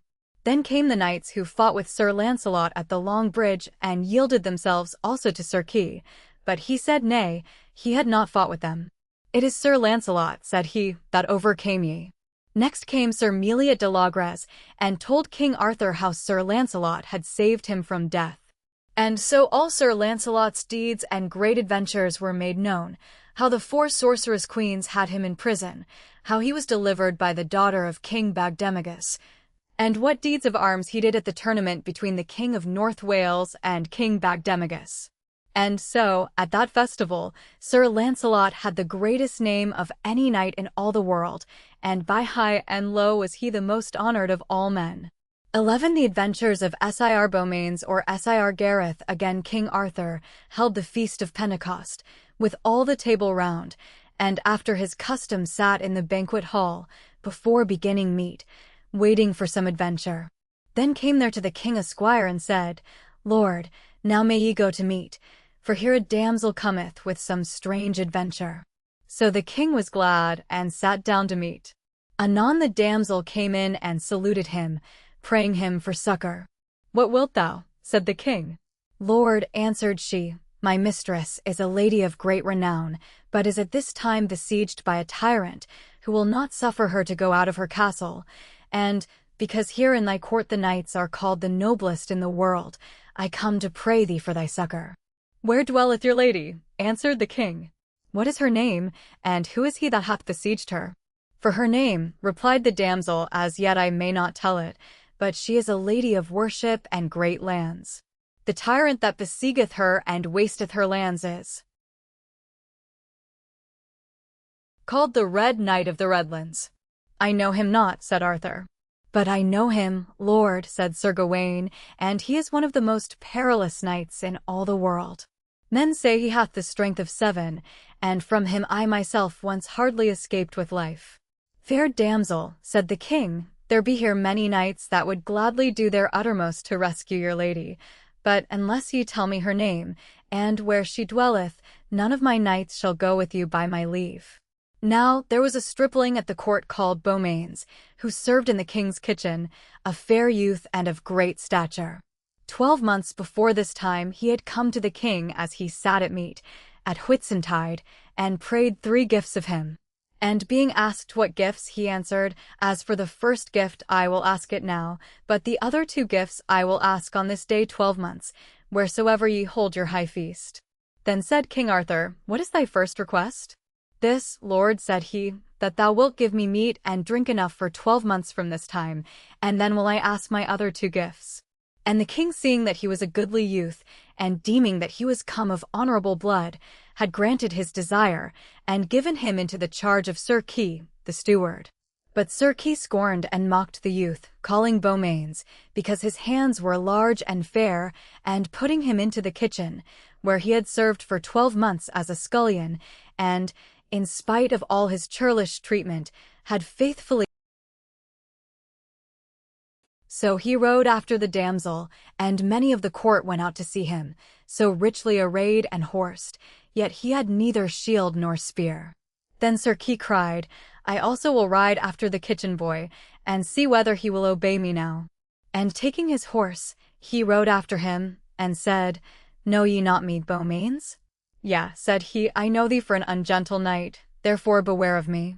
Then Sir Kay put his spear in rest and ran at him, but Beaumains rushed upon him with his sword in his hand, and therewith, putting aside the spear, struck Sir Kay so sorely in the side that he fell down as if dead. Then he alighted, and took his shield and spear, and bade his dwarf ride upon Sir Kay's horse. By this time Sir Lancelot had come up, and Beaumains offering to tilt with him, they both made ready. And their horses came together so fiercely that both fell to the earth, full sorely bruised. Then they arose, and Beaumains, putting up his shield before him, offered to fight Sir Lancelot on foot. So they rushed upon each other, striking and thrusting and parrying for the space of an hour. And Lancelot marveled at the strength of Beaumains, for he fought more like a giant than a man, and his fighting was passing fierce and terrible. So at the last he said, Fight not so sorely, Beaumains, our quarrel is not such that we may not now cease. True, answered Beaumains, yet it doth me good to feel thy might, though I have not yet proved my uttermost. For his life. Whither fleest thou? Said Sir Beaumains. O Lord, he answered, help me, for, in a valley hard by, there are 6 thieves, who have taken my lord, and bound him, and I fear will slay him. Bring me thither, said Sir Beaumains. So they rode to the place, and Sir Beaumains rushed after the thieves, and smote one at the first stroke, so that he died, and then, with 2 other blows, slew a second and third. Then fled the other 3, and Sir Beaumains rode after them, and overtook and slew them all. Then he returned and unbound the knight. And the knight thanked him, and prayed him to ride to his castle, where he would reward him. Sir, answered Sir Beaumains, I will have no reward of thee, for but this day was I made knight by the most noble Sir Lancelot, and, besides, I must go with this damsel. Then the knight begged the damsel to rest that night at his castle. So they all rode thither, and ever the damsel scoffed at Sir Beaumains as a kitchen boy, and laughed at him before the knight their host, so that he set his meat before him at a lower table, as though he were not of their company. And on the morrow, the damsel and Sir Beaumains took their leave of the knight, and, thanking him, departed. Then they rode on their way till they came to a great forest, through which flowed a river, and there was but one passage over it, whereat stood 2 knights armed to hinder the way. Wilt thou match those 2 knights, said the damsel to Sir Beaumains, or return again? Prowess. Well, damsel, said he, say what ye will, wherever ye go I will follow. So they rode on until the eventide, and still the damsel evermore kept chiding Sir Beaumains. Then came they to a black space of land, whereon was a black hawthorn tree, and on the tree there hung a black banner, and on the other side was a black shield and spear, and by them a great black horse, covered with silk, and hard by sat a knight armed in black armor, whose name was the Knight of the Blacklands. When the damsel saw him, she cried out to Beaumains, Flee down the valley, for thy horse is not saddled. Wilt thou forever deem me coward? Answered he. With that came the Black Knight to the damsel, and said, Fair damsel, hast thou brought this knight from Arthur's court to be thy champion? Not so, fair knight, said she, he is but a kitchen knave. Then wherefore cometh he in such array? Said he, It is a shame that he should bear thee company. I cannot be delivered from him, answered she, for in spite of me he rideth with me, and would to heaven you would put him from me, or now slay him, for he hath slain 2 knights at the river passage yonder, and done many marvellous deeds through pure mischance. I marvel, said the Black Knight, that any man of worship will fight with him. They know him not, said the damsel, and think, because he rideth with me, that he is well born. Truly, "He hath a goodly person, and is likely to be a strong man," replied the knight, "but since he is no man of worship, he shall leave his horse and armor with me, for it were a shame for me to do him more harm." When Sir Beaumains heard him speak thus, he said, "Horse or armor gettest thou none of me, Sir Knight, save thou winnest them with thy hands. Therefore defend thyself, and let me see what thou canst do." "How sayest thou?" answered the Black Knight. "Now quit this lady also, for it beseemeth not a kitchen knave like thee to ride with such a lady." "I am of higher lineage than thou," said Sir Beaumains, "and will straightway prove it on thy body." Then furiously they drove their horses at each other, and came together as it had been thunder. "That I am beaten or slain," answered Sir Beaumains, "but I warn thee, fair damsel, that I will not flee away, nor leave thy company or my quest, for all that ye can say." Anon, as they rode, they saw a knight come swiftly towards them, dressed all in green, who, calling to the damsel, said, "Is that my brother, the Black Knight, that you have brought with you?" "Nay, and alas," said she, "this kitchen knave hath slain thy brother through mischance." "Alas," said the Green Knight, "that such a noble knight as he was should be slain by a knave's hand." "Traitor," cried he to Sir Beaumains, "thou shalt die for this. Sir Perard was my brother, and a full noble knight." "I defy thee," said Sir Beaumains, "for I slew him knightly and not shamefully." Then the Green Knight rode to a thorn whereon hung a green horn, and, when he blew 3 notes, there came 3 damsels forth, who quickly armed him, and brought him a great horse and a green shield and spear. Then did they run at one another with their fullest might, and brake their spears asunder, and, drawing their swords, they closed in fight, and sorely smote and wounded each other with many grievous blows. At last, Sir Beaumains' horse jostled against the Green Knight's horse and overthrew him. Then both alighted, and, hurtling together like mad lions, fought a great while on foot. But the damsel cheered the Green Knight, and said, "My lord, why wilt thou let a kitchen knave so long stand up against thee?" Hearing these words, he was ashamed, and gave Sir Beaumains such a mighty stroke as clave his shield asunder.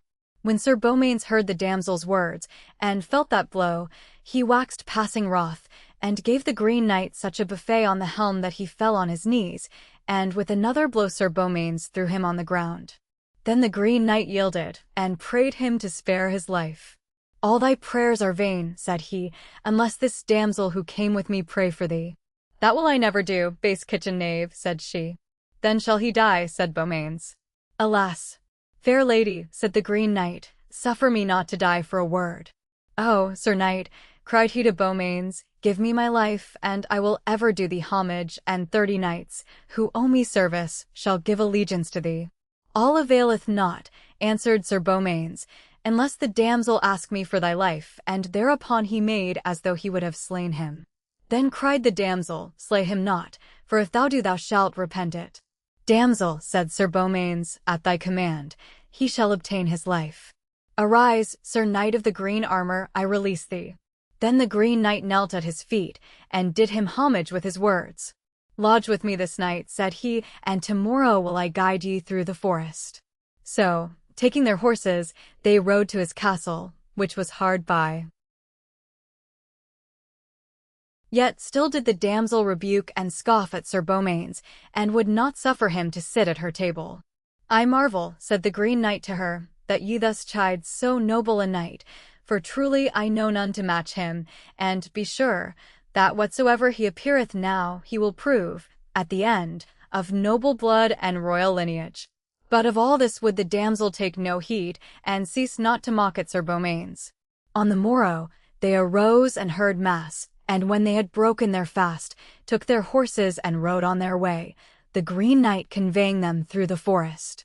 Then, when he had led them for a while, he said to Sir Beaumains, "My lord, my 30 knights, and I shall always be at thy command whensoever thou shalt send for us." "It is well said," replied he, "and when I call upon you, you shall yield yourself and all your knights unto King Arthur." "That will we gladly do," said the Green Knight, and so departed. And the damsel rode on before Sir Beaumains, and said to him, "Why dost thou follow me, thou kitchen boy? I counsel thee to throw aside thy spear and shield, and flee betimes, For wert thou as mighty as Sir Lancelot or Sir Tristram, thou shouldest not pass a valley near this place, called the Pass Perilous.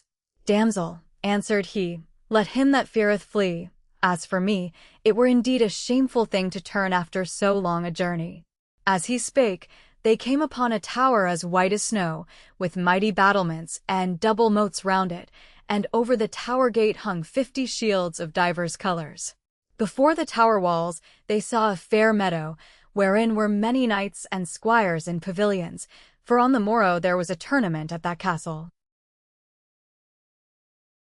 Then did he lift his sword to slay him, but the damsel cried aloud, Slay him not, Beaumains, for he is a noble knight. Then Sir Beaumains bade him rise up and thank the damsel, which straightway he did, and afterwards invited them to his castle, and made them goodly cheer. But notwithstanding all Sir Beaumains' mighty deeds, the damsel ceased not to revile and chide him, at which the Red Knight marvelled much, and caused his 60 knights to watch Sir Beaumains, that no villainy might happen to him. And on the morrow they heard mass and broke their fast, and the Red Knight came before Sir Beaumains, with his 60 knights, and proffered him homage and fealty. I thank thee, answered he, and when I call upon thee thou shalt come before my lord King Arthur at his court, and yield yourselves to him. That will we surely do, said the Red Knight. So Sir Beaumains and the damsel departed. And as she constantly reviled him and tormented him, he said to her, Damsel, ye are discourteous thus always to rebuke me, for I have done you service, and for all your threats of knights that shall destroy me, all they who come lie in the dust before me. Now, therefore, I pray you rebuke me no more till you see me beaten or a recreant, and then bid me go from you. There shall soon meet thee a knight who shall repay thee all thy deeds. Thou boaster, answered she, for, save King Arthur, he is the man of most worship in the world. It will be the greater honor to encounter him, said Sir Beaumains. Soon after, they saw before them a city passing fair, and between them and the city was a meadow newly mown, wherein were many goodly tents. Sayest thou yonder blue pavilion? Said the damsel to Sir Beaumains, it is Sir Persant, the lord of that great city, whose custom is, in all fair weather, to lie in this meadow, and joust with his knights. And as she spake, Sir Persant, who had espied them coming, sent a messenger to meet Sir Beaumains, and to ask him if he came in war or peace. Say to thy lord, he answered, that I care not whether of the twain it be. So when the messenger gave this reply, Sir Persant came out to fight with Sir Beaumains. And making ready, they rode their steeds against each other, and when their spears were shivered asunder, they fought with their swords. And for more than 2 hours did they hack and hew at each other, till their shields and hauberks were all dented with many blows, and they themselves were sorely wounded. And at the last, Sir Beaumains smote Sir Persant on the helm, so that he fell grovelling on the earth. And when he unlaced his helm to slay him, the damsel prayed for his life. That will I grant gladly, answered Sir Beaumains, for it were pity such a noble knight should die. Gramercy, said Sir Persant, for now I certainly know that it was thou who slewest my brother, the Black Knight, Sir Pererd, and overcame my brothers, the Green Knight, Sir Pertolope, and the Red Knight, Sir Paramones, and since thou hast overcome me also, I will do thee homage and fealty, and place at thy command 100 knights to do thy bidding. But when the damsel saw Sir Persant overthrown, she marvelled greatly at the might of Sir Beaumains, and said, What manner of man may ye be? For now am I sure that ye be come of noble blood. And, truly, never did woman revile knight as I have done thee, and yet ye have ever courteously borne with me, which surely never had been were ye not of gentle blood and lineage. Lady, replied Sir Beaumains, a knight is little worth who may not bear with a damsel, and so whatsoever ye said to me I took no heed, save only that at times when your scorn angered me, it made me all the stronger against those with whom I fought. And thus have ye furthered me in my battles. But whether I be born of gentle blood or no, I have done you gentle service, and peradventure will do better still, ere I depart from you. Alas, said she, weeping at his courtesy, forgive me, fair Sir Beaumains, all that I have missaid and misdone against you. With all my heart, said he, "and since you now speak fairly to me, I am passing glad of heart, and methinks I have the strength to overcome whatever knights I shall henceforth encounter." Then Sir Persant prayed them to come to his pavilion, and set before them wines and spices, and made them great cheer. So they rested that night, and on the morrow the damsel and Sir Beaumains rose and heard mass.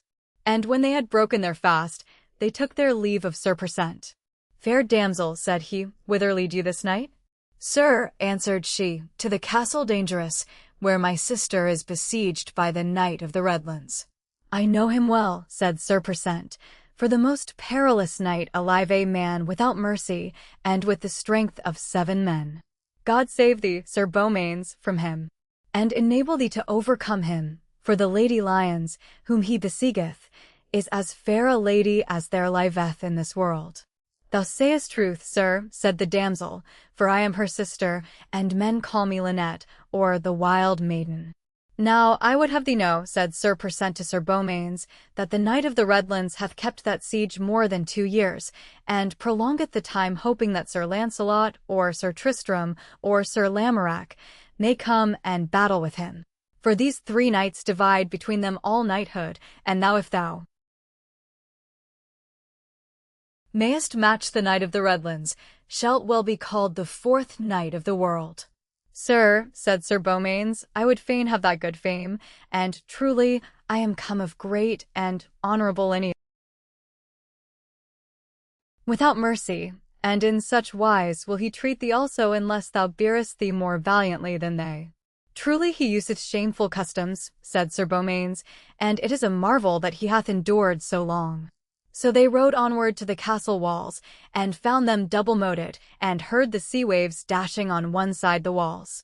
Then said the damsel, "See you that ivory horn hanging upon the sycamore tree? The Knight of the Redlands hath hung it there, that any knight may blow thereon, and then will he himself come out and fight with him. But I pray thee sound it not till high noontide, for now it is but daybreak, and till noon his strength increases to the might of 7 men." "Let that be as it may, fair damsel," answered he, "for were he stronger knight than ever lived, I would not fail him. Either will I defeat him at his mightiest, or die knightly in the field." With that he spurred his horse unto the sycamore, and blew the ivory horn so eagerly that all the castle rang its echoes. Instantly all the knights who were in the pavilions ran forth, and those within the castle looked out from the windows, or above the walls. And the Knight of the Redlands, arming himself quickly in blood-red armor, with spear and shield and horse's trappings of like color, rode forth into a little valley by the castle walls, so that all in the castle and at the siege might see the battle. "Be of good cheer," said the damsel Lynette to Sir Beaumains, "for thy deadly enemy now cometh, and at yonder window is my lady and sister, Dame Lyons." "In good sooth," said Sir Beaumains, "she is the fairest lady I have ever seen, and I would wish no better quarrel than to fight for her." With that, he looked up to the window, and saw the Lady Lyons, who waved her handkerchief to her sister and to him to cheer them. Then called the Knight of the Redlands to Sir Beaumains, "Leave now thy gazing, Sir Knight, and turn to me, for I warn thee that lady is mine." "She loveth none of thy fellowship," he answered, "but know this, that I love her, and will rescue her from thee, or die." "Say ye so?" said the Red Knight. "Take ye no warning from those knights that hang on yonder trees?" "For shame that thou so boastest," said Sir Beaumains. "Be sure that sight hath raised a hatred for thee that will not lightly be put out, and given me not fear, but rage." "Sir Knight, defend thyself," said the Knight of the Redlands, "for we will talk no longer." Then did they put their spears in rest, and came together at the fullest speed of their horses, and smote each other in the midst of their shields, so that their horses' harness sundered by the shock, and they fell to the ground. And both lay there so long time, stunned, that many deemed their necks were broken. And all men said the strange knight was a strong man and a noble juster, for none had ever yet so matched the Knight of the Redlands. Then, in a while, they rose, and putting up their shields before them, drew their swords, and fought with fury, running at each other like wild beasts, now striking such buffets that both reeled backwards, now hewing at each other till they shore the harness off in pieces. and left their bodies naked and unarmed. And thus they fought till noon was past, when, for a time, they rested to get breath, so sorely staggering and bleeding, that many who beheld them wept for pity. Then they renewed the battle, sometimes rushing so furiously together that both fell to the ground, and anon changing swords in their confusion. Thus they endured, and lashed, and struggled, until eventide, and none who saw knew which was the likeliest to win, for though the Knight of the Redlands was a wily and subtle warrior, his subtlety made Sir Beaumains wilier and wiser too. So once again they rested for a little space, and took their helms off to find breath. But when Sir Beaumains' helm was off, he looked up to Dame Lyons, where she leaned, gazing and weeping from her window. And when he saw the sweetness of her smiling, all his heart was light and joyful, and starting up, he bade the Knight of the Redlands make ready. Then did they lace their helms and fight together yet afresh, as though they had never fought before. And at the last, the Knight of the Redlands with a sudden stroke smote Sir Beaumains on the hand, so that his sword fell from it, and with a second stroke upon the helm he drove him to the earth. Then cried aloud the damsel Lynette, Alas, Sir Beaumains, see how my sister weepeth to behold thee fallen.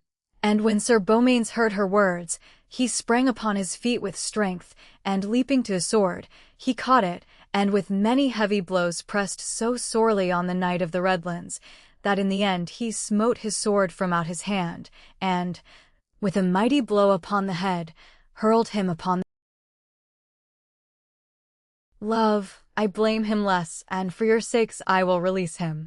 But on this agreement only shall he hold his life, that straightway he depart into the castle, and yield him to the lady there, and make her such amends as she shall ask, for all the trespass he hath done upon her lands, and afterwards, that he shall go unto King Arthur's court, and ask the pardon of Sir Launcelot and Sir Gawain for all the evil he hath done against them.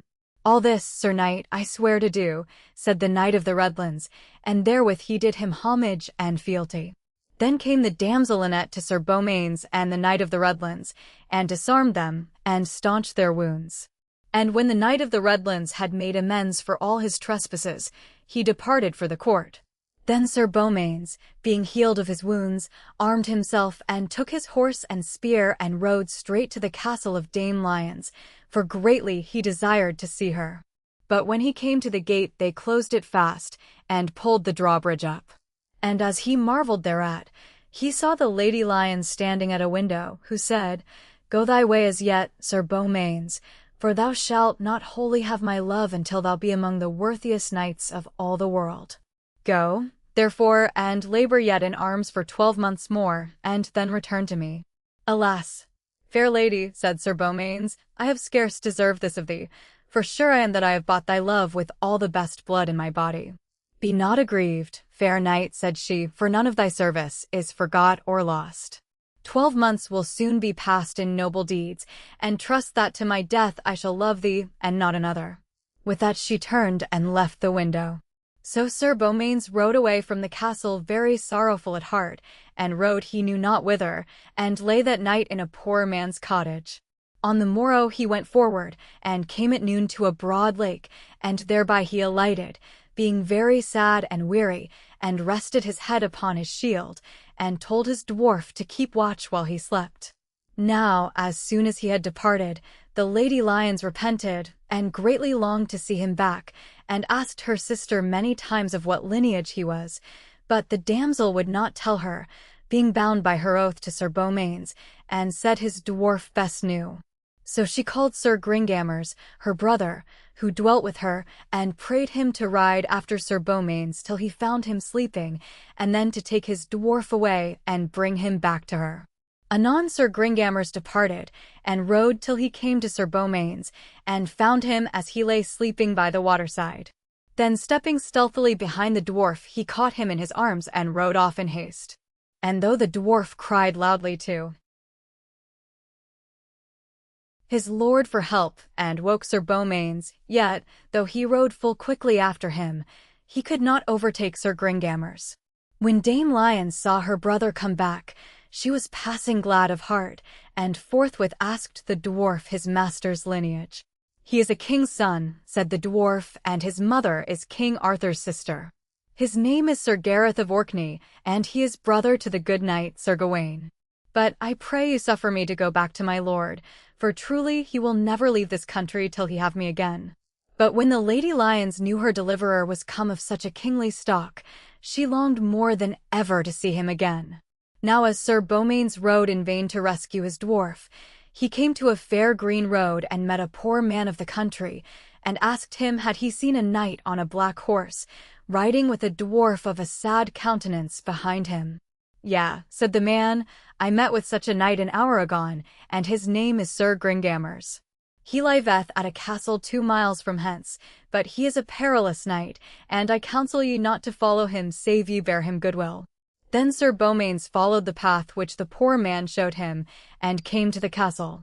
And riding to the gate in great anger, he drew his sword, and cried aloud, "Sir Gringamers, thou traitor, deliver me my dwarf again, or by my knighthood it shall be ill for thee."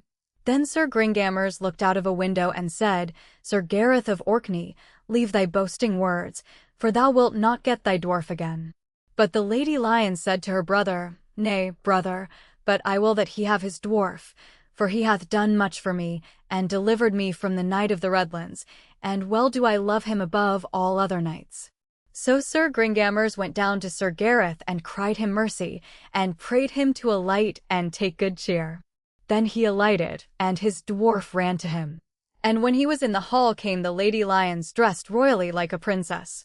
And Sir Gareth was right glad of heart when he saw her. Then she told him how she had made her brother take away his dwarf and bring him back to her.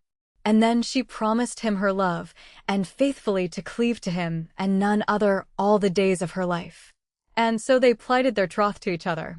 Then Sir Gringamers prayed him to sojourn at the castle, which willing he did. "For," said he, "I have promised to quit the court for 12 months, though sure I am that in the meanwhile I shall be sought and found by my lord King Arthur and many others."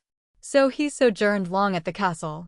Anon the knights, Sir Persant, Sir Perimones, and Sir Pertolope, whom Sir Gareth had overthrown, went to King Arthur's court with all the knights who did them service, and told the king they had been conquered by a knight of his named Beaumains. And as they yet were talking, it was told the king there came another great lord with 500 knights, who, entering in, did homage and declared himself to be the Knight of the Redlands. "But my true name," said he, "is Ironside, and I am hither sent by one Sir Beaumains, who conquered me and charged me to yield unto your grace." "Thou art welcome," said King Arthur, "for thou hast been long a foe to me and mine, and truly I am much beholden to the knight who sent thee. And now, Sir Ironside, if thou wilt amend thy life and hold of me, I will entreat thee as a friend, and make thee Knight of the Round Table, but thou mayst no more be a murderer of noble knights." Then the Knight of the Redlands knelt to the king, and told him of his promise to Sir Beaumains to use never more such shameful customs, and how he had so done, but at the prayer of a lady whom he loved. Then Arthur asketh for me, advise him thus that he proclaim a tournament before this castle on Assumption Day, and that the knight who proveth best shall win yourself and all your lands. So the Lady Lyons departed and came to King Arthur's court, and there was right nobly welcomed. And when they asked her where Sir Gareth was, she said she could not tell. "But, Lord," said she, "with thy goodwill I will proclaim a tournament before my castle on the feast of the Assumption, whereof the prize shall be myself and all my lands.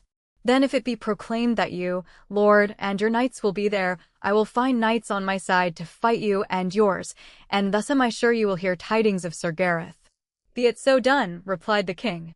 So Sir Gareth sent messengers privily to Sir Persant and Sir Ironside, and charged them to be ready on the day appointed, with their companies of knights to aid him and his party against the king.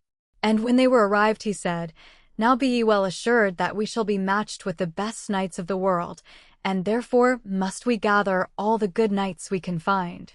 So proclamation was made throughout all England, Wales, Scotland, Ireland, and Cornwall, and in the Out Isles and other countries, that at the feast of the Assumption of Our Lady, next coming, all knights who came to joust at Castle Perilous should make choice whether they would side with the king or with the castle. Then came many good knights on the side of the castle. Sir Epaminondas, the son of the king of Northumberland, and Sir Palomides the Saracen, and Sir Grummore Grummersome, a good knight of Scotland, and Sir Brian de Isles, a noble knight, and Sir Carados of the Tower Dolorous, and Sir Tristram, who as yet was not a knight of the Round Table, and many others. But none among them knew Sir Gareth, for he took no more upon him than any mean person. And on King Arthur's side there came the King of Ireland and the King of Scotland, the noble prince Sir Galahad, Sir Gawain and his brothers Sir Agravain and Sir Gaheris, Sir Owain, Sir Tor, Sir Perceval, and Sir Lamorak, Sir Lancelot also and his kindred, Sir Lionel, Sir Ector, Sir Bors and Sir Bedivere, likewise Sir Kay, and the most part of the Table Round. The two queens also, Queen Guinevere and the Queen of Orkney, Sir Gareth's mother, came with the king. So there was a great array both within and without the castle, with all manner of feasting and minstrelsy. Now before the tournament began, Sir Gareth privily prayed Dame Lyons, Sir Gringamers, Sir Ironside, and Sir Persant, that they would in no wise disclose his name, nor make more of him than of any common knight. Then said Dame Lyons, Dear lord, I pray thee take this ring, which hath the power to change the wearer's clothing into any color he may will, and guardeth him from any loss of blood. But give it me again, I pray thee, when the tournament is done, for it greatly increaseth my beauty whensoever I wear it. Gramercy, mine own lady, said Sir Gareth, I wished for nothing better, for now I may be certainly disguised as long as I will.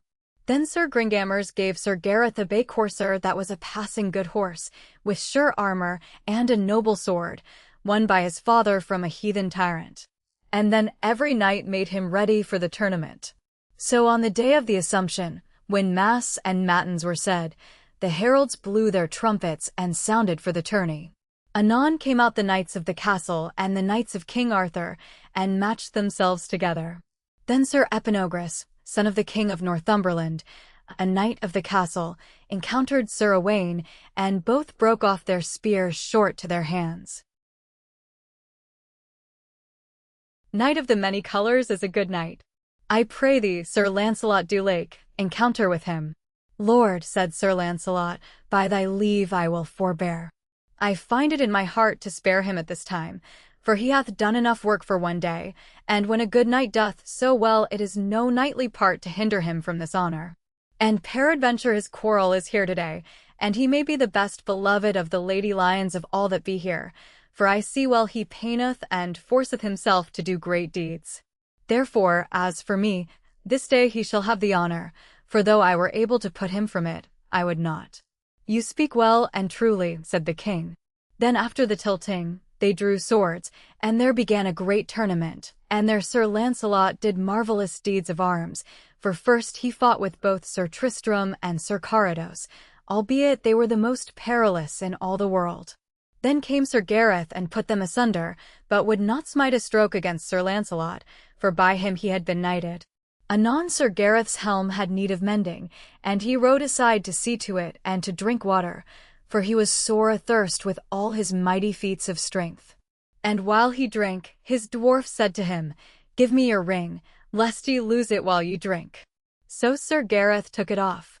And when he had finished drinking, he rode back eagerly to the field, and in his haste forgot to take the ring again.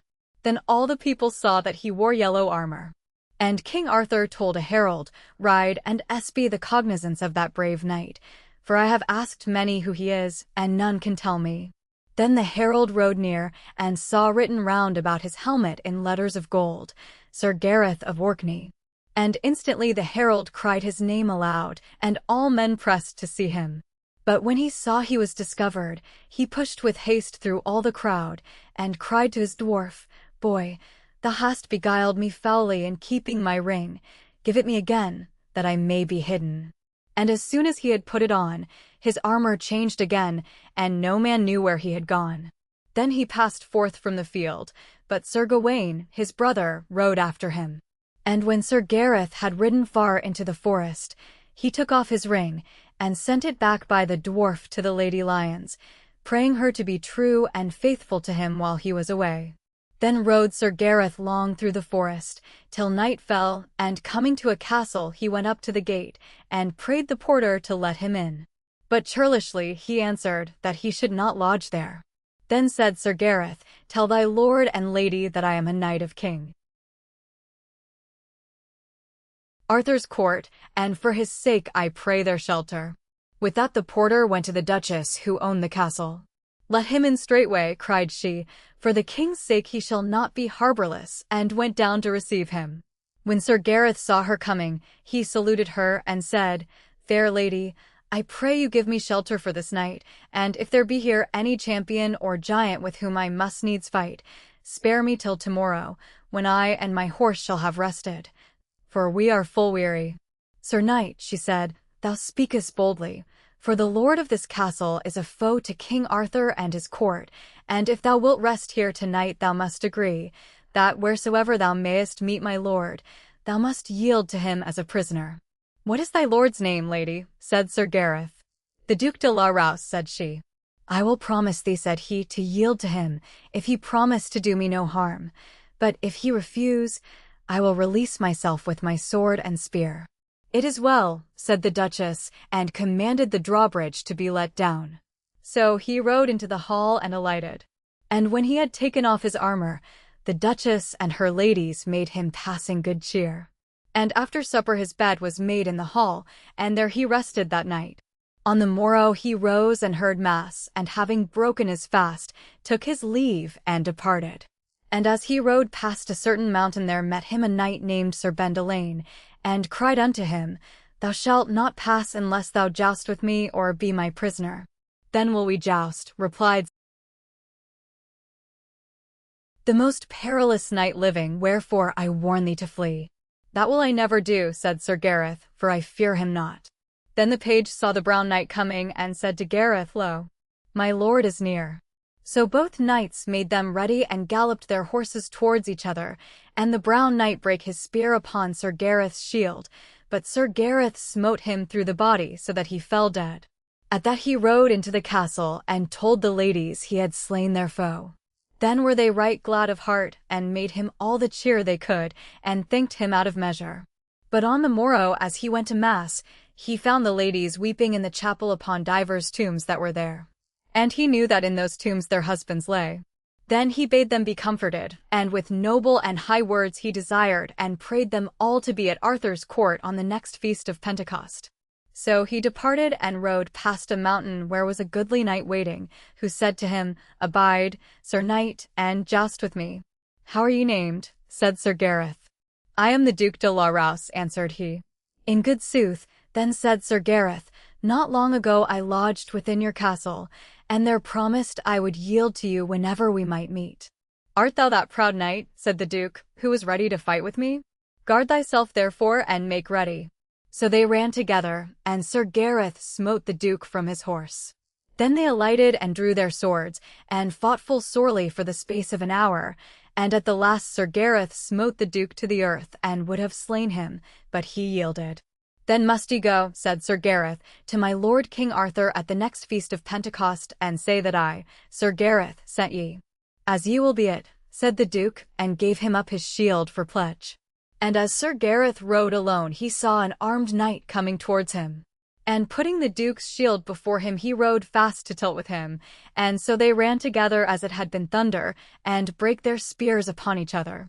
Then fought they fiercely with their swords, and lashed together with such mighty strokes that blood ran to the ground on every side. And after they had fought together for 2 hours and more, it chanced the damsel Lynette passed that way, and when she saw them, she cried out, Sir Gawain and Sir Gareth, leave your fighting, for ye are brethren. At that they threw away their shields and swords, and took each other in their arms, and wept a great while ere they could speak. And each gave to the other the honor of the battle, and there was many a kind word between them. Then said Sir Gawain, O my brother, for your sake have I had great sorrow and labor. But truly I would honor you though you were not my brother, for ye have done great worship to King Arthur and his court, and sent more knights to him than any of the table round, except Sir Launcelot. Then the damsel Lynette staunched their wounds, and their horses being weary, she rode her palfrey to King Arthur, and told him of this strange adventure. When she had told her tidings, the king himself mounted his horse and bade all come with him to meet them. So a great company of lords and ladies went forth to meet the brothers. And when King Arthur saw them, he would have spoken hearty words, but for gladness he could not. And both Sir Gawain and Sir Gareth fell down at their uncle's knees and did him homage, and there was passing great joy and gladness among them all. Then said the king to the damsel Lynette, Why cometh not the Lady Lyons to visit her knight, Sir Gareth, who hath had such travail for her love? She knoweth not, my lord, that he is here, replied the damsel, for truly she desireth greatly to see him. Go ye and bring her hither, said the king. So the damsel rode to tell her sister where Sir Gareth was, and when she heard it she rejoiced full heartily, and came with all the speed she could. And when Sir Gareth saw her, there was great joy and comfort between them. Then the king asked Sir Gareth whether he would have that lady for his wife. My lord, replied Sir Gareth, know well that I love her above all ladies living. Now, fair lady, said King Arthur, what say ye? Most noble king, she answered, my lord, Sir Gareth, is my first love and shall be my last, and if I may not have him for my husband, I will have none. Then said the king to them, Be well assured that for my crown I would not be the cause of parting your two hearts. Then was high preparation made for the marriage, for the king desired it should be at the Michaelmas next following, at King Kenedon by the sea. So Sir Gareth sent out messages to all the knights whom he had overcome in battle that they should be there upon his marriage day. Therefore, at the next Michaelmas, came a goodly company to King Kenedon by the sea. And there did the Archbishop of Canterbury marry Sir Gareth and the Lady Lyons with all solemnity. And all the knights whom Sir Gareth had overcome were at the feast, and every manner of revels and games was held with music and minstrelsy. And there was a great jousting for 3 days. But because of his bride the king would not suffer Sir Gareth to joust. Then did King Arthur give great lands and fair, with store of gold, to Sir Gareth and his wife, that so they might live royally together to their lives' end. 12. The Adventures of Sir Tristram. Again King Arthur held high festival at Caerleon, at Pentecost, and gathered round him all the fellowship of the Round Table, and so, according to his custom, sat and waited till some adventure should arise, or some knight return to court whose deeds and perils might be told. Anon he saw Sir Launcelot and a crowd of knights coming through the doors, and leading in their midst the mighty knight, Sir Tristram. As soon as King Arthur saw him, he rose up and went through half the hall, and held out both his hands and cried, Right welcome to thee, good Sir Tristram, as welcome art thou as any knight that ever came before into this court. A long time have I wished for thee amongst my fellowship. Then all the knights and barons rose up with one accord and came around, and cried out, Welcome. Queen Guinevere came also, and many ladies with her, and all with one voice said the same. Then the king took Sir Tristram by the hand, and led him to the Round Table, and said, Welcome again for one of the best and gentlest knights in all the world, a chief in war, a chief in peace, a chief in field and forest, a chief in the ladies' chamber. Right heartily welcome to this court, and mayest thou long abide in it. When he had so said, he looked at every empty seat until he came to what had been Sir Marhaus, and there he found written in gold letters, This is the seat of the noble knight Sir Tristram. Whereat they made him, with great cheer and gladness, a fellow of the Round Table. Now the story of Sir Tristram was as follows. There was a king of Lyonesse, named Meliodas, married to the sister of King Mark of Cornwall, a right fair lady and a good. And so it happened that King Meliodas hunting in the woods was taken by enchantment and made prisoner in a castle. When his wife Elizabeth heard it, she was nigh mad with grief, and ran into the forest to seek out her lord. To child, a boy, and called him with her latest breath Tristram, for she said, His name shall show how sadly he hath come into this world. Therewith she gave up her ghost, and the gentlewoman who was with her took the child and wrapped it from the cold as well as she was able, and lay down with it in her arms beneath the shadow of a tree hard by, expecting death to come to her in turn. But shortly after came a company of lords and barons seeking for the queen, and found the lady and the child, and took them home. And on the next day came King Meliodas, whom Merlin had delivered, and when he heard of the queen's death his sorrow was greater than tongue can tell. And anon he buried her solemnly.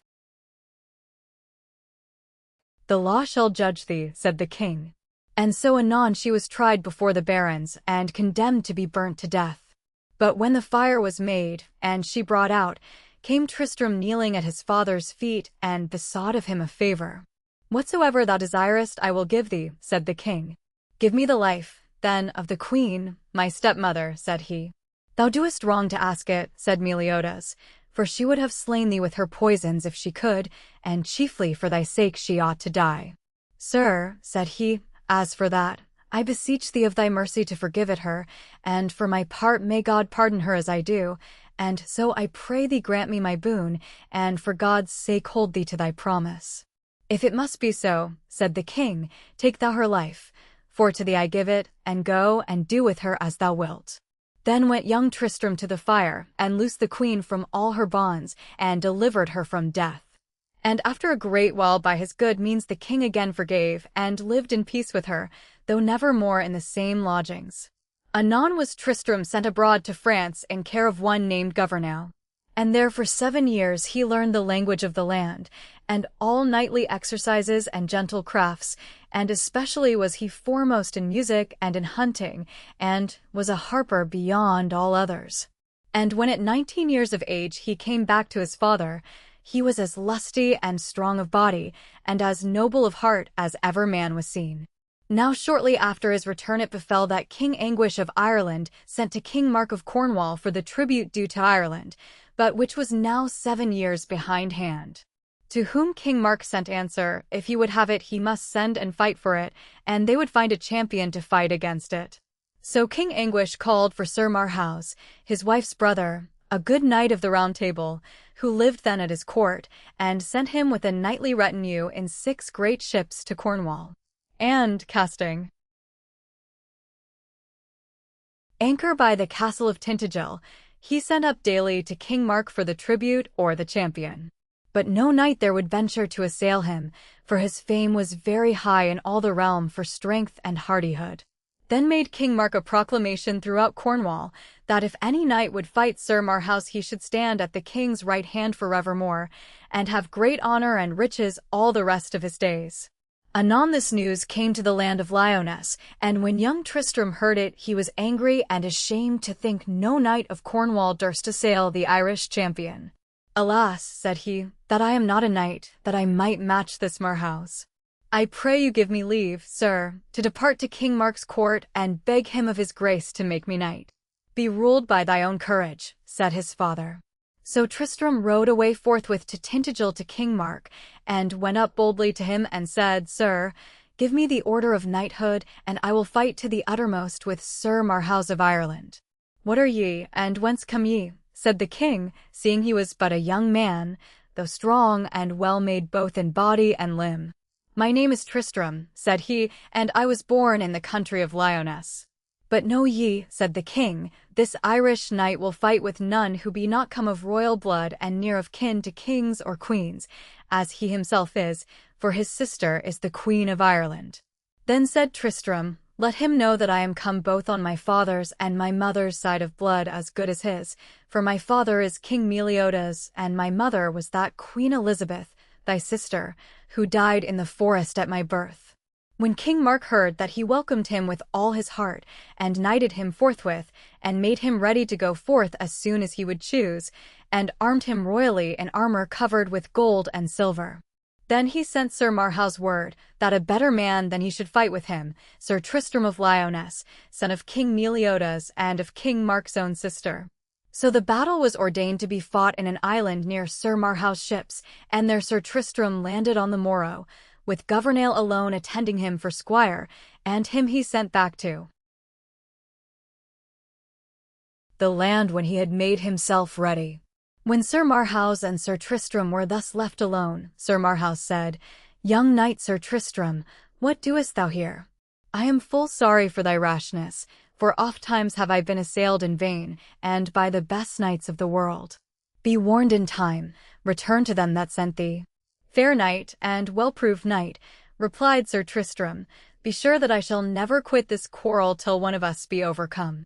For this cause have I been made knight, and thou shalt know before we part that though as yet improved, I am a king's son and firstborn of a queen. Moreover, I have promised to deliver Cornwall from this ancient burden, or to die. Also, thou shouldst have known, Sir Marhaus, that thy valor and thy might are but the better reasons why I should assail thee, for whether I win or lose I shall gain honor to have met so great a knight as thou art. Then they began the battle, and tilted at their hardest against each other, so that both knights and horses fell to the earth. But Sir Marhaus' spear smote Sir Tristram a great wound in the side. Then, springing up from their horses, they lashed together with their swords like two wild boars. And when they had stricken together a great while they left off strokes and lunged at one another's breasts and visors, but seeing this availed not they hurtled together again to bear each other down. Thus fought they more than half the day, till both were sorely spent and blood ran from them to the ground on every side.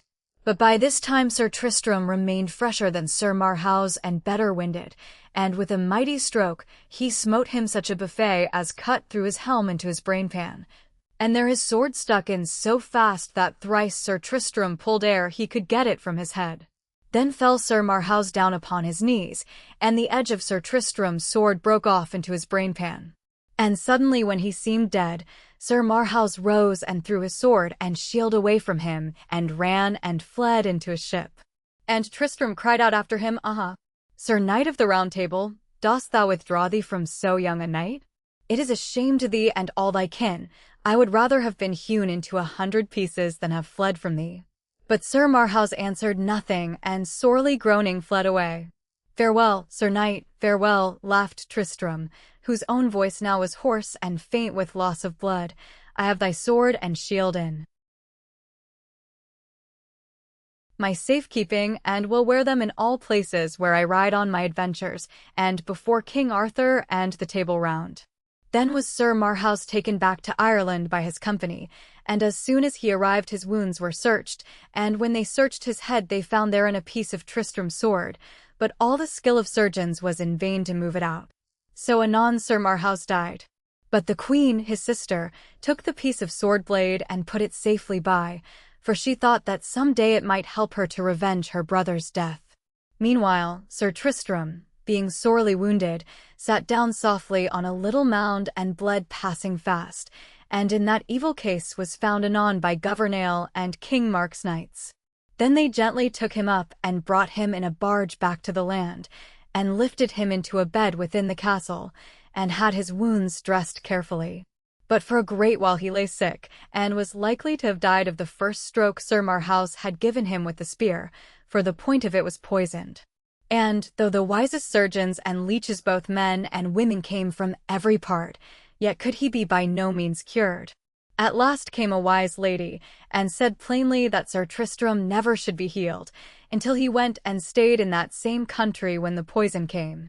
When this was understood, the king sent Sir Tristram in a fair and goodly ship to Ireland, and by fortune he arrived fast by a castle where the king and queen were.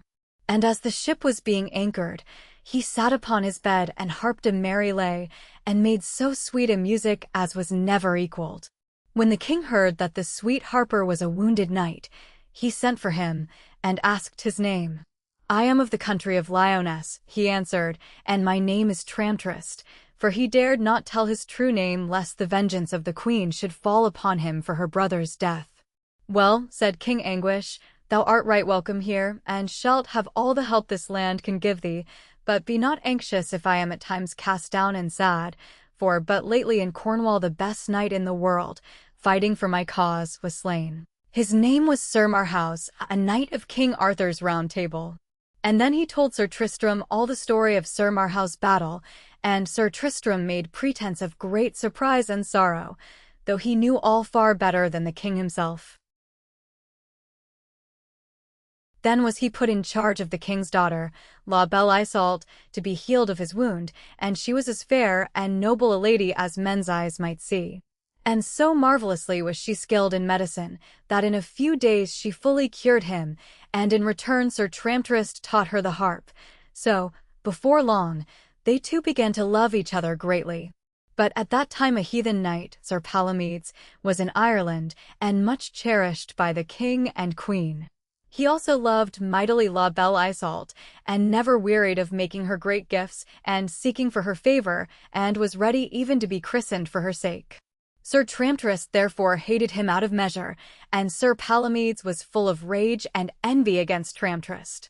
And so it befell that King Anguish proclaimed a great tournament to be held, the prize whereof should be a lady called the Lady of the Lawns, of near kindred to the king, and her the winner of the tournament should wed in 3 days afterwards, and possess all her lands.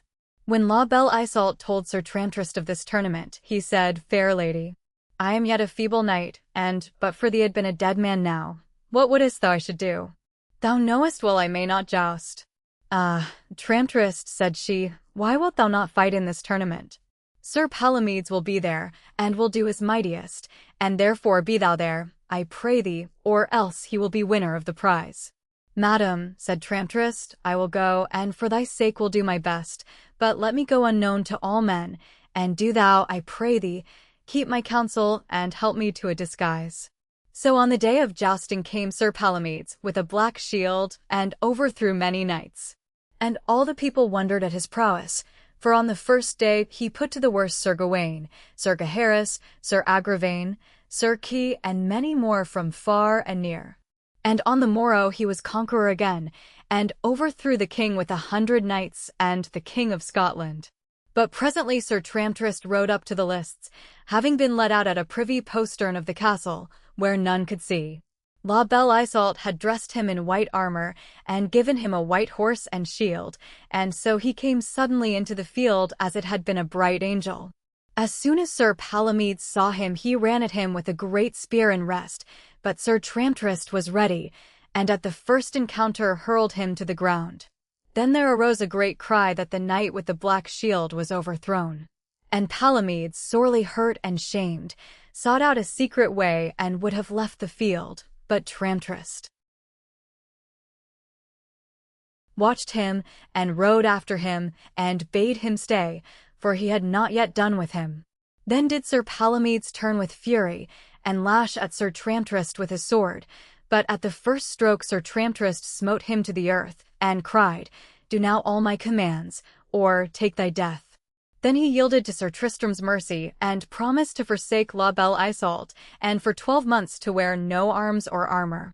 And rising up, he cut his armor off him into shreds with rage and madness, and turned and left the field, and Sir Tramtrist also left the lists, and rode back to the castle through the postern gate. Then was Sir Tramtrist long cherished by the King and Queen of Ireland, and ever with La Belle Isoult. But on a certain day, while he was bathing, came the Queen with La Belle Isoult by chance into his chamber, and saw his sword lie naked on the bed. Anon she drew it from the scabbard. "To prove me against thee I come, for it were shameful of thy host to seek thy life. Depart in peace, but tell me first thy name, and whether thou slewest my brother, Sir Marhaus." Then Sir Tristram told him all the truth, and how he had and pleasure, till within a while the king grew jealous of his fame, and of the love and favor shown him by all damsels. And as long as King Mark lived, he never after loved Sir Tristram, though there was much fair speech between them. Then it befell upon a certain day that the good knight Sir Bleoberis de Ganis, brother to Sir Blamor de Ganis, and nigh cousin to Sir Launcelot of the Lake, came to King Mark's court and asked of him a favor. And though the king marveled, seeing he was a man of great renown, and a knight of the Round Table, he granted him all his asking. Then said Sir Bleoberis, "I will have the fairest lady in your court, at my own choosing." "I may not say thee nay," replied the king. "Choose therefore, but take all the issues of thy choice." So when he had looked around, he chose the wife of Earl Segwarides, and took her by the hand, and set her upon horseback behind his squire, and rode forth on his way. Presently thereafter came in the earl, and rode out straightway after him in rage. But all the ladies cried out shame upon Sir Tristram that he had not gone, and one rebuked him foully and called him coward knight, that he would stand and see a lady forced away from his uncle's court. But Sir Tristram answered her, Fair lady, it is not my place to take part in this quarrel while her lord and husband is here to do it. Had he not been at this court, peradventure I had been her champion. And if it so befall that he speed ill, then may it happen that I speak with that foul knight before he pass out of this realm. Anon ran in one of Sir Segwaride's squires, and told that his master was sore wounded, and at the point of death. When Sir Tristram heard that, he was soon armed and on his horse, and Gouvernail, his servant, followed him with shield and spear. And as he rode, he met his cousin Sir Andret, who had been commanded by King Mark to bring home to him 2 knights of King Arthur's court who roamed the country thereabouts seeking adventures. What tidings? Said Sir Tristram. God help me, never worse, replied his cousin, for those I went to bring have beaten and defeated me, and set my message at naught. Fair cousin, said Sir Tristram, ride ye on your way, perchance if I should meet them ye may be revenged. So Sir Andret rode into Cornwall, but Sir Tristram rode after the 2 knights who had misused him, namely, Sir Sagramore le Desirous and Sir Dodinas le Savage. And before long he saw them but a little way before him. Sir, said Gouvernail, by my advice thou wilt leave them alone, for they be 2 well-proved knights of Arthur's court. Shall I not therefore rather meet them? Said Sir Tristram, and, riding swiftly after them, he called to them to stop, and asked them whence they came, and whither they were going, and what they were doing in those marches. Sir Sagramore looked haughtily at Sir Tristram, and made mocking of his words, and said, Fair knight, be a knight of Cornwall? Wherefore askest thou that? Said Tristram. Truly, because it is full seldom seen, replied Sir Sagramore, that Cornish knights are valiant with their arms as with their tongues. It is but 2 hours since there met us such a Cornish knight, who spoke great words with might and prowess, but anon, with little mastery, he was laid on earth, as I trow wilt thou be also. Fair lords, said Sir Tristram, it may chance I be a better man than he, but, be that as it may, he was my cousin, and for his sake I will assail you both, 1 Cornish knight against you 2. When Sir Dodinas le Savage heard this speech, he caught at his spear and said, Sir knight, keep well thyself, and then they parted and came together as it had been thunder, and Sir Dodinas' spear split asunder. But Sir Tristram smote him with so full a stroke as hurled him over his horse's crupper, and nearly brake his neck. Sir Sagramore, seeing his fellows fall, marvelled who this new knight be, and dressed his spear, and came against Sir Tristram as a whirlwind, but Sir Tristram smote him a mighty buffet, and rolled him with his horse down on the ground, and in the falling he brake his thigh. Then, looking at them both as they lay grovelling on the grass, Sir Tristram said, Fair knights, will ye joust any more? Are there no bigger knights in King Arthur's court? Will ye soon again speak shame of Cornish knights? Thou hast defeated us, in truth, replied Sir Sagramore, and on the faith of knighthood I require thee tell us thy right name. Ye charge me by a great thing, said Sir Tristram, and I will answer ye. And when they heard his name the 2 knights were right glad that they had met Sir Tristram, for his deeds were known through all the land, and they prayed him to abide in their company. Nay, said he, I must find a fellow knight of yours, Sir Bleoberis de Ganis, whom I seek. God speed you well, said the 2 knights, and Sir Tristram rode away. Soon he saw before him in a valley Sir Bleoberis, with Sir Segwaride's wife riding behind his squire upon a palfrey. At that he cried out aloud, Abide, Sir Knight of King Arthur's court, bring back again that lady or deliver her to me. I will not, said Bleoberis, for I dread no Cornish knight. Why, said Sir Tristram, may not a Cornish knight do well as any other? This day, but 3 miles back, 2 knights of thy own court met me, and found 1 Cornish knight enough for both before we parted. What were their names? Said Sir Bleoberis.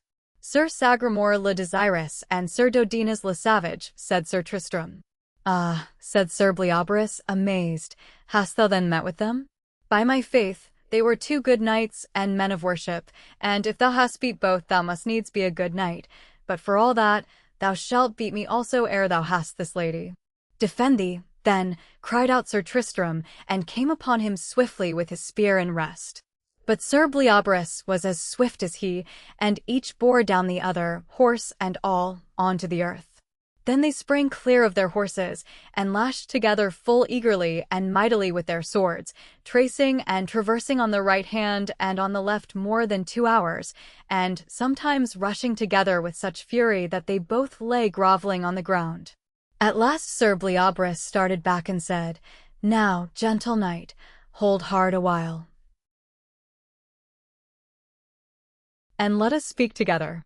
"Say on," said Sir Tristram, "and I will answer thee." "Sir," said Sir Bleoberis, "I would know thy name, and court, and country." "I have no shame to tell them," said Sir Tristram. "I am King Meliodas' son, and my mother was sister to King Mark, from whose court I now come. My name is Sir Tristram de Lyonesse." "Truly," said Sir Bleoberis, "I am right glad to hear it, for thou art he that slew Sir Marhaus hand to hand, fighting for the Cornish tribute, and overcame Sir Palomides at the great Irish tournament, where also thou didst overthrow Sir Gawain and his 9 companions."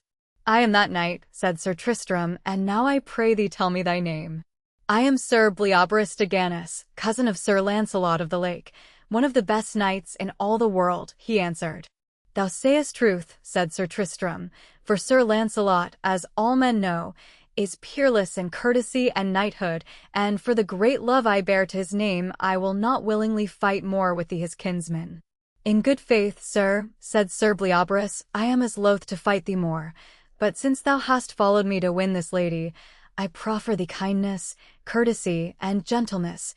This lady shall be free to go with which of us she pleaseth best." "I am content," said Sir Tristram, "for I doubt not she will come to me."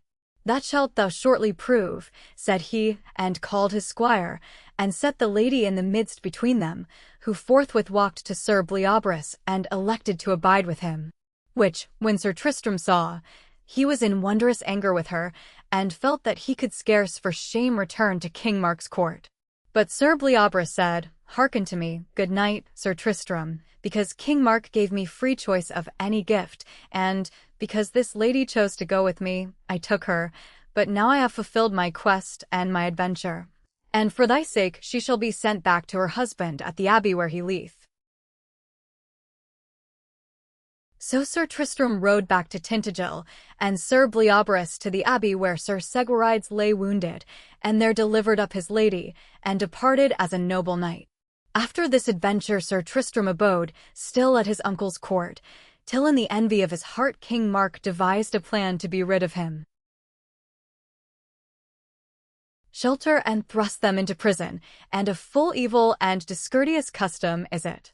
"Sir," said the knight, "know ye not that this is called the Castle Plura, or the Weeping Castle, and that it is an ancient custom here that whatsoever knight abideth in it must needs fight the lord of it, Sir Brunor, and he that is the weakest shall lose his head. And if the lady he hath with him be less fair than the lord's wife, she shall lose her head, but if she be fairer, then must the lady of the castle lose her head." "Now heaven help me," said Sir Tristram, "but this is a foul and shameful custom. Yet have I one advantage, for my lady is the fairest that doth live in all the world, so that I nothing fear for her, and as for me, I will full gladly fight for my own head in a fair field." Then said the knight, "Look ye be up betimes tomorrow, and make you ready and your lady." And saw La Belle Isoult, he knew that none could be so fair, and all there present gave their judgment so, that the king dissembled and hid from Sir Tristram that the knights were sent by him, yet more than ever he hated him in secret, and sought to slay him. So on a certain day, by the assent of Sir Enret, a false knight, and 40 other knights, Sir Tristram was taken prisoner in his sleep and carried to a chapel on the rocks above the sea to be cast down. But as they were about to cast him in, suddenly he brake his bonds asunder, and rushing at Sir Enret, took his sword and smote him down therewith. Then, leaping down the rocks where none could follow, he escaped them. But one shot after him, and wounded him full sorely with a poisoned arrow in the arm. Anon, his servant Gouvernail, with Sir Lamgus, sought him and found him safe among the rocks, and told him that King Mark had banished him and all his followers to avenge Sir Andret's death. So they took ship and came to Brittany. Now Sir Tristram, suffering great anguish from his wound, was told to seek Iseult, the daughter of the king of Brittany, for she alone could cure such wounds. Wherefore he went to King Howell's court and said, Lord, I am come into this country to have help from thy daughter, for men tell me none, but she may help me. And Iseult gladly offering to do her best, within a month he was made whole. While he abode still at that court, an earl named Grip made war upon King Howell, and besieged him, and Sir Cahedius, the king's son, went forth against him, but was beaten in battle and sore wounded. Then the king praying Sir Tristram for his help, he took with him such knights as he could find, and on the morrow, in another battle, did such deeds of arms that all the land spake of him. For there he slew the earl with his own hands, and more than 100 knights besides. When he came back, King Howell met him, and saluted him with every honor and rejoicing that could be thought of, and took him in his arms, and said, Sir Tristram, all my kingdom will I resign to thee. Nay, answered he, God forbid, for truly am I beholden to you for ever for your daughter's sake. Then the king prayed him to take Iseult in marriage, with a great dower of lands and castles. Cahedius desired to go with him. So they took ship, but as soon as they were at sea the wind blew them upon the coast of North Wales, nigh to Castle Perilous, hard by a forest wherein were many strange adventures ofttimes to be met. Then said Sir Tristram to Sir Cahedius, Let us prove some of them ere we depart. So they took their horses and rode forth. When they had ridden a mile or more, Sir Tristram spied a goodly knight before him well armed, who sat by a clear fountain with a strong horse near him, tied to an oak tree. Fair sir, said he, when they came near, ye seem to be a knight errant by your arms and harness, therefore make ready now to joust with one of us or both. Thereat the knight spake not, but took his shield and buckled it round his neck, and leaping on his horse caught a spear from his squire's hand. Then said Sir Cahedius to Sir Tristram, Let me assay him. Do thy best, said he. So the two knights met, and Sir Cahedius fell sorely wounded in the breast. Thou hast well jousted, cried Sir Tristram to the knight, now make ready for me. I am ready, answered he, and encountered him, and smote him so heavily that he fell down from his horse. Whereat, being ashamed, he put his shield before him, and drew his sword, crying to the strange knight to do likewise. Then they fought on foot for well nigh 2 hours, till they were both weary. At last Sir Tristram said, In all my life I never met a knight so strong and well-breathed as ye be. It were a pity we should further hurt each other. Hold thy hand, fair knight, and tell me thy name. That will I, answered he, if thou wilt tell me thine. My name, said he, is Sir Tristram of Lyonesse. And mine, Sir Lamorak of Gaul. Then both cried out together, Well met, and Sir Lamorak said, Sir, for your great renown, I will that ye have all the worship of this battle, and therefore will I yield me unto you. And therewith he took his sword by the point to yield him. Nay, said Sir Tristram, ye shall not do so, for well I know ye do it of courtesy, and not of dread. And therewith he offered his sword to Sir Lamorak, saying, Sir, as an overcome knight, I yield me unto you as unto the man of noblest powers I have ever met with. Hold, said Sir Lamorak, let us now swear together never more to fight against each other. Then did they swear as he said. Then Sir Tristram returned to Sir Cahedius, and when he was whole of his wounds, they departed together in a ship, and landed on the coast of Cornwall. And when they came ashore, Sir Tristram eagerly sought news of La Belle Isoult. And one told him in mistake that she was dead. Whereat, for sore and grievous sorrow, he fell down in a swoon, and so lay for 3 days and nights. When he awoke therefrom he was crazed, and ran into the forest, and abode there like a wild man many days, whereby he waxed lean and weak of body, and would have died, but that a hermit laid some meat beside him as he slept. Now in that forest was a giant named Tauleas, who, for fear of Tristram, had hid himself within a castle, but when they told him he was mad, came forth and went at large again. And on a certain day he saw a knight of Cornwall, named Sir Dinant, pass by with a lady, and when he had alighted by a well to rest, the giant leaped out from his ambush, and took him by the throat to slay Tristram. Then he blew his horn and summoned all his knights to take him gently up and bear him to the court. And when they came thereto, they bathed and washed him, and brought him somewhat to his right mind. Now La Belle Isoult knew not that Sir Tristram was in Cornwall, but when she heard that a wild man had been found in the forest, she came to see him. And so sorely was he changed, she knew him not.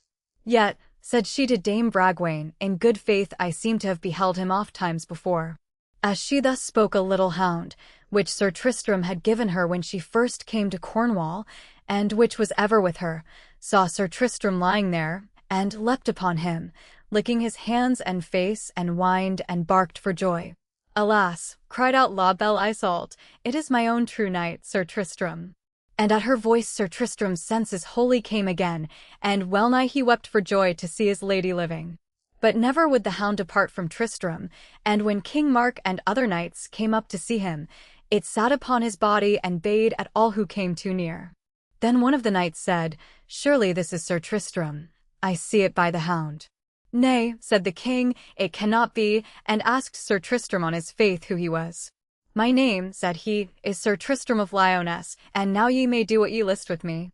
Then the king said, It repents me that ye are recovered, and sought to make his barons slay him. But most of them would not assent thereto, and counselled him instead to banish Tristram for 10 years again from Cornwall, for returning without orders from the king. So he was sworn to depart forthwith. And as he went towards the ship, a knight of King Arthur, named Sir Dinadan, who sought him, came and said, Fair knight, ere that you pass out of this country, I pray you joust with me. With a good will, said he. Then they ran together, and Sir Tristram lightly smote him from his horse. Anon he prayed Sir Tristram's leave to bear him company, and when he had consented they rode together to the ship. Then was Sir Tristram full of bitterness of heart, and said to all the knights who took him to the shore, Greet well King Mark and all mine enemies from me, and tell them I will come again when I may. Well am I now rewarded for slaying Sir Marhaus, and delivering this kingdom from its bondage, and for the perils wherewithal I brought La Belle Isoult from Ireland to the king, and rescued her at the Castle Plura, and for the slaying of the giant Talias, and all the other deeds that I have done for Cornwall and King Mark. Thus angrily and passing bitterly he spake, and went his way. And after sailing a while the ship stayed at a landing place upon the coast of Wales, and there Sir Tristram and Sir Dinadan alighted, and on the shore they met 2 knights, Sir Ector and Sir Bors. And Sir Ector encountered with Sir Dinadan, and smote him to the ground, but Sir Bors would not encounter with Sir Tristram, for, said he, no Cornish knights are men of worship. Thereat Sir Tristram was full wroth, but presently there met them 2 more knights, Sir Bleoberis and Sir Driant, and Sir Bleoberis proffered to joust with Sir Tristram, who shortly smote him down. I had not thought, cried out Sir Bors, that any Cornish knight could do so valiantly. Then Sir Tristram and Sir Dinadan departed, and rode into a forest, and as they rode a damsel met them, who for Sir Lancelot's sake was seeking any noble knights to rescue him. For Queen Morgan le Fay, who hated him, had ordered 30 men-at-arms to lie in ambush for him as he passed, with the intent to kill him. So the damsel prayed them to rescue him. Then said Sir Tristram, Bring me to that place, fair damsel. But Sir Dinadan cried out, It is not possible for us to meet with 30 knights. I will take no part in such a hardihood, for to match 1 or 2 or 3. Nay, said Sir Tristram, I will never give my shield up for her sake who gave it me, but if thou wilt not stand by me today, I will surely slay thee. For I ask no more of thee than to fight one night, and if thy heart will not serve thee that much, thou shalt stand by and look on me in them. Would God that I had never met with ye, cried Sir Dinadan, but I promise to look on and do all that I may to save myself. Anon they came to where the 30 knights lay waiting, and Sir Tristram rushed upon them, saying, Here is one who fights for love of Lancelot. Then slew he 2 of them at the first onset with his spear, and 10 more swiftly after with his sword. At that Sir Dinadan took courage and assailed the others with him, till they turned and fled. But Sir Tristram and Sir Dinadan rode on till nightfall, and meeting with a shepherd, asked him if he knew of any lodging thereabouts. Truly, fair lord, said he, there is good lodging in a castle hard by, but it is a custom there that none shall lodge therein save ye first joust with 2 knights, and as soon as ye be within, ye shall find your match. That is an evil lodging, said Sir Dinadan. Lodge where ye will, I will not lodge there. Shame on thee, said Sir Tristram. Art thou a knight at all? Then he required him on his knighthood to go with him, and they rode together to the castle. As soon as they were near, 2 knights came out and ran full speed against them, but both of them they overthrew, and went within the castle, and had noble cheer. Now, when they were unarmed and ready to take rest, there came to the castle gate 2 knights, Sir Palomides and Sir Gaheris, and desired the custom of the castle. I would far rather rest than fight, said Sir Dinadan. That may not be, replied Sir Tristram, for we must needs defend the custom of the castle, seeing we have overcome its lords, therefore make ready. Alas that I ever came into your company, said Sir Dinadan. So they made ready, and Sir Gaheris encountered Sir Tristram and fell before him, but Sir Palomides overthrew Sir Dinadan. Then would all fight on foot save Sir Dinadan, for he was sorely bruised and fright by his fall. And when Sir Tristram prayed him to fight, I will not, answered he, for I was wounded by those 30 knights with whom we fought this morning, and as to you, ye are in truth like one gone mad, and who would cast himself away. There be but 2 knights in the world so mad, and the other is Sir Launcelot, with whom I once rode forth, who kept me evermore at battling, so that for a quarter of a year thereafter I lay in my bed. Heaven defend me again from either of your fellowships. Well, said Sir Tristram, if it must be, I will fight them both. Therewith he drew his sword and assailed Sir Palomides and Sir Gaheris together, but Sir Palomides said, Nay, but it is a shame for 2 to fight with 1. So he bade Sir Gaheris stand by, and he and Sir Tristram fought long together, but in the end Sir Tristram drave him backward, whereat Sir Gaheris and Sir Dinadan with one accord sundered them. Then Sir Tristram prayed the 2 knights to lodge there, but Dinadan departed and rode away into a priory hard by, and there he lodged that night. And on the morrow came Sir Tristram to the priory to find him, and seeing him so weary that he could not ride, he left him, and departed. At that same priory was lodged Sir Pellinore, who asked Sir Dinadan Sir Tristram's name, but could not learn it, for Sir Tristram had charged that he should remain unknown. Then said Sir Pellinore, Since you will not tell it me, I will ride after him, and find it myself. Beware, Sir Knight, said Sir Dinadan, you will repent it if you follow him. But Sir Pellinore straightway mounted and overtook him, and cried to him to joust, whereat Sir Tristram forthwith turned and smote him down, and wounded him full sorely in the shoulder.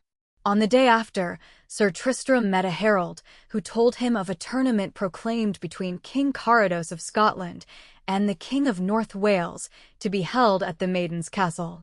Now King Carados sought Sir Launcelot to fight there on his side, and the King of North Wales sought Sir Tristram. And Sir Tristram purposed to be there. So as he rode, he met Sir Kay, the seneschal, and Sir Sagramore, and Sir Kay proffered to joust with him. But he refused, desiring to keep himself unwearied for the tourney. Then Sir Kay cried, Sir Knight of Cornwall, joust with me, or yield as recreant. When Sir Tristram heard that, he fiercely turned and set his spear in rest, and spurred his horse towards him. But when Sir Kay saw him so madly coming on, he in his turn refused, whereat Sir Tristram called him coward, till for shame he was compelled to meet him. Then Sir Tristram lightly smote him down, and rode away. But Sir Sagramore pursued him, crying loudly to joust with him also. So Sir Tristram turned and quickly overthrew him likewise, and departed. Anon a damsel met him as he rode, and told him of a knight adventurous who did great harm thereby, and prayed him for his help. But as he went with her, he met Sir Gawain, who knew the damsel for a maiden of Queen Morgan le Fay, to slay her.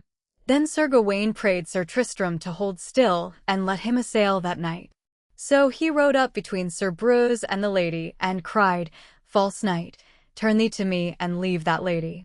Then Sir Breuse turned and set his spear in rest, and rushed against Sir Gawain, and overthrew him, and rode his horse upon him as he lay, which when Sir Tristram saw, he cried, Forbear that villainy, and galloped at him. But when Sir Breuse saw by the shield it was Sir Tristram, he turned and fled. And though Sir Tristram followed swiftly after him, yet he was so well horsed that he escaped.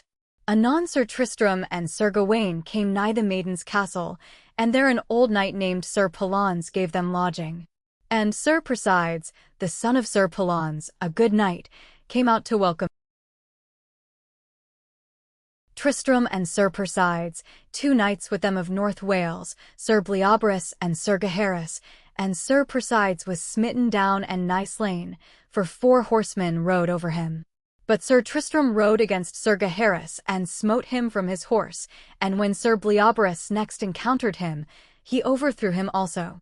Anon they horsed themselves again, and with them came Sir Dinadan, whom Sir Tristram forthwith smote so sorely, that he reeled off his saddle. Then cried he, "Ah, Sir Knight, I know ye better than ye deem, and promise never more to come against ye."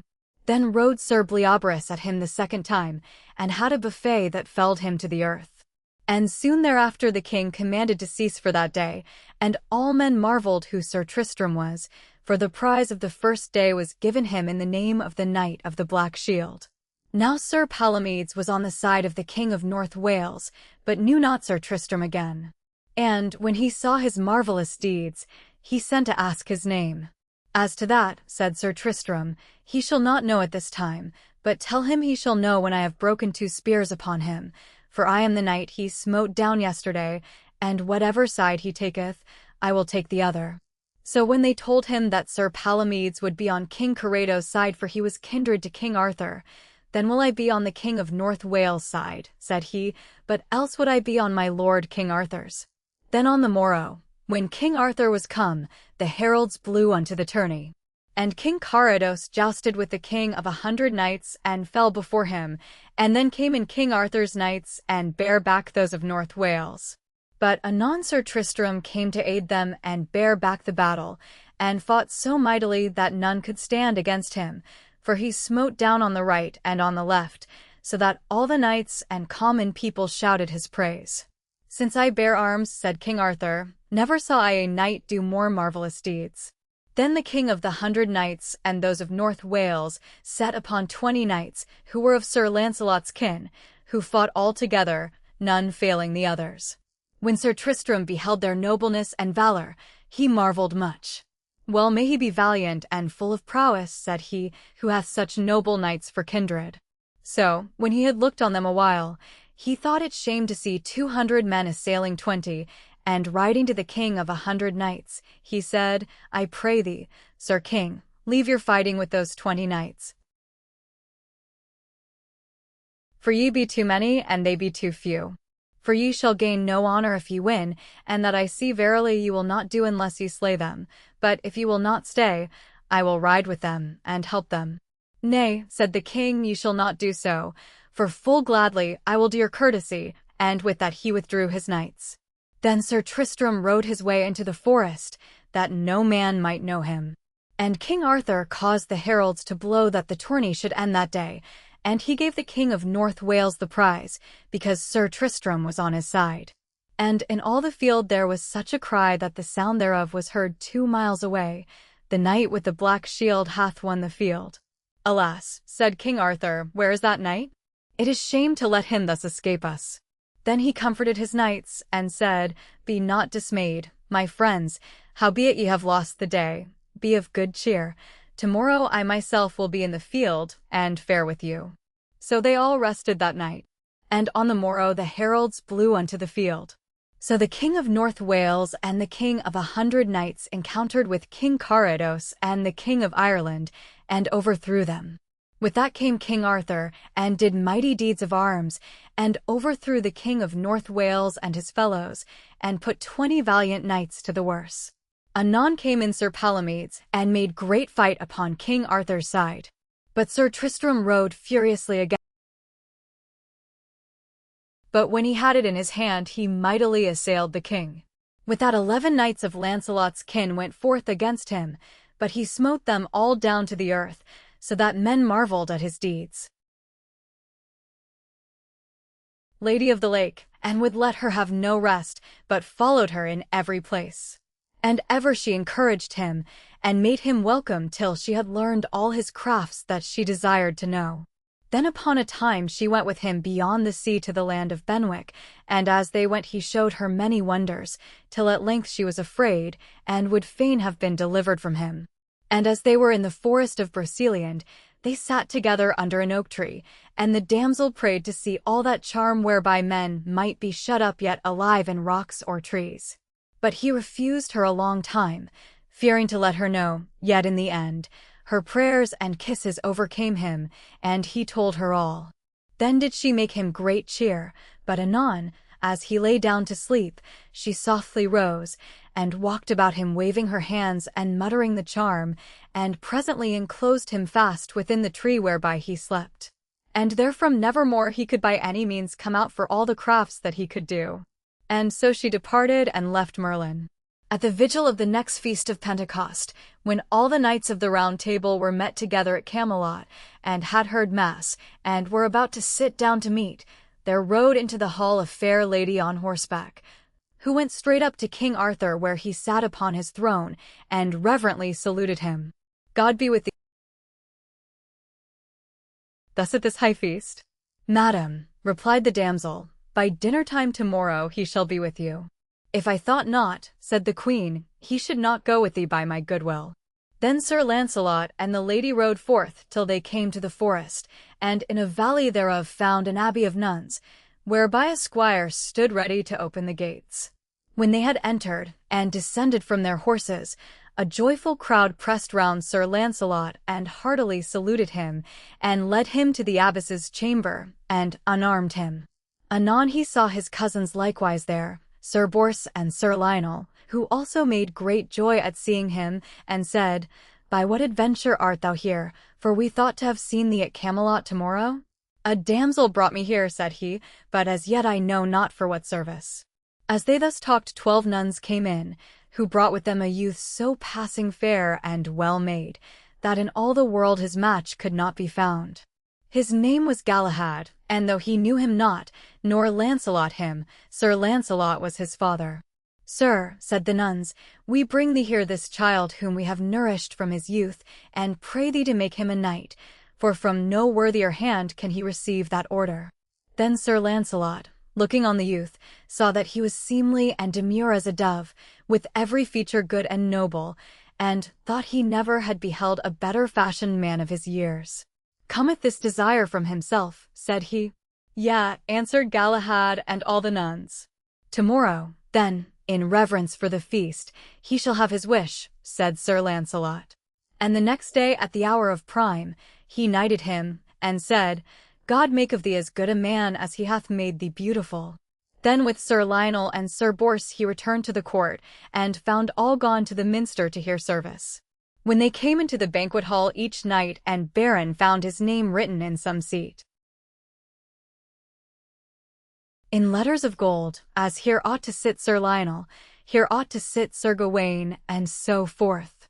And in the perilous seat, at the high center of the table, a name was also written, whereat they marveled greatly, for no living man had ever yet dared sit upon that seat, save one, and him a flame leaped forth and drew down under earth, so that he was no more seen.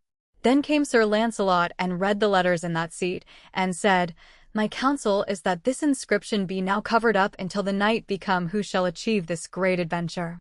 So they made a veil of silk and put it over the letters.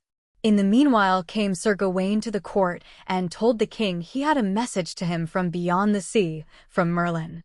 "For," said he, "as I rode through the forest of Broceliande but 5 days since, I heard the voice of Merlin speaking to me from the midst of an oak tree, whereat, in great amazement, I besought him to come forth. But he, with many groans, replied he never more might do so, for that none could free him, save the damsel of the lake, who had enclosed him there by his own spells which he had taught her. But go," said he, "to King Arthur, and tell him that he now prepare his knights and all his table round to seek the Sangreal, for the time is come when it shall be achieved." When Sir Gawain had spoken thus, King Arthur sat pensive in spirit, and mused deeply of the Holy Grail, and what saintly knight should come who might achieve it. Anon he bade them hasten to set on the banquet. "Sir," said Sir Kay, the seneschal, if we go now to meet ye will break the ancient custom of your court, for never have ye dined at this high feast till ye have seen some strange adventure. Thou sayest truly, said the king, but my mind was full of wonders and musings, till I bethought me not of mine old custom. As they stood speaking thus, a squire ran in and cried, Lord, I bring thee marvellous tidings. What be they? Said King Arthur. Lord, said he, hereby at the river is a marvellous great stone, which I myself saw swim down hitherwards upon the water, and in it there is set a sword, and ever the stone heaveth and swayeth on the water, but floateth down no further with the stream. I will go and see it, said the king. So all the knights went with him, and when they came to the river, there surely found they a mighty stone of red marble floating on the water, as the squire had said, and therein stuck a fair and rich sword, on the pommel whereof were precious stones wrought skilfully with gold into these words, No man shall take me hence, but he by whose side I should hang, and he shall be the best knight in the world. When the king read this, he turned round to Sir Launcelot, and said, Fair sir, this sword ought surely to be thine, for thou art the best knight in all the world. But Launcelot answered soberly, Certainly, sir, it is not for me, nor will I have the hardihood to set my hand upon it. For he that toucheth it and faileth to achieve it shall one day be wounded by it mortally. But I doubt not, Lord, this day will show the greatest marvels that we yet have seen, for now the time is fully come, as Merlin hath forewarned us, when all the prophecies about the Sangreal shall be fulfilled. Then stepped Sir Gawain forward and pulled at the sword, but could not move it, and after him Sir Percival, to keep him fellowship in any peril he might suffer. But no other knight durst be so hardy as to try. Now may ye go to your dinner, said Sir Kay, for a marvellous adventure ye have had.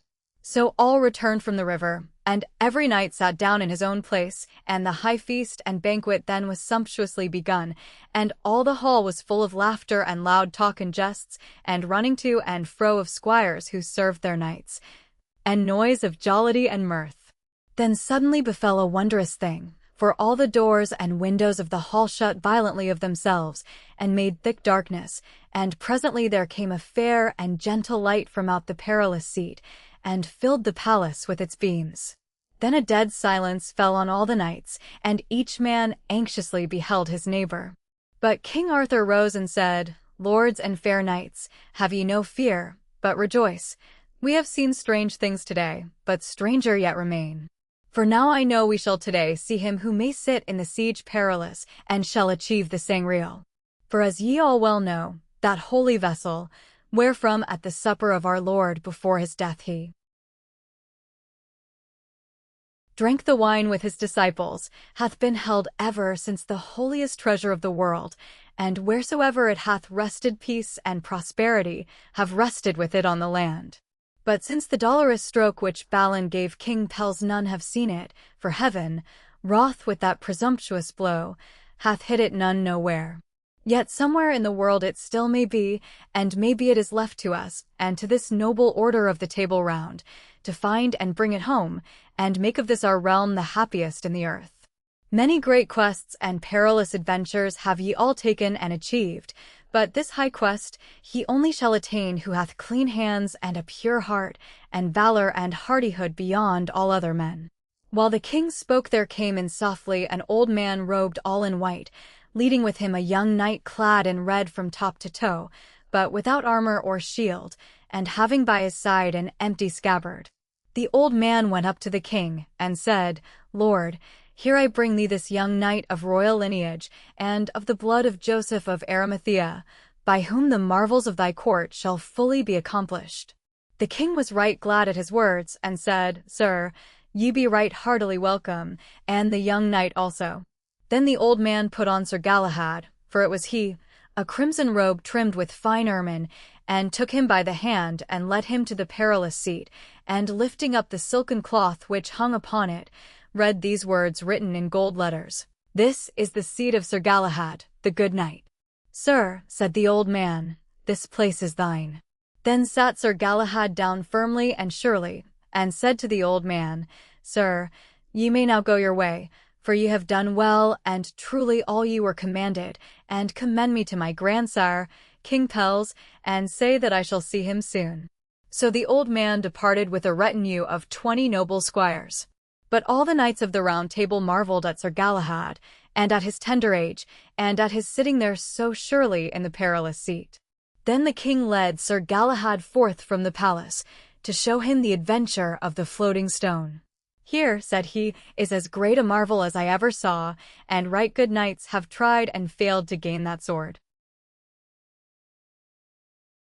"I marvel not thereat," said Galahad, "for this adventure is not theirs, but mine, and for the certainty I had thereof, I brought no sword with me, as thou mayst see here by this empty scabbard." Anon he laid his hand upon the sword, and lightly drew it from the stone, and put it in his sheath, and said, "This sword was that enchanted one which erst belonged to the good knight, Sir Balin, wherewith he slew through piteous mistake his brother Balin, who also slew him at the same time, all which great woe befell him through the dolorous stroke he gave my grandsire, King Pelles, the wound whereof is not yet whole, nor shall be till I heal him." As he stood speaking thus, they saw a lady riding swiftly down the river's bank towards them, on a white palfrey, who, saluting the king and queen, said, "Lord King, Nation the hermit sendeth thee word that to thee shall come today the greatest honor and worship that hath yet ever befallen a king of Britain, for this day shall the Sangreal appear in thy house." With that the damsel took her leave, and departed the same way she came. "Now," said the king, "I know that from today the quest of the Sangreal shall begin, and all ye of the Round Table will be scattered, so that nevermore shall I see ye again together as ye are now. Let me then see a joust and tournament amongst ye for the last time before ye go." So they all took their harness and met together in the meadows by Camelot, and the queen and all her ladies sat in a tower to see. Then Sir Galahad, at the prayer of the king and queen, put on a coat of light armor and a helmet, but shield he would take none, and grasping a lance, he drove into the middle of the press of knights, and began to break spears marvelously, so that all men were full of wonder. And in so short a time he had surmounted and exceeded the rest, save Sir Lancelot and Sir Percival, that he took the chief worship of the field. Then the king and all the court and fellowship of knights went back to the palace, and so to evensong in the great minster, a royal and goodly company, and after that sat down to supper in the hall, every knight in his own seat, as they had been before. Anon suddenly burst overhead the cracking and crying of great peals of thunder, till the palace walls were shaken sorely, and they thought to see them riven all to pieces. And in the midst of the blast there entered in a sunbeam, clearer by 7 times than ever they saw day, and a marvelous great glory fell upon them all. Then each knight, looking on his neighbor, found his face fairer than he had ever seen, and so all standing on their feet they gazed as dumb men on each other, not knowing what to say. Then entered into the hall the Sangreal, borne aloft without hands through the midst of the sunbeam, and covered with white samite, so that none might see it. And all the hall was filled with perfume and incense, and every knight was fed with the food he best loved. And when the holy vessel had been thus borne through the hall, it suddenly departed, no man saw whither. When they recovered breath to speak, King Arthur first rose up, and yielded thanks to God and to our Lord. Then Sir Gawain sprang up and said, "Now have we all been fed by miracle with whatsoever food we thought of or desired, but with our eyes we have not seen the blessed vessel whence it came, so carefully and preciously it was concealed. Therefore I make a vow, that from tomorrow I shall labor 12 months and a day in quest of the Sangreal, and longer if need be, nor will I come again into this court until mine eyes have seen it evidently." When he had spoken thus, knight after knight rose up and vowed himself to the same quest, till the most part of the Round Table had thus sworn. But when King Arthur heard them all, he could not refrain his eyes from tears, and said, Sir Gawain, thou hast set me in great sorrow, for I fear me my true fellowship shall never meet together here again." And surely never Christian king had such a company of worthy knights around his table at one time. And when the queen and her ladies and gentlewomen heard the vows, they had such grief and sorrow as no tongue could tell, and Queen Guinevere cried out, "I marvel that my lord will suffer them to depart from him." And many of the ladies who loved knights would have gone with them, but were forbidden by the hermit nation, who sent this message to all who had sworn themselves to the quest, Take with ye no lady nor gentlewoman, for into so high a service as ye go in, no thought but of our Lord and heaven may enter. On the morrow morning all the knights rose early, and when they were fully armed, save shields and helms, they went in with the king and queen to service in the minster. Then the king counted all who had taken the adventure on themselves, and found them 150 knights of the Round Table, and so they all put on their helms, and rode away together in the midst of cries and lamentations from the court, and from the ladies, and from all the town. But the queen went alone to her chamber, that no man might see her sorrow, and Sir Launcelot followed her to say farewell. When she saw him she cried out, "O, Sir Launcelot, thou hast betrayed me. Thou hast put me to death thus to depart, and leave my lord the king." "Ah, madam," said he, "be not displeased or angry, for I shall come again as soon as I can with honor." "Alas," said she, "that ever I saw thee, but he that suffered death upon the cross for all mankind be to thee safety and good conduct, and to all thy company." Then Sir Launcelot saluted her and the king, and went forth with the rest, and came with them that night to Castle Vagon, where they abode, and on the morrow they departed from each other on their separate ways, every knight taking the way that pleased him best.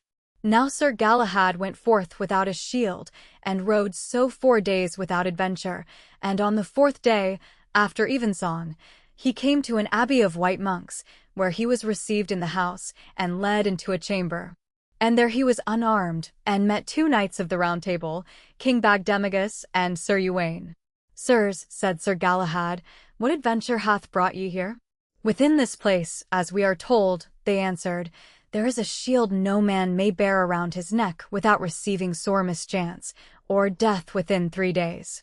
"Tomorrow," said King Bagdemagus, "I shall attempt the adventure, and if I fail, do thou, Sir Galahad, take it up after me." "I will willingly," said he, "for as ye see I have no shield as yet." "Sir," said the monk, "this shield should hang from no knight's neck unless he be the worthiest in the world.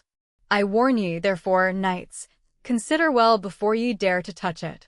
"Well," said King Bagdemagus, "I know well that I am far from the best knight in all the world, yet shall I make the trial," and so he took the shield, and bore it from the monastery. "If it please thee," said he to Sir Galahad, "abide here till thou hearest how I speed." "I will abide thee," said he. Then taking with him a squire who might return with any tidings to Sir Galahad, the king rode forth, and before he had gone 2 miles, he saw in a fair valley a hermitage, and a knight who came forth dressed in white armor, horse and all, who rode fast against him. When they encountered, Bagdemagus brake his spear upon the white knight's shield, but was himself struck through the shoulder with a sore wound, and hurled down from his horse. Then the white knight alighting, came and took the white shield from the king, and said, "Thou hast done great folly, for this shield ought never to be borne, but by one who hath no living peer." And turning to the squire, he said, "Bear thou this shield to the good knight, Sir Galahad, and greet him well from me." "In whose name shall I greet him?" said the squire. "Take thou no heed of that," he answered. "It is not for thee or any earthly man to know." "Now tell me, fair sir, at the least," said the squire, "why may this shield be never borne except its wearer come to injury or death?" "Because it shall belong to no man save its rightful owner, Galahad," replied the knight. Then the squire went to his master, and found him wounded nigh to death, wherefore he fetched his horse, and bore him back with him to the abbey. And there they laid him in a bed, and looked to his wounds, and when he had lain many days grievously sick, he at the last barely escaped with his life. "Sir Galahad," said the squire, "the knight who overthrew King Bagdemagus sent you greeting, and bade you bear the shield." "Now blessed be God and fortune," said Sir Galahad, and hung the shield about his neck, and armed him, and rode forth. Anon he met the white knight by the hermitage, and each saluted courteously the other. "Sir," said Sir Galahad, "this shield I bear hath surely a full marvellous history." "Thou sayest rightly," answered he. "That shield was made in the days of Joseph of Arimathea, the gentle knight who took our Lord down from the cross. He, when he left Jerusalem with his kindred, came to the country of King Evelake, who warred continually with one Ptolemy, and when, by the teaching of Joseph, King Evelake became a Christian, this shield was made for him in our Lord's name. And through its aid King Ptolemy was defeated. For when King Evelake met him next in battle, he hid it in a veil, and suddenly uncovering it, he showed his enemies the figure of a bleeding man nailed to a cross, at sight of which they were discomfited and fled. Presently after that, a man whose hand was smitten off touched the cross upon the shield, and had his hand restored to him, and many other miracles it worked. But suddenly the cross that was upon it vanished away. Anon both Joseph and King Evelake came to Britain, and by the preaching of Joseph the people were made Christians. And when at length he lay upon his deathbed, King Evelake begged of him some token ere he died. Then, calling for his shield, he dipped his finger in his own blood, for he was bleeding fast, and none could staunch the wound, and marked that cross upon it, saying, "This cross shall ever show as bright as now. And the last of my lineage shall wear this shield about his neck, and go forth to all the marvelous deeds he will achieve."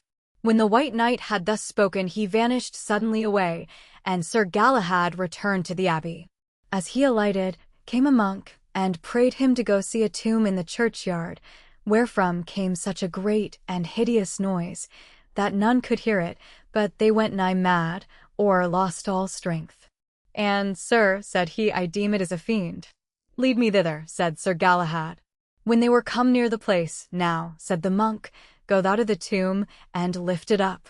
And Galahad, nothing afraid, quickly lifted up the stone, and forthwith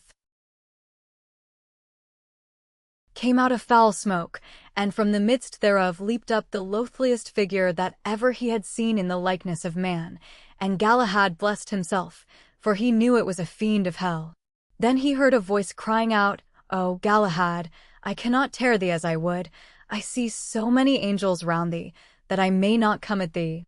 Then the fiend suddenly disappeared with a marvelous great cry, and Sir Galahad, looking in the tomb, saw there a body all armed, with a sword beside it. "Now, fair brother," said he to the monk, "let us remove this cursed body, which is not fit to lie in a churchyard, for when it lived, a false and perjured Christian man dwelt in it. Cast it away, and there shall come no more hideous noises from the tomb. And now must I depart," he added, "for I have much in hand, and am upon the holy quest of the Sangreal, with many more good knights." So he took his leave, and rode many journeys backwards and forwards as adventure would lead him, and at last one day he departed from a castle without first hearing mass, which was it ever his custom to hear before he left his lodging. Anon he found a ruined chapel on a mountain, and went in and kneeled before the altar, and prayed for wholesome counsel what to do, and as he prayed he heard a voice, which said, "Depart, adventurous knight, unto the maiden's castle, and redress the violence and wrongs there done." Hearing these words he cheerfully arose, and mounted his horse, and rode but half a mile, when he saw before him a strong castle, with deep ditches round it, and a fair river running past. And seeing an old churl hard by, he asked him what men called that castle. "Fair sir," said he, "it is the maiden's castle." "It is a cursed place," said Galahad, "and all its masters are but felons, full of mischief and hardness and shame." "For that good reason," said the old man, "thou wert well advised to turn thee back." "For that same reason," quoth Sir Galahad, "will I the more certainly ride on." Then, looking at his armor carefully, to see that nothing failed him, he went forward, and presently there met him 7 damsels, who cried out, "Sir Knight, thou ridest in great peril, for thou hast 2 waters to pass over." "Why should I not pass over them?" said he, and rode straight on. Anon he met a squire, who said, "Sir Knight, the masters of this castle defy thee, and bid thee go no further, till thou showest them thy business here." "Fair fellow," said Sir Galahad, "I am come here to destroy their wicked customs." "If that be thy purpose," answered he, "thou wilt have much to do." "Go thou," said Galahad, "and hasten with my message." In a few minutes after rode forth furiously from the gateways of the castle 7 knights, all brothers, and crying out, "Knight, keep thee!" bore down all at once upon Sir Galahad. But thrusting forth his spear, he smote the foremost to the earth, so that his neck was almost broken, and warded with his shield the spears of all the others, which every one brake off from it, and shivered into pieces. Then he drew out his sword, and set upon them hard and fiercely, and by his wondrous force drave them before him, and chased them to the castle gate, and there he slew them. At that came out to him an ancient man, in priest's vestments, saying, Behold, sir, here, the keys of this castle. Then he unlocked the gates, and found within a multitude of people, who cried out, Sir Knight, ye be welcome, for long have we waited thy deliverance, and told him that the 7 felons he had slain had long enslaved the people round about, and killed all knights who passed that way, because the maiden whom they had robbed of the castle had foretold that by one night they should themselves be overthrown. Where is the maiden? Asked Sir Galahad. She lingereth below in a dungeon, said they.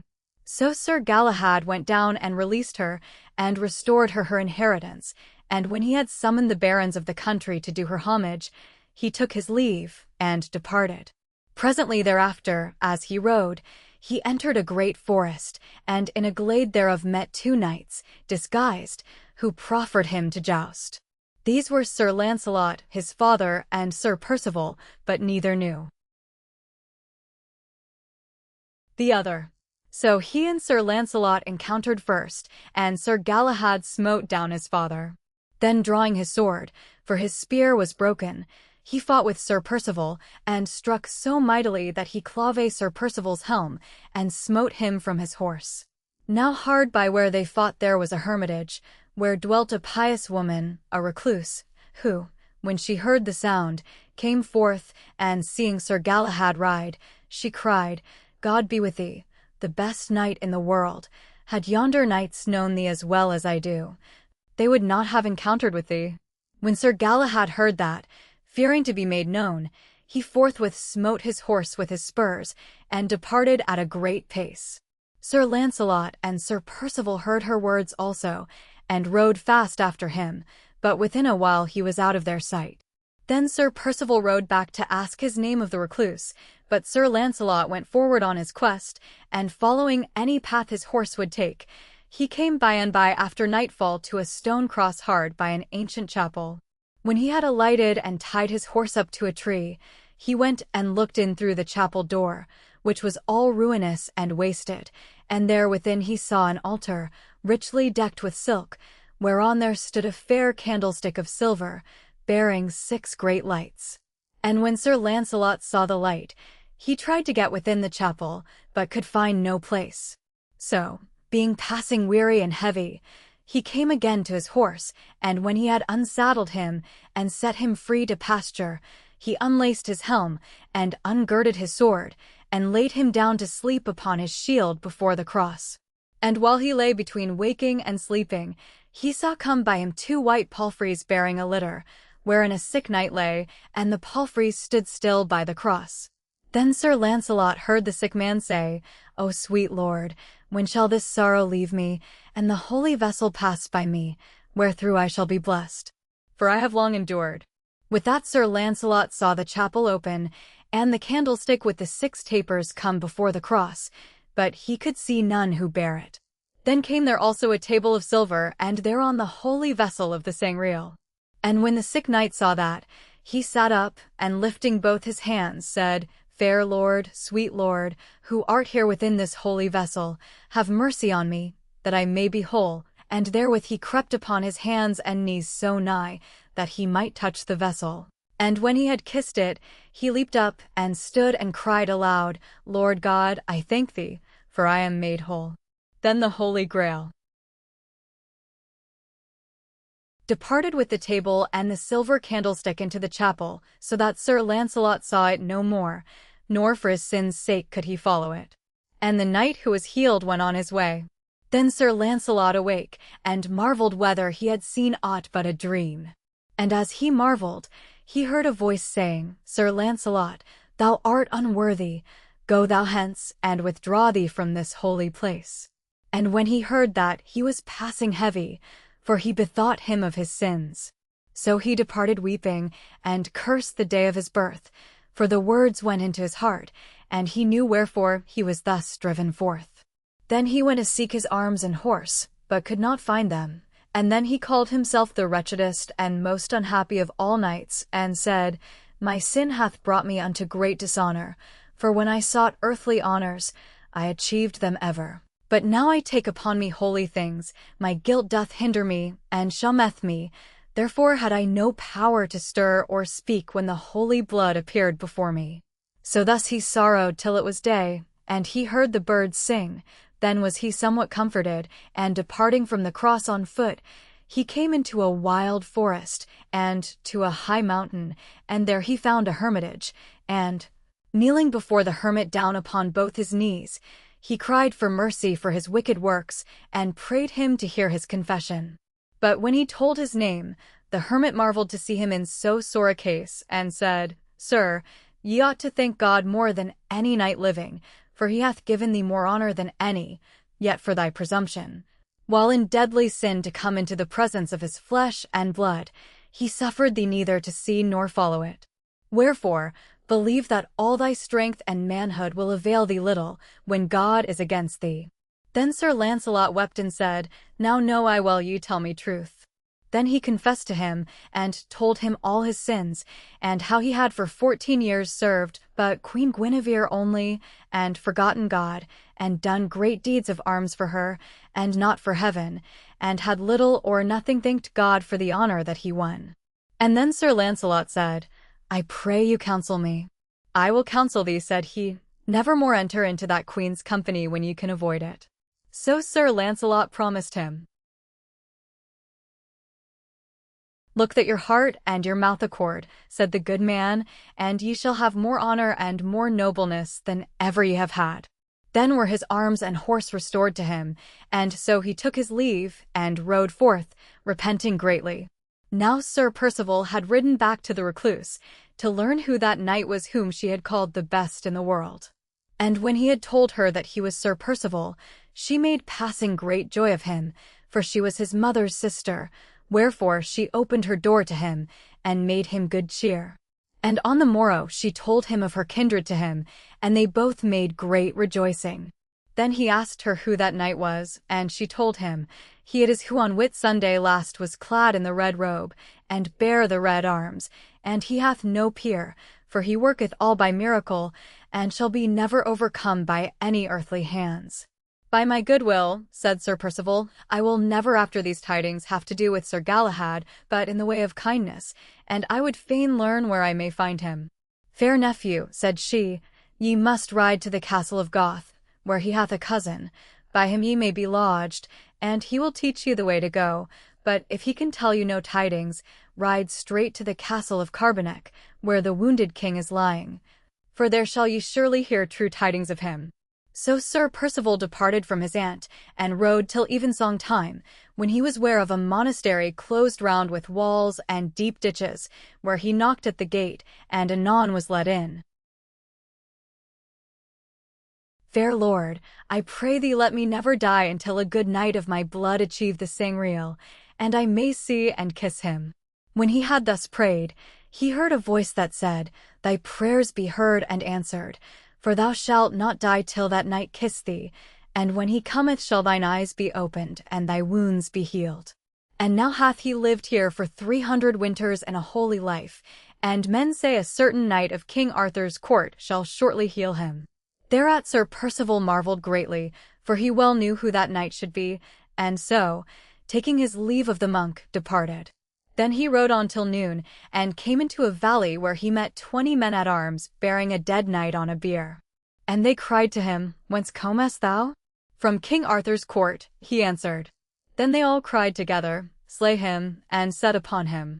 But he smote down the first man to the ground, and his horse upon him, whereat 7 of them all at once assailed him, and others slew his horse. Thus he had been either taken or slain. But by good chance Sir Galahad was passing by that way, who, seeing 20 men attacking one, cried, Slay him not, and rushed upon them, and, as fast as his horse could drive, he encountered with the foremost man, and smote him down. Then, his spear being broken, he drew forth his sword and struck out on the right hand and on the left, at each blow smiting down a man, till the remainder fled, and he pursued them. Then Sir Percival, knowing that it was Sir Galahad, would fain have overtaken him, but could not, for his horse was slain. Yet followed he on foot as fast as he could go, and as he went there met him a yeoman riding on a palfrey, and leading in his hand a great black steed. So Sir Percival prayed him to lend him the steed, that he might overtake Sir Galahad. But he replied, "That can I not do, fair sir, for the horse is my master's, and should I lend it he would slay me." So he departed, and Sir Percival sat down beneath a tree in heaviness of heart. And as he sat, anon a knight went riding past on the black steed which the yeoman had led. And presently after came the yeoman back in haste, and asked Sir Percival if he had seen a knight riding his horse. "Yea," said Sir Percival. "Alas," said the yeoman, "he hath reft him from me by strength, and my master will slay me." Then he besought Sir Percival to take his hackney and follow, and get back his steed. So he rode quickly, and overtook the knight, and cried, "Knight, turn again." Whereat he turned and set his spear, and smote Sir Percival's hackney in the breast, so that it fell dead, and then went on his way.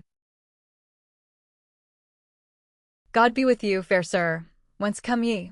"I am a knight of King Arthur's court," said he, "and follow the quest of the Sangreal, but here have I lost myself in this wilderness." "Fear nothing," said the old man, "for I have come from a strange country to comfort thee." Then he told Sir Percival it was a fiend of hell upon which he had ridden to the sea, and that the lion, whom he had delivered from the serpent, meant the church. And Sir Percival rejoiced at these tidings, and entered into the ship, which presently sailed from the shore into the sea. Now when Sir Bors rode forth from Camelot to seek the Sangreal, anon he met a holy man riding on an ass, and courteously saluted him. "Who are ye, son?" said the good man. "I am a knight," said he, "in quest of the Sangreal, and would fain have thy counsel, for he shall have much earthly honor who may bring it to a favorable end." "That is truth," said the good man, "for he shall be the best knight of the world, yet know that none shall gain it save by sinless living." So they rode to his hermitage together, and there he prayed Sir Bors to abide that night, and anon they went into the chapel, and Sir Bors was confessed. And they eat bread and drank water together. "Now," said the hermit, "I pray thee eat no other food till thou sit at the table where the Sangreal shall be." Thereto Sir Bors agreed. "Also," said the hermit, "it were wise that ye should wear a sackcloth garment next your skin, for penance," and in this also did Sir Bors as he was counselled. And afterwards he armed himself and took his leave. Then rode he onwards all that day, and as he rode he saw a passing great bird sit in an old dry tree, whereon no leaves were left, and many little birds lay round the great one, nigh dead with hunger. Then did the big bird smite himself with his own bill, and bled till he died amongst his little ones, and they recovered life in drinking up his blood. When Sir Bors saw this he knew it was a token, and rode on full of thought. And about eventide he came to a tower, whereto he prayed admission, and he was received gladly by the lady of the castle. But when a supper of many meats and dainties was set before him, he remembered his vow, and bade a squire to bring him water, and therein he dipped his bread, and ate. Then said the lady, "Sir Bors, I fear ye like not my meat." "Yea, truly," said he, "God thank thee, madam, but I may eat no other meat this day." After supper came a squire, and said, "Madam, bethink thee to provide a champion for thee tomorrow for the tourney, or else shall thy sister have thy castle." At that the lady wept, and made great sorrow. But Sir Bors prayed her to be comforted, and asked her why the tournament was held. Then she told him how she and her sister were the daughters of King Aeneas, who left them all his lands between them, and how her sister was the wife of a strong knight, named Sir Priadan le Noir, who had taken from herself all her lands, save the one tower wherein she dwelt. "And now," said she, "this also will they take, unless I find a champion by tomorrow." Then said Sir Bors, "Be comforted, tomorrow I will fight for thee," whereat she rejoiced not a little, and sent word to Sir Priadan that she was provided and ready.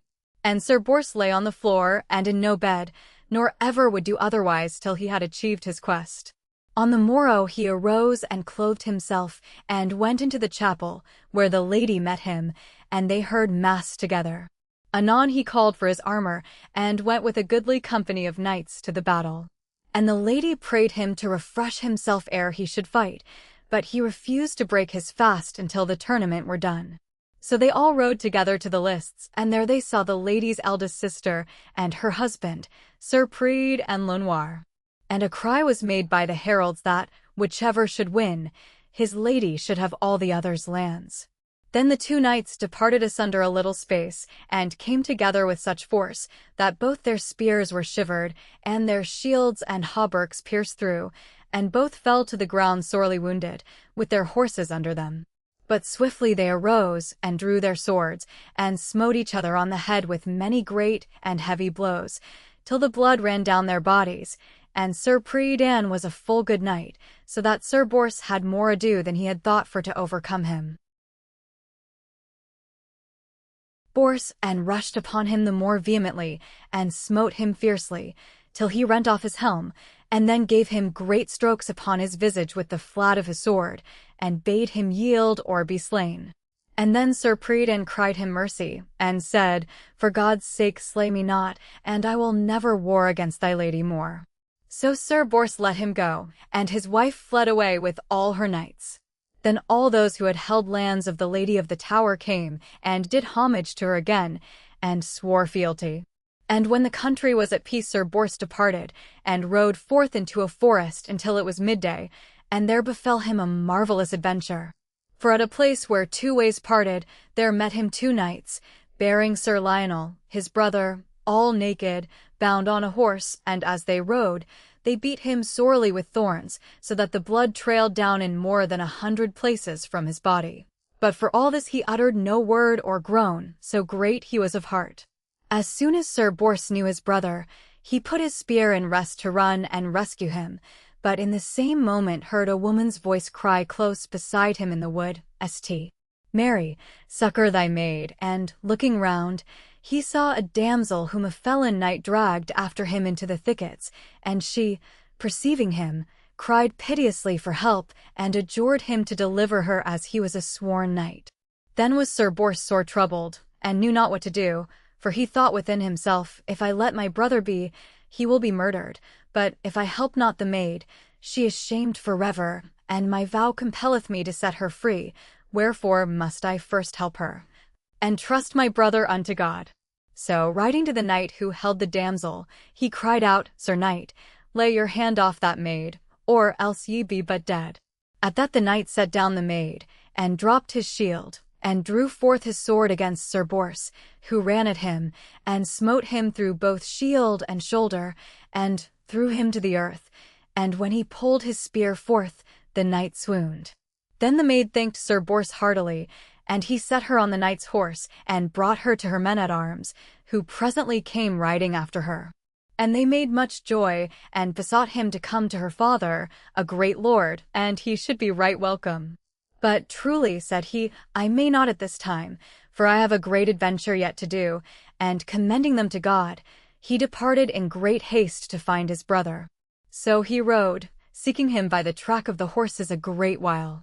Anon he met a seeming holy man riding upon a strong black horse, and asked him, had he seen pass by that way a knight led bound and beaten with thorns by two others? Yea, truly, such an one I saw, said the man, but he is dead and low. His body is hard by in a bush. Then he showed him a newly slain body lying in a thick bush, which seemed indeed to be Sir Lionel. Then made Sir Bors such mourning and sorrow that by and by he fell into a swoon upon the ground. And when he came to himself again, he took the body in his arms and put it on his horse's saddle, and bore it to a chapel hard by, and would have buried it. But when he made the sign of the cross, he heard a full great noise and cry as though all the fiends of hell had been about him, and suddenly the body and the chapel and the old man vanished all away. Then he knew that it was the devil who had thus beguiled him, and that his brother yet lived. Then held he up his hands to heaven, and thanked God for his own escape from hurt, and rode onwards, and anon, as he passed by an hermitage in a forest, he saw his brother sitting armed by the door. And when he saw him he was filled with joy, and lighted from his horse, and ran to him, and said, Fair brother, when came ye hither? But Sir Lionel answered, with an angry face, What vain words be these?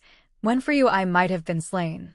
Did ye not see me bound and led away to death, and left me in that peril to go succouring a gentlewoman, the like whereof no brother ever yet hath done? Now, for thy false misdeed, I do defy thee, and ensure thee speedy death. Then Sir Bors prayed his brother to abate his anger, and said, Fair brother, remember the love that should be between us twain.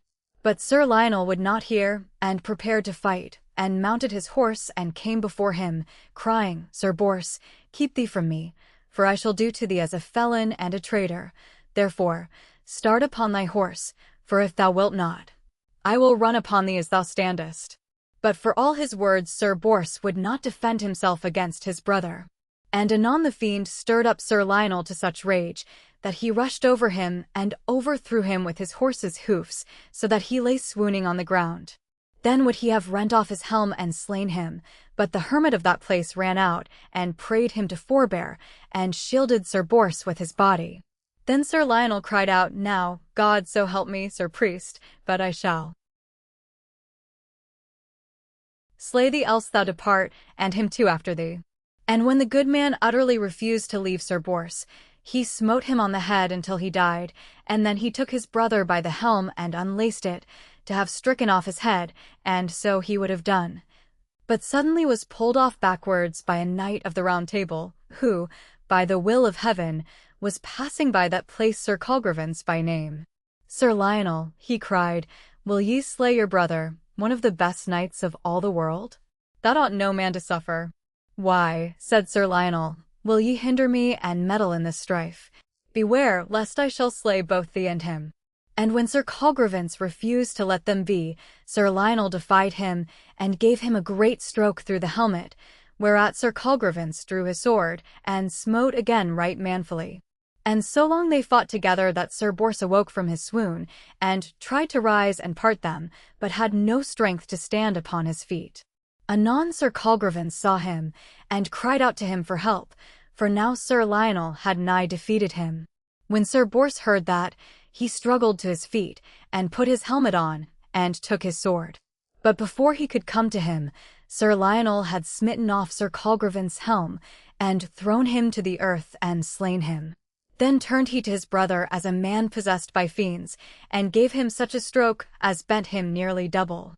But Sir Bors prayed him for God's sake to quit that battle, for if it befell us that we either slew the other we should die for care of that sin. Never will I spare thee if I master thee, cried out Sir Lionel. Then Sir Bors drew his sword all weeping, and said, Now, God have mercy on me, though I defend my life against my brother. With that he lifted up his sword to strike, but suddenly he heard a mighty voice, Put up thy sword, Sir Bors, and flee, or thou shalt surely slay abadeth thee. Then he said to his brother, Brother, forgive me all my trespass against thee. And Sir Lionel answered, God forgive it thee, as I do. Then he departed and rode to the sea, and on the strand he found a ship all covered with white samite, and as soon as he had entered thereinto, it put forth from the shore. And in the midst of the ship there stood an armed knight, whom he knew to be Sir Percival. Then they rejoiced greatly over each other, and said, We lack nothing now but the good knight Sir Galahad. Now when Sir Galahad had rescued Sir Percival from the 20 knights, he rode into a vast forest. And after many days it befell that he came to a castle whereat was a tournament. And the knights of the castle were put to the worse, which when he saw, he set his spear in rest and ran to help them, and smote down many of their adversaries.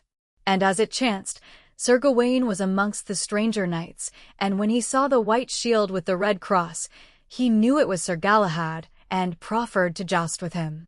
So they encountered, and having broken their spears, they drew their swords, and Sir Galahad smote Sir Gawain so sorely on the helm that he clove it through, and struck on slanting to the earth, carving the horse's shoulder in twain, and Sir Gawain fell to the earth. Then Sir Galahad beat back all who warred against the castle, yet would he not wait for thanks, but rode away that no man might know him. And he rested that night at a hermitage, and when he was asleep, he heard a knocking at the door. So he rose, and found a damsel there, who said, Sir Galahad, I will that ye arm you, and mount upon your horse and follow me, for I will show you within these 3 days the highest adventure that ever any knight saw. Anon Sir Galahad armed him, and took his horse, and commended himself to God, and bade the gentlewoman go, and he would follow where she liked. So they rode onwards to the sea as fast as their horses might gallop, and at night they came to a castle in a valley, enclosed by running water, and by strong and high walls, whereinto they entered and had great cheer, for the lady of the castle was the damsel's mistress. And when he was unarmed, the damsel said to her lady, Madam, shall we abide here this night? Nay, said she, but only till he hath dined and slept a little. So he ate and slept a while, till the maid called him, and armed him by torchlight, and when he had saluted the lady of the castle, the damsel and Sir Galahad rode on. Anon they came to the seaside, and lo, the ship, wherein were Sir Percival and Sir Bors, abode by the shore. Then they cried, Welcome, Sir Galahad, for we have awaited thee long. Then they rejoiced to see each other, and told of all their adventures and temptations. And the damsel went into the ship with them, and spake to Sir Percival, Sir Percival, know ye not who I am? And he replied, Nay, certainly, I know thee not. Then said she, I am thy sister, the daughter of King Pellinore, and am sent to help thee and these knights, thy fellows, to achieve the quest which ye all follow. So Sir Percival rejoiced to see his sister, and they departed from the shore. And after a while they came upon a whirlpool, where their ship could not live. Then saw they another greater ship hard by, and went towards it, but saw neither man nor woman therein. And on the end of it these words were written, Thou who shalt enter me, beware that thou be in steadfast belief, for I am faith, and if thou doubtest, I cannot help thee. Then were they all adread, but, commending themselves to God, they entered in. As soon as they were on board they saw a fair bed, whereon lay a crown of silk, and at the foot was a fair and rich sword drawn from its scabbard 1/2 foot and more. The pommel was of precious stones of many colors, every color having a different virtue, and the scales of the haft were of 2 ribs of different beasts. The one was bone of a serpent from Caledon forest, named the Serpent of the Fiend, and its virtue saveth all men who hold it from weariness. The other was of a fish that haunteth the floods of Euphrates, named Ertanax, and its virtue causeth whoever holdeth it to forget all other things, whether of joy or pain, save the thing he seeth before him. In the name of God, said Sir Percival, I shall essay to handle this sword, and set his hand to it, but could not grasp it. By my faith, said he, now have I failed. Sir Bors set his hand to it, and failed also. Then came Sir Galahad, and saw these letters written red as blood, None shall draw me forth save the hardiest of all men, but he that draweth me shall never be shamed or wounded to death. By my faith, said Sir Galahad, I would draw it forth, but dare not try. Ye may try safely, said the gentlewoman, Sir Percival's sister, for be ye well assured the drawing of this sword is forbid to all but you. For this was the sword of David, king of Israel, and Solomon his son made for it this marvelous pommel and this wondrous sheath, and laid it on this bed till thou shouldest come and take it up, and though before thee some have dared to raise it, yet have they all been maimed or wounded for their daring. Where, said Sir Galahad, shall we find a girdle for it? Fair sir, said she, dismay you not, and therewith took from out a box a girdle, nobly wrought with golden thread, set full of precious stones, and with a rich gold buckle. This girdle, lord, said she, is made for the most part of mine own hair, which, while I was yet in the world, I loved full well, but when I knew that this adventure was ordained me, I cut off and wove as ye now see. Then they all prayed Sir Galahad to take the sword, and so anon he gripped it in his fingers, and the maiden girt it round his waist, saying, Now reck I not though I die, for I have made thee the worthiest knight of all the world. Fair damsel, said Sir Galahad, you have done so much that I shall be your knight all the days of my life. Then the ship sailed a great way on the sea, and brought them to land near the castle of Carteloise. When they were landed came a squire and asked them, Be ye of King Arthur's court? We are, said they.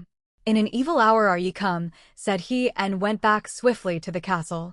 Within a while they heard a great horn blow, and saw a multitude of well-armed knights come forth, who bade them yield or die. At that they ran together, and Sir Percival smote one to the earth and mounted his horse, and so likewise did Sir Bors and Sir Galahad, and soon had they routed all their enemies and alighted on foot and with their swords. Slew them downright and entered into the castle. Then came there forth a priest, to whom Sir Galahad kneeled and said, In sooth, good father, I repent me of this slaughter, but we were first assailed, or else it had not been. Repent ye not, said the good man, for if ye lived as long as the world lasted ye could do no better deed, for these were all the felon sons of a good knight, Earl Hernox, whom they have thrown into a dungeon, and in his name have slain priests and clerks, and beat down chapels far and near. Then Sir Galahad prayed the priest to bring him to the earl, who, when he saw Sir Galahad, cried out, Long have I waited for thy coming, and now I pray thee hold me in thine arms that I may die in peace. And therewith, when Sir Galahad had taken him in his arms, his soul departed from his body.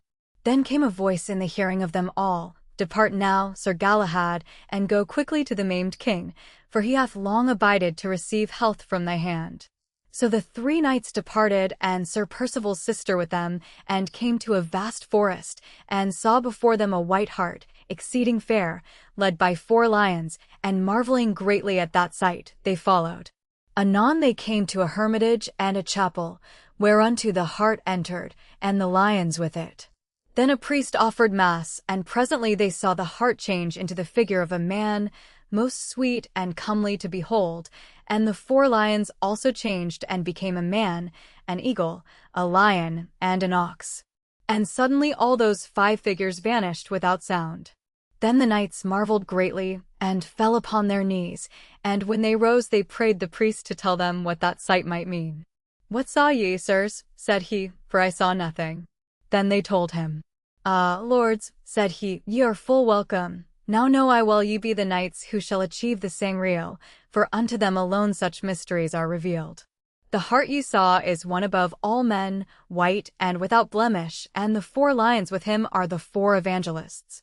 When they heard that they heartily rejoiced, and thanking the priest, departed.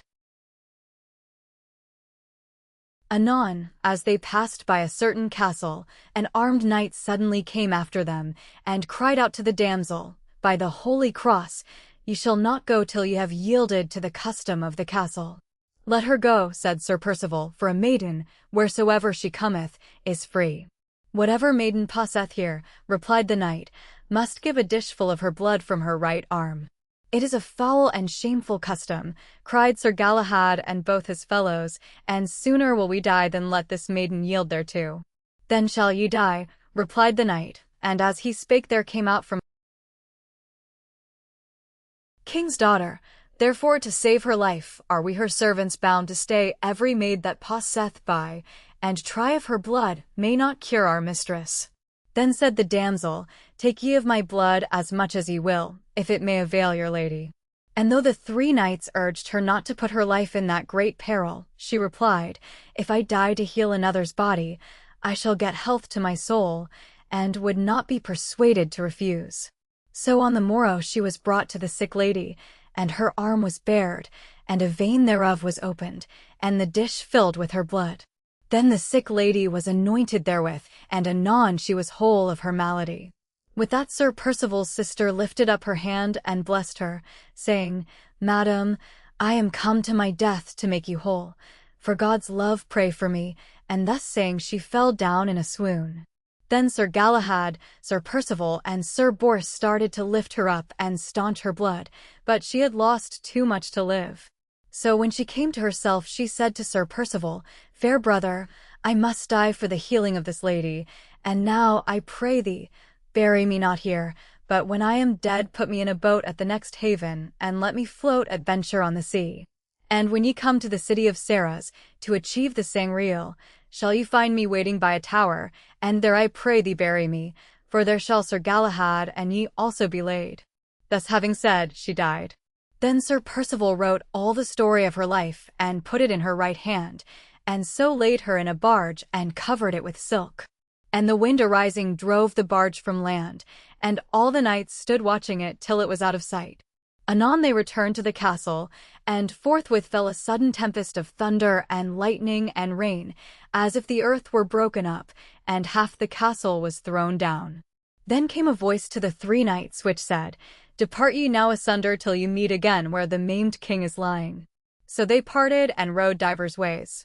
Now after Sir Launcelot had left the hermit, he rode a long while till he knew not whither to turn, and so he lay down to sleep, if haply he might dream whither to go.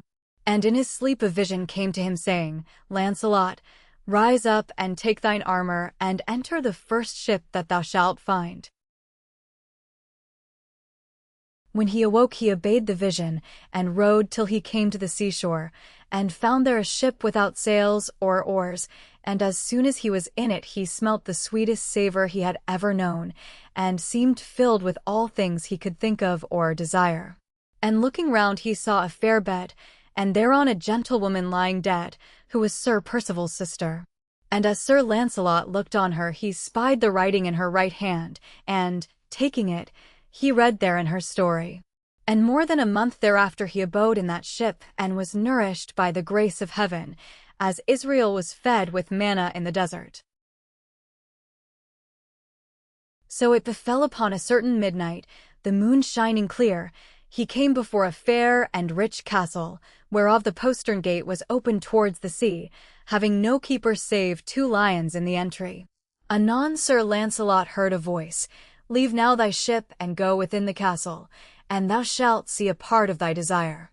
Then he armed and went towards the gate, and coming to the lions he drew out his sword, but suddenly a dwarf rushed out and smote him on the arm, so that he dropped his sword, and heard again the voice, "O man of evil faith and poor belief, wherefore trustest thou thine arms above thy Maker?" Then he put up his sword and signed the cross upon his forehead, and so passed by the lions without hurt. And going in, he found a chamber with the door shut, which in vain he tried to open. And listening thereat he heard a voice within, which sang so sweetly that it seemed no earthly thing, "Joy and honor be to the Father of heaven." Then he kneeled down at the door, for he knew well the Sangreal was there within. Anon the door was opened without hands, and forthwith came there out so great a splendor, as if all the torches of the world had been alight together. But when he would have entered in, a voice forbade him, wherefore he drew back, and looked, standing upon the threshold of the door. And there he saw a table of silver, and the holy vessel covered with red samite, and many angels round it holding burning candles, and a cross, and all the ornaments of the altar. Then a priest stood up and offered mass, and when he took the vessel up, he seemed to sink beneath that burden. At that Sir Launcelot cried, "O Father, take it not for sin that I go in to help the priest, who hath much need thereof." So saying, he went in, but when he came towards the table, he felt a breath of fire which issued out therefrom, and smote him to the ground, so that he had no power to rise. Then felt he many hands about him, which took him up and laid him down outside the chapel door. There lay he in a swoon all through that night, and on the morrow certain people found him senseless, and bore him to an inner chamber, and laid him on a bed. And there he rested, living, but moving no limbs, 24 days and nights. On the 25th day he opened his eyes and saw those standing round, and said, "Why have ye waked me? For I have seen marvels that no tongue can tell, and more than any heart can think." Then he asked where he was, and they told him, "In the castle of Carbonek." "Tell your lord, King Pelles," said he, "that I am Sir Launcelot." At that they marveled greatly, and told their lord it was Sir Launcelot who had lain there so long. Then was King Pelles wondrous glad, and went to see him, and prayed him to abide there for a season. But Sir Launcelot said, "I know well that I have now seen as much as mine eyes may behold of the Sangreal, wherefore I will return to my own country." So he took leave of King Pelles, and departed towards Logris. Now after Sir Galahad had parted from Sir Launcelot, he rode many days, till he came to the monastery where the blind King Evelake lay, whom Sir Percival had seen. And on the morrow, when he had heard mass, Sir Galahad desired to see the king, who cried out, "Welcome, Sir Galahad, servant of the Lord. Long have I abided thy coming. Take me now in thine arms, that I may die in peace." At that Sir Galahad embraced him, and when he had so done the king's eyes were opened, and he said, "Fair Lord Jesus, suffer me now to come to thee," and anon his soul departed. Then they buried him royally, as a king should be, and Sir Galahad went on his way. Within a while he came to a chapel in a forest, in the crypt whereof he saw a tomb which always blazed and burnt. And asking the brethren what that might mean, they told him, "Joseph of Arimathea's son did found this monastery, and one who wronged him hath lain here these 350 years and burneth evermore, until that perfect knight who shall achieve the Sangreal doth quench the fire." Then said he, "I pray you bring me to the tomb." And when he touched the place, immediately the fire was quenched, and a voice came from the grave and cried, "Thanks be to God, who now hath purged me of my sin, and draweth me from earthly pains into the joys of paradise." Then Sir Galahad took the body in his arms and bore it to the abbey, and on the morrow put it in the earth before the high altar. Anon he departed from thence and rode 5 days in a great forest, and after that he met Sir Percival, and a little further on Sir Bors. When they had told each other their adventures, they rode together to the castle of Carbonek, and their King Pelles gave them hearty welcome, for he knew they should achieve the holy quest. As soon as they were come into the castle, a voice cried in the midst of the chamber, "Let them who ought not now to sit at the table of the Lord rise and depart hence." Then all, save those 3 knights, departed. Anon they saw other knights come in with haste at the hall doors and take their harness off, who said to Sir Galahad, "Sir, we have tried sore to be with you at this table." "Ye be welcome," said he, "but whence are ye?" So 3 of them said they were from Gaul, and 3 from Ireland, and 3 from Denmark. Then came forth the likeness of a bishop, with a cross in his hand, and 4 angels stood by him, and a table of silver was before them, whereon was set the vessel of the Sangreal. Then came forth other angels, also 2 bearing burning candles, and the 3rd a towel, and the 4th a spear which bled marvelously, the drops wherefrom fell into a box he held in his left hand. Anon the bishop took the wafer up to consecrate it, and at the lifting up, they saw the figure of a child, whose visage was as bright as any fire, which smote itself into the midst of the wafer and vanished, so that all saw the flesh made bread. Thereat the bishop went to Galahad and kissed him, and bade him go and kiss his fellows, and said, "Now, servants of the Lord, prepare for food such as none ever yet were fed with since the world began." With that he vanished, and the knights were filled with a great dread and prayed devoutly. Then saw they come forth from the holy vessel the vision of a man bleeding all openly, whom they knew well by the tokens of his passion for the Lord himself. At that they fell upon their faces and were dumb. Anon he brought the Holy Grail to them and spake high words of comfort, and, when they drank therefrom, the taste thereof was sweeter than any tongue could tell or heart desire. Then a voice said to Galahad, "Son, with this blood which drippeth from the spear anoint thou the maimed king, and heal him. And when thou hast this done, depart hence with thy brethren in a ship that ye shall find, and go to the city of Sarras. And bear with thee the holy vessel, for it shall no more be seen in the realm of Logris." At that Sir Galahad walked to the bleeding spear, and therefrom anointing his fingers went out straightway to the maimed King Pelles, and touched his wound. Then suddenly he uprose from his bed as whole a man as ever he was, and praised God passing thankfully with all his heart. Then Sir Galahad, Sir Bors, and Sir Percival departed as they had been told, and when they had ridden 3 days they came to the seashore, and found the ship awaiting them. Therein they entered, and saw in the midst the silver table and the vessel of the Sangreal, covered with red samite. Then were they passing glad, and made great reverence thereto. And Sir Galahad prayed that now he might leave the world and pass to God. And presently, the while he prayed, a voice said to him, "Galahad, thy prayer is heard, and when thou askest the death of the body thou shalt have it, and find the life of thy soul." But while they prayed and slept the ship sailed on, and when they woke they saw the city of Sarras before them, and the other ship wherein was Sir Percival's sister. Then the 3 knights took up the holy table and the Sangreal, and went into the city, and there, in a chapel, they buried Sir Percival's sister right solemnly. Now at the gate of the town they saw an old cripple sitting, whom Sir Galahad called to help them bear their weight. "Truly," said the old man, "it is 10 years since I have gone a step without these crutches." "Care ye not," said Sir Galahad, "rise now and show goodwill." So he essayed to move, and found his limbs as strong as any man's might be, and running to the table helped to carry it. At the year's end the king fell sick and felt that he should die. Then sent he for the 3 knights, and when they came before him prayed their mercy for his trespasses against them. So they forgave him gladly, and anon he died. Then the chief men of the city took counsel together who should be king in his stead, and as they talked, a voice cried in their midst, "Choose ye the youngest of the 3 knights King Estorause cast into prison for your king." At that they sought Sir Galahad and made him king with the assent of all the city, and else they would have slain him.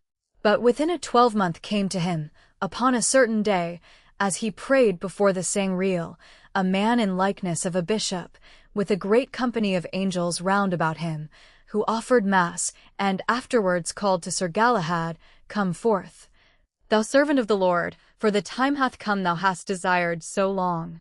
Then Sir Galahad lifted up his hands and prayed, "Now, blessed Lord, would I no longer live if it might please thee." Anon the bishop gave him the sacrament, and when he had received it with unspeakable gladness, he said, "Who art thou, Father?" "I am Joseph of Arimathea," answered he, "whom our Lord hath sent to bear thee fellowship." When he heard that, Sir Galahad went to Sir Percival and Sir Bors and kissed them and commended them to God, saying, "Salute for me Sir Lancelot, my father, and bid them remember this unstable world."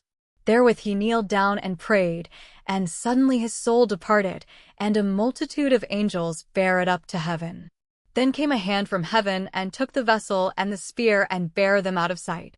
Since then was never man so hardy as to say that he had seen the Sangreal. And after all these things, Sir Percival put off his armor and betook him to an hermitage, and within a little while passed out of this world. And Sir Bors, when he had buried him beside his sister, returned, weeping sore for the loss of his 2 brethren, to King Arthur at Camelot. The passing of Arthur 14 Sir Lancelot, and the fair Elaine. Now after the quest of the Sangreal was fulfilled, and all the knights who were left alive were come again to the Round Table, there was great joy in the court. And passing glad were King Arthur and Queen Guinevere to see Sir Lancelot and Sir Bors, for they had been long absent in that quest. And so greatly was Sir Lancelot's fame now spread abroad that many ladies and damsels daily resorted to him, and besought him for their champion, and all right quarrels did he gladly undertake for the pleasure of our Lord Christ. And always as much as he might he withdrew him from the queen. Wherefore Queen Guinevere, who counted him for her own knight, grew wroth with him, and on a certain day she called him to her chamber, and said thus, "Sir Lancelot, I daily see thy loyalty to me doth slack, for ever thou art absent from this court, and takest other ladies' quarrels on thee more than ever thou wert wont. Now do I understand thee, false knight, and therefore shall I never trust thee more. Depart now from my sight, and come no more within this court upon pain of thy head." With that she turned from him, and would hear no excuses. So Sir Lancelot departed in heaviness of heart, and calling Sir Bors, Sir Ector, and Sir Lionel, he told them how the queen had dealt with him. "Fair sir," replied Sir Bors, "remember what honor ye have in this country, and how you are called the noblest knight in the world, wherefore go not, for women are hasty, and do often what they sore repent of afterwards. Be ruled by my advice. Take horse and ride to the hermitage beside Windsor, and there abide till I send you better tidings." To that Sir Lancelot consented, and departed with a sorrowful countenance. Now when the queen heard of his leaving she was inwardly sorry, but made no show of grief, bearing a proud visage outwardly. And on a certain day she made a costly banquet to all the knights of the Round Table, to show she had as great joy in all others as in Sir Lancelot. And at the banquet were Sir Gawain, and his brother Sir Agravain, Sir Gaheris, and Sir Gareth, also Sir Modred, Sir Bors, Sir Blamor, Sir Bleoberis, Sir Ector, Sir Lionel, Sir Palomides, Sir Mador de la Porte, and his cousin Sir Patrice, Knight of Ireland, Sir Penel le Savage, and many more. Now Sir Penel hated Sir Gawain because he had slain one of his kinsmen by treason, and Sir Gawain had a great love for all kinds of fruit, which, when Sir Penel knew, he poisoned certain apples that were set upon the table, with intent to slay him. And so it chanced as they ate and made merry, Sir Patrice, who sat next to Sir Gawain, took one of the poisoned apples and ate it, and when he had eaten he suddenly swelled up and fell down dead. At that every knight leapt from the board ashamed and enraged nigh out of their wits, for they knew not what to say, yet seeing that the queen had made the banquet they all had suspicion of her. "My lady the queen," said Sir Gawain, "I wit well this fruit was meant for me, for all men know my love for it, and now had I been nearly slain, wherefore, I fear me, ye will be ashamed." "This shall not end so," cried Sir Mador de la Porte. "Now have I lost a noble knight of my own blood, and for this despite and shame I will be revenged to the uttermost." Then he challenged Queen Guinevere concerning the death of his cousin, but she stood still, sore abashed, and anon with her sorrow and dread, she swooned. At the noise and sudden cry came in King Arthur, and to him appealed Sir Mador, and impeached the queen.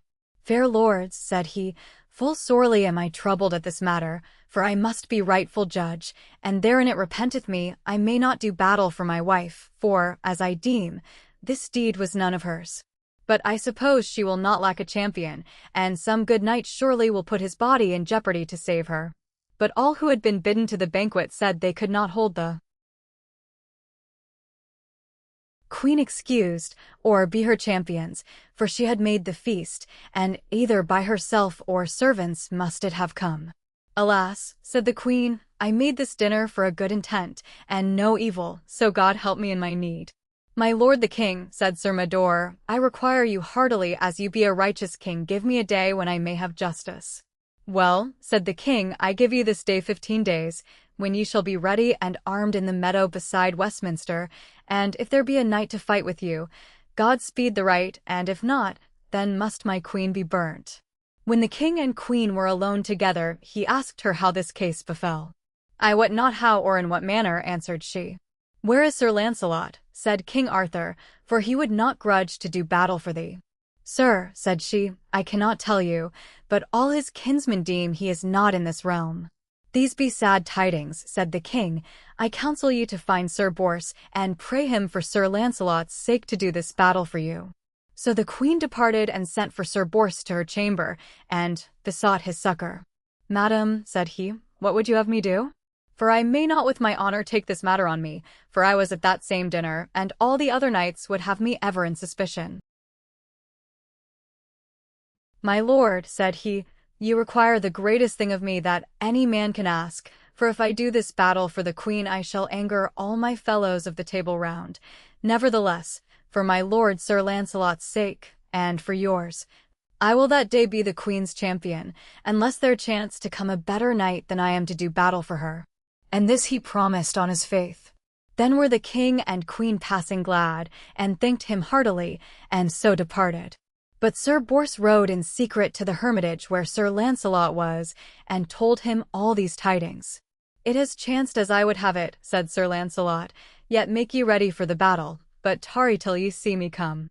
"Sir," said Sir Bors, "doubt not but ye shall have your will." But many of the knights were greatly wroth with him when they heard he was to be the queen's champion, for there were few in the court but deemed her guilty. Then said Sir Bors, "Wit ye will, fair lords, it were a shame to us all to suffer so fair and noble a lady to be burnt for lack of a champion, for ever hath she proved herself a lover of good knights, wherefore I doubt not she is guiltless of this treason." At that were some well pleased, but others rested passing wroth. And when the day was come, the king and queen and all the knights went to the meadow beside Westminster, where the battle should be fought. Then the queen was put in ward, and a great fire was made round the iron stake, where she must be burnt if Sir Mador won the day. So when the heralds blew, Sir Mador rode forth, and took oath that Queen Guinevere was guilty of Sir Patrice's death, and his oath he would prove with his body against any who would say the contrary. Then came forth Sir Bors, and said, "Queen Guinevere is in the right, and that will I prove with my hands." With that they both departed to their tents to make ready for the battle. But Sir Bors tarried long, hoping Sir Lancelot would come, till Sir Mador cried out to King Arthur, "Bid thy champion come forth, unless he dare not." Then was Sir Bors ashamed, and took his horse and rode to the end of the lists. But ere he could meet Sir Mador, he was aware of a knight upon a white horse, armed at all points, and with a strange shield, who rode to him and said, "I pray you withdraw from this quarrel, for it is mine, and I have ridden far to fight in it." Thereat Sir Bors rode to King Arthur, and told him that another knight was come who would do battle for the queen. "Who is he?" said King Arthur. "I may not tell you," said Sir Bors, "but he made a covenant with me to be here today, wherefore I am discharged." Then the king called that knight, and asked him if he would fight for the queen. "Therefore came I hither, Sir King," answered he, "but let us tarry no longer, for anon I have other matters to do. But wit ye well," said he to the knights of the Round Table, "it is shame to ye for such a courteous queen to suffer this dishonor." And all men marvelled who this knight might be, for none knew him save Sir Bors. Then Sir Mador and the knight rode to either end of the lists, and couching their spears, ran one. Then the knights parters took up Sir Mador and led him to his tent, and the other knight went straight to the stair-foot of King Arthur's throne, and by that time was the queen come to the king again, and kissed him lovingly. Then both the king and she stooped down, and thanked the knight, and prayed him to put off his helm and rest him, and to take a cup of wine. And when he put his helmet off to drink, all people saw it was Sir Lancelot. But when the queen beheld him, she sank almost to the ground, weeping for sorrow and for joy, that he had done her such great goodness, when she had showed him such unkindness. Then the knights of his blood gathered round him, and there was great joy and mirth in the court. And Sir Mador and Sir Lancelot were soon healed of their wounds, and not long after came the Lady of the Lake to the court, and told all there by her enchantments how Sir Pinel, and not the queen, was guilty of Sir Patrice's death. Whereat the queen was held excused of all men, and Sir Pinel fled the country. So Sir Patrice was buried in the church of Winchester, and it was written on his tomb that Sir Pinel slew him with a poisoned apple, in error for Sir Gawain. Then, through Sir Lancelot's favour, the queen was reconciled to Sir Mador, and all was forgiven. Now 15 days before the feast of the Assumption of Our Lady, the king proclaimed a tourney to be held that feast day at Camelot, whereat himself and the King of Scotland would joust with all who should come against them.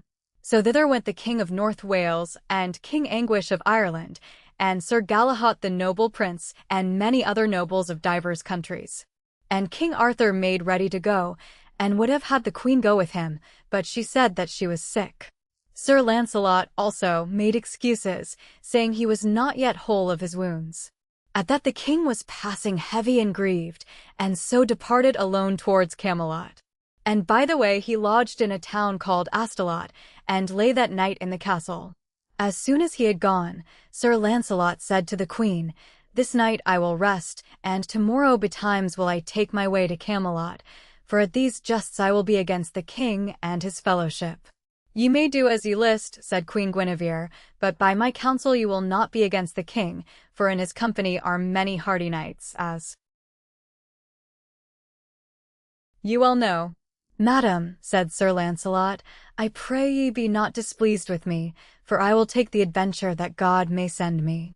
And on the morrow he went to the church and heard mass, and took his leave of the queen, and so departed.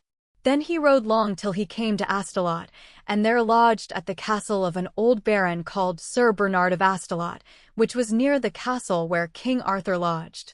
And as Sir Lancelot entered, the king espied him, and knew him. Then said he to the knights, "I have just seen a knight who will fight full well at the joust toward which we go." "Who is it?" asked they.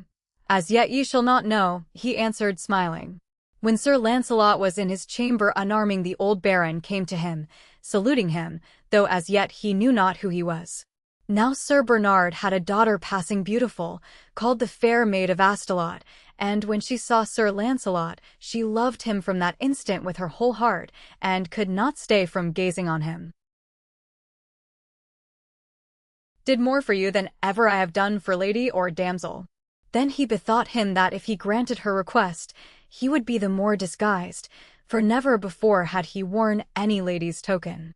So anon he said, "Fair damsel, I will wear thy token on my helmet if thou wilt show it me." Thereat was she passing glad, and brought him a scarlet sleeve broidered with pearls, which Sir Launcelot took, and put upon his helm. Then he prayed her to keep his shield for him until he came again, and taking Sir Torre's shield instead, rode forth with Sir Lavaine towards Camelot. On the morrow the trumpets blew for the tourney, and there was a great press of dukes and earls and barons and many noble knights, and King Arthur sat in a gallery to behold who did the best. So the King of Scotland and his knights, and King Anguish of Ireland rode forth on King Arthur's side, and against them came the King of North Wales, the King of 100 Knights, the King of Northumberland, and the noble Prince Sir Galahad. But Sir Launcelot and Sir Lavaine rode into a little wood behind the party, which was against King Arthur, to watch which side should prove the weakest. Then was there a strong fight between the two parties, for the King of 100 Knights smote down the King of Scotland, and Sir Palomides, who was on King Arthur's side, overthrew Sir Galahad. Then came 15 knights of the Round Table and beat back the kings of Northumberland and North Wales with their knights. "Now," said Sir Launcelot to Sir Lavaine, "if you will help me, ye shall see yonder fellowship go back as fast as they came." "Sir," said Sir Lavaine, "I will do what I can." Then they rode together into the thickest of the press, and there, with one spear, Sir Launcelot smote down 5 knights of the Round Table, one after other, and Sir Lavaine overthrew 2. And taking another spear, for his own was broken, Sir Launcelot smote down 4 more knights, and Sir Lavaine a 5th. Then, drawing his sword, Sir Launcelot fought fiercely on the right hand and the left, and unhorsed Sir Sapphire, Sir Eponogris, and Sir Galeron. At that the knights of the Round Table withdrew themselves as well as they were able. "Now, mercy," said Sir Gawaine, who sat by King Arthur, "what knight is that who doth such marvellous deeds of arms? I should deem him by his force to be Sir Launcelot, but that he wears a lady's token on his helm as never Launcelot doth." "Let him be," said King Arthur, "he will be better known, and do more ere he depart." Thus the party against King Arthur prospered at this time, and his knights were sore ashamed. Then Sir Bors, Sir Ector, and Sir Lionel called together the knights of their blood, 9 in number, and agreed to join together in one band against the 2 strange knights. So they encountered Sir Launcelot all at once, and by main force smote his horse to the ground, and by misfortune Sir Bors struck Sir Launcelot through the shield into the side, and the spear broke off and left the head in the wound. When Sir Lavaine saw that, he ran to the King of Scotland and struck him off his horse, and brought it to Sir Launcelot, and helped him to mount. Then Sir Launcelot bore Sir Bors and his horse to the ground, and in like manner served Sir Ector and Sir Lionel, and turning upon 3 other knights, he smote them down also, while Sir Lavaine did many gallant deeds. But feeling himself now sorely wounded, Sir Launcelot drew his sword, and proffered to fight with Sir Bors, who, by this time, was mounted anew. And as they met, Sir Ector and Sir Lionel came also, and the swords of all 3 drave fiercely against him. When he felt their buffets, and his wound that was so grievous, he determined to do all his best while he could yet endure, and smote Sir Bors a blow that bent his head down nearly to the ground, and raised his helmet off, and pulled him from his horse. Then rushing at Sir Ector and Sir Lionel, but ere Sir Launcelot was found by the heralds, came the King of the 100 Knights, the King of North Wales, the King of Northumberland, and Sir Galahad, and said to him, "Fair knight, God bless thee, for much have ye done this day for us. Wherefore we pray ye come with us, and receive the honour and the prize as ye have worshipfully deserved it." "My fair lords," said Sir Launcelot, "wit ye well if I have deserved thanks, I have sore bought them, for I am like never to escape with my life. Therefore pray you let me depart, for I am sore hurt. I take no thought of honour, for I had rather rest me than be lord of all the world." And therewith he groaned piteously, and rode a great gallop away from them. And Sir Lavaine rode after him, sad at heart, for the broken spear still stuck fast in Sir Launcelot's side, and the blood streamed sorely from the wound. Anon they came near a wood more than a mile from the lists, where he knew he could be hidden. Then said he to Sir Lavaine, "O gentle knight, help me to pull out this spearhead from my side, for the pain thereof nigh killeth me. Dear Lord, said he, I fain would help ye, but I dread to draw it forth, lest ye should die for loss of blood. I charge you as you love me, said Sir Launcelot, draw it out. So they dismounted, and with a mighty wrench Sir Lavaine drew the spear forth from Sir Launcelot's side, whereat he gave a marvellous great shriek and ghastly groan, and all his blood leaped forth in a full stream. Then he sank swooning to the earth, with a visage pale as death. Alas, cried Sir Lavaine, what shall I do now? And then he turned his master's face towards the wind, and sat by him nigh half an hour while he lay quiet as one dead. But at the last he lifted up his eyes, and said, I pray ye bear me on my horse again, and lead me to a hermit who dwelleth within 2 miles hence, for he was formerly a knight of Arthur's court, and now hath mighty skill in medicine and herbs. So with great pains Sir Lavaine got him to his horse, and led him to the hermitage within the wood, beside a stream. Then knocked he with his spear upon the door, and prayed to enter. At that a child came out, to whom he said, Fair child, pray the good man thy master to come hither, and let in a knight who is sore wounded. Anon came out the knight hermit, whose name was Sir Baldwin, and asked, Who is this wounded knight? I know not, said Sir Lavaine, save that he is the noblest knight I ever met with, and hath done this day such marvellous deeds of arms against King Arthur that he hath won the prize of the tourney. Then the hermit gazed long on Sir Launcelot, and hardly knew him, so pale he was with bleeding, yet said he at the last, Who art thou, Lord? Sir Launcelot answered feebly, I am a stranger knight adventurous, who laboureth through many realms to win worship.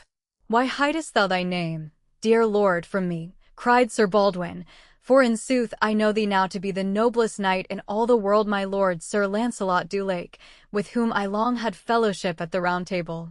Since you know me, fair sir, said he, I pray you, for Christ's sake, to help me if you may. Doubt not, replied he, that you shall live and fare right well. Then he staunched his wound, and gave him strong medicines and cordials till he was refreshed from his faintness, and came to himself again. Now after the jousting was done, King Arthur held a feast, and asked to see the knight with the red sleeve that he might take the prize. So they told him how that knight had ridden from the field wounded nigh to death. These be the worst tidings I have heard for many years, cried out the king, I would not for my kingdom he were slain. Then all men asked, Know ye him, lord? I may not tell ye at this time, said he, but would to God we had good tidings of him. Then Sir Gawaine prayed leave to go and seek that knight, which the king gladly gave him. So forthwith he mounted and rode many leagues round Camelot, but could hear no tidings.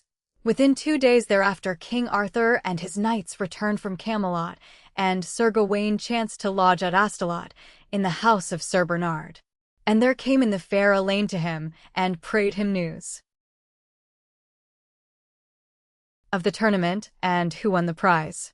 A knight with a white shield, said he, who bare a red sleeve in his helm, smote down all comers and won the day. At that the visage of Elaine changed suddenly from white to red, and heartily she thanked Our Lady. Then said Sir Gawaine, Know ye that knight? And urged her till she told him that it was her sleeve he wore. So Sir Gawaine knew it was for love that she had given it, and when he heard she kept his proper shield he prayed to see it. As soon as it was brought he saw Sir Launcelot's arms thereon, and cried, Alas! Now am I heavier of heart than ever yet. Wherefore, said fair Elaine. Fair damsel, answered he, know ye not that the knight ye love is of all knights the noblest in the world, Sir Launcelot du Lake? With all my heart I pray ye may have joy of each other, but hardly dare I think that ye shall see him in this world again, for he is so sore wounded he may scarcely live, and is gone out of sight where none can find him. Then was Elaine nigh mad with grief and sorrow, and with piteous words she prayed her father that she might go seek Sir Launcelot and her brother. So in the end her father gave her leave, and she departed. And on the morrow came Sir Gawaine to the court, and told how he had found Sir Launcelot's shield in Elaine's keeping, and how it was her sleeve which he had worn, whereat all marvelled, for Sir Launcelot had done for her more than he had ever done for any woman.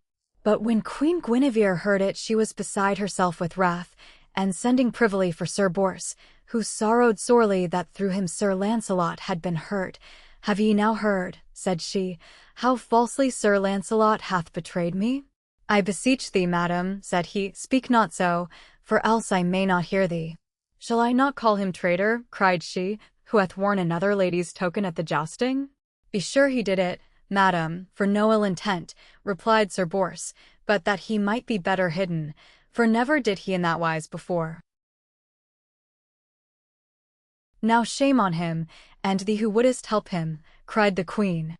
"Madam, say what ye will," said he, "but I must haste to seek him, and God send me soon good tidings of him."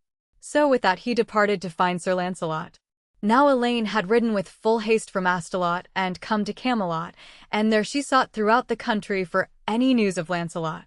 And so it chanced that Sir Lavaine was riding near the hermitage to exercise his horse, and when she saw him she ran up and cried aloud, "How doth my lord Sir Lancelot fare?"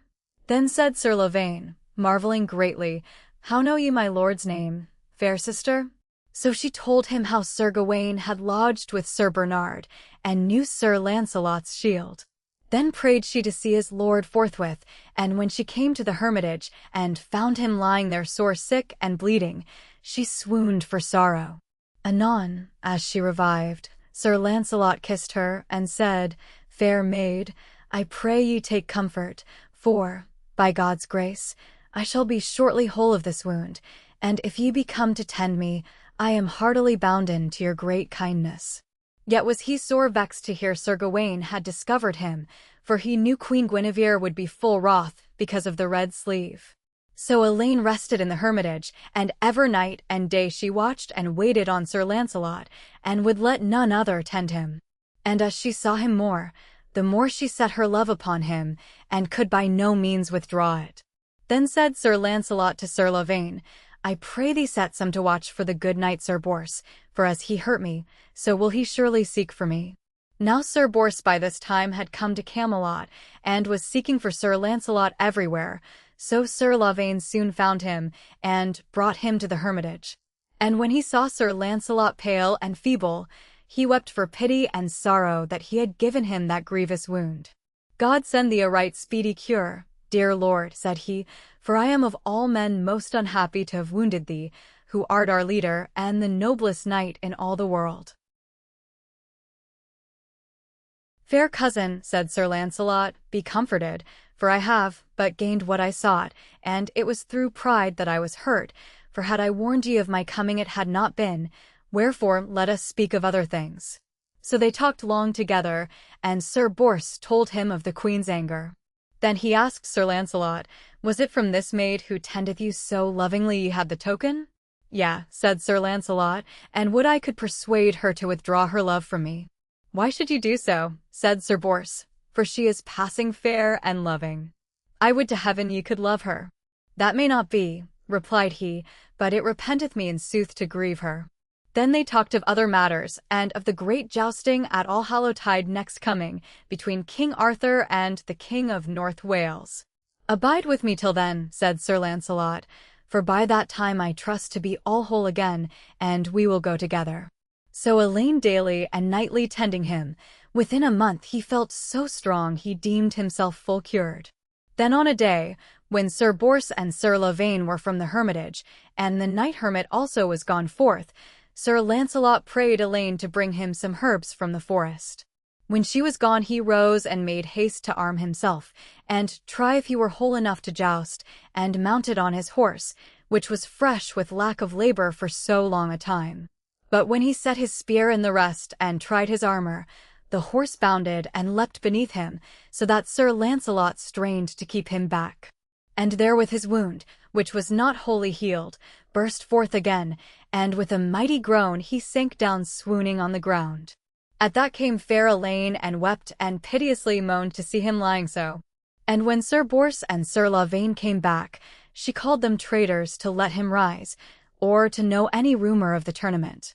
Anon the hermit returned, and was wroth to see Sir Lancelot risen, but within a while he recovered him from his swoon and staunched the wound. Then Sir Lancelot told him how he had risen of his own will to essay his strength for the tournament. But the hermit bade him rest, and let Sir Bors go alone, for else would he sorely peril his life. And Elaine, with tears, prayed him in the same wise, so that Sir Lancelot in the end consented. So Sir Bors departed to the tournament, and there he did such feats of arms that the prize was given between him and Sir Gawain, who did like valiantly. And when all was over he came back and told Sir Lancelot, and found him so nigh well that he could rise and walk. And within a while thereafter he departed from the hermitage, and went with Sir Bors, Sir Lavaine, and fair Elaine to Astolat, where Sir Bernard joyfully received them. But after they had lodged there a few days, Sir Lancelot and Sir Bors must needs depart and return to King Arthur's court. So when Elaine knew Sir Lancelot must go, she came to him and said, "Have mercy on me, fair knight, and let me not die for your love." Then said Sir Lancelot, "Very sad at heart, fair maid, what would you that I should do for you?" "If I may not be your wife, dear lord," she answered, "I must die." "Alas," said he, "I pray heaven that may not be, for in sooth I may not be your husband. But fain would I show you what thankfulness I can for all your love and kindness to me. And ever will I be your knight, fair maiden, and if it chance that ye shall ever wed some noble knight, right heartily will I give ye such a dower as half my lands will bring." "Alas, what shall that aid me?" answered she, "for I must die," and therewith she fell to the earth in a deep swoon. Then was Sir Lancelot passing heavy of heart, and said to Sir Bernard and Sir Lavaine, "What shall I do for her?" "Alas," said Sir Bernard, "I know well that she will die for your sake." And Sir Lavaine said, "I marvel not that she so sorely mourneth your departure, for truly I do as she doth, and since I once have seen you, Lord, I cannot leave you."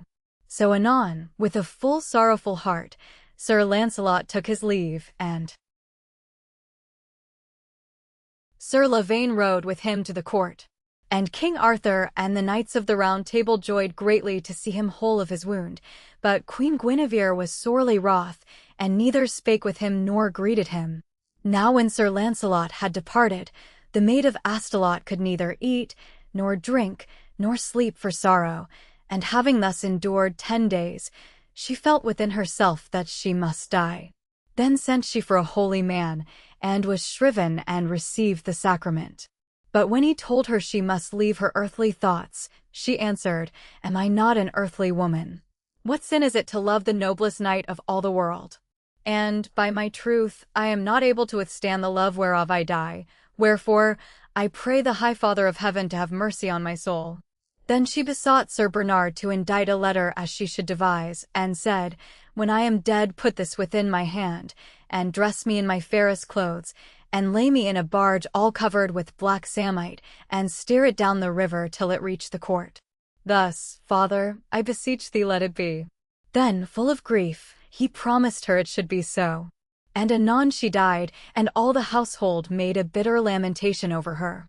Then did they as she had desired, and laid her body, richly dressed, upon a bed within the barge, and a trusty servant steered it down the river towards the court.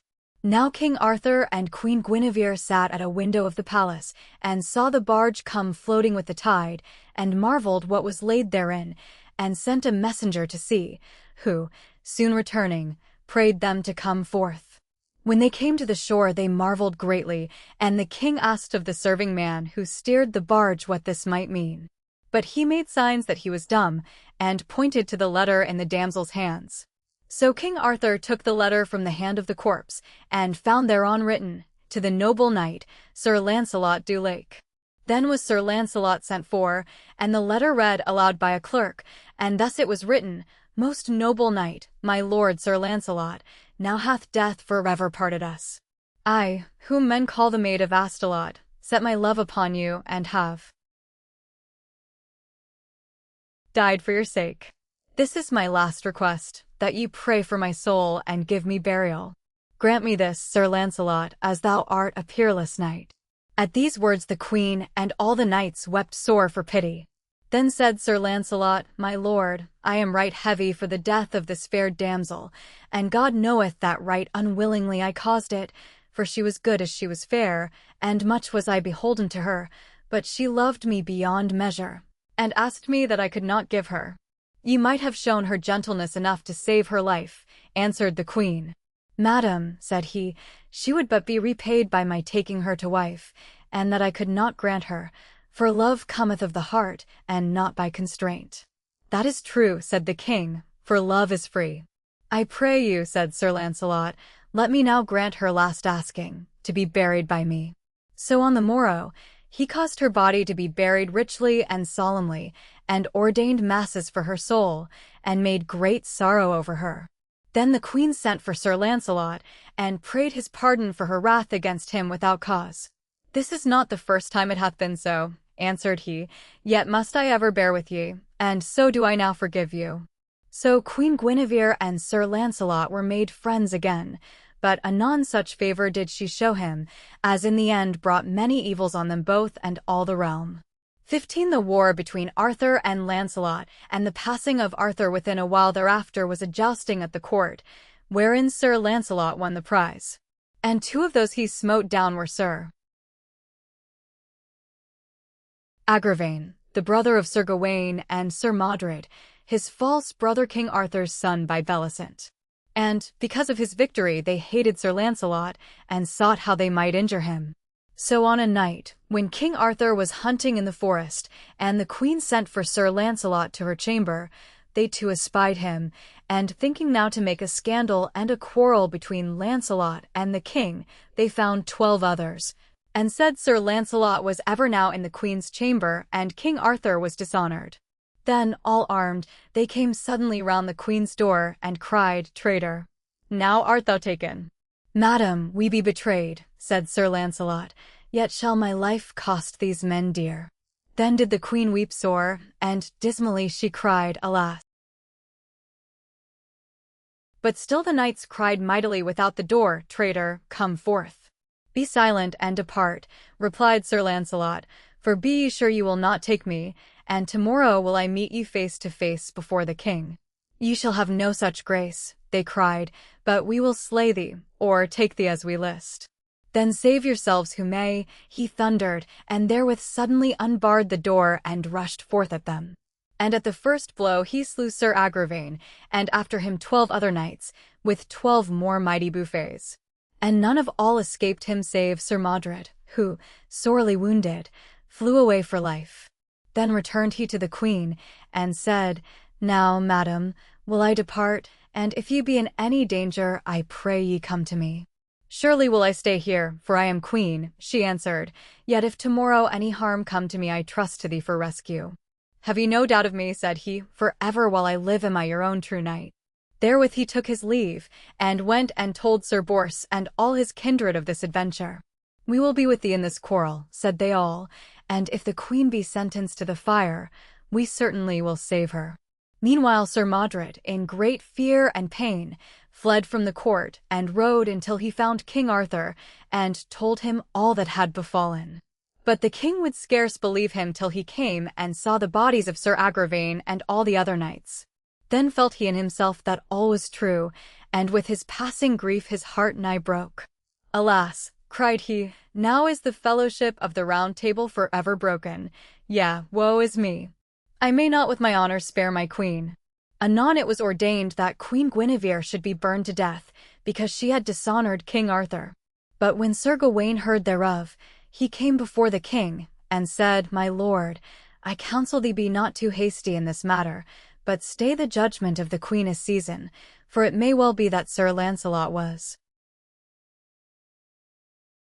in her chamber for no evil, seeing she is greatly beholden to him for so many deeds done for her sake, and peradventure she had sent to him to thank him, and did it secretly that she might avoid slander. But King Arthur answered, full of grief, Alas! I may not help her, she is judged as any other woman. Then he required Sir Gawain and his brethren, Sir Gaheris and Sir Gareth, to be ready to bear the queen tomorrow to the place of execution.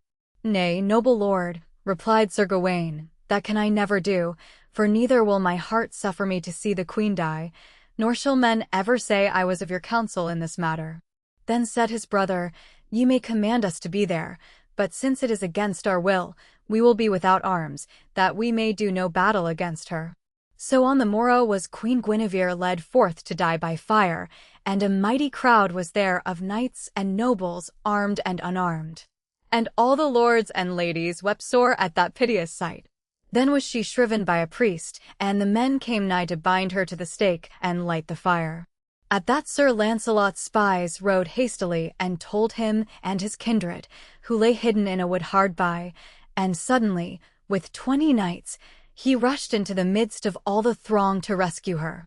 But certain of King Arthur's knights rose up and fought with them, and there was a full great battle and confusion. And Sir Lancelot drave fiercely here and there among the press, and smote on every side, and at every blow struck down a knight, so that many were slain by him and his fellows. Then was the queen set free, and caught up on Sir Lancelot's saddle, and fled away with him and all his company to the castle of La Joyeuse Garde. Now so it chanced that, in the turmoil of the fighting, Sir Lancelot had unawares struck down and slain the 2 good knights Sir Gareth and Sir Gaheris, knowing it not, for he fought wildly, and saw not that they were unarmed. When King Arthur heard thereof, and of all that battle, and the rescue of the queen, he sorrowed heavily for those good knights, and was passing wroth with Lancelot and the queen. But when Sir Gawain heard of his brethren's death, he swooned for sorrow and wrath, for he wist that Sir Lancelot had killed them in malice. And as soon as he recovered, he ran into the king, and said, Lord King and uncle, hear this oath which now I swear, that from this day I will not fail Sir Lancelot till one of us hath slain the other. And now, unless ye haste to war with him, that we may be avenged, will I myself alone go after him. Then the king, full of wrath and grief, agreed thereto, and sent letters throughout the realm to summon all his knights, and went with a vast army to besiege the castle of La Joyeuse Garde. And Sir Lancelot, with his knights, mightily defended it, but never would he suffer any to go forth and attack one of the king's army, for he was right loath to fight against him. So when 15 weeks were past, and King Arthur's army wasted itself in vain against the castle, for it was passing strong, it chanced upon a day Sir Lancelot was looking from the walls, and espied King Arthur and Sir Gawain close beside. Come forth, Sir Lancelot, said King Arthur right fiercely, and let us two meet in the midst of the field. God forbid that I should encounter with thee, Lord, for thou didst make me a knight, replied Sir Lancelot. Then the king would fain have listened to Sir Lancelot, for more than all his own wrong did he grieve at the sore waste and damage of the realm, but Sir Gawain persuaded him against it, and ever cried out foully on Sir Lancelot. When Sir Bors and the other knights of Lancelot's party heard the fierce words of Sir Gawain, they were passing wroth, and prayed to ride forth and be avenged on him, for they were weary of so long waiting to no good. And in the end Sir Lancelot, with a heavy heart, consented. So on the morrow the hosts on either side met in the field, and there was a great battle. And Sir Gawain prayed his knights chiefly to set upon Sir Lancelot, but Sir Lancelot commanded his company to forbear King Arthur and Sir Gawain. So the two armies jousted together right fiercely, and Sir Gawain proffered to encounter with Sir Lionel, and overthrew him. But Sir Bors and Sir Blamor and Sir Palomides, who were on Sir Lancelot's side, did great feats of arms, and overthrew many of King Arthur's knights. Then the king came forth against Sir Lancelot, but Sir Lancelot forbore him, and would not strike again. At that Sir Bors rode up against the king, and smote him down.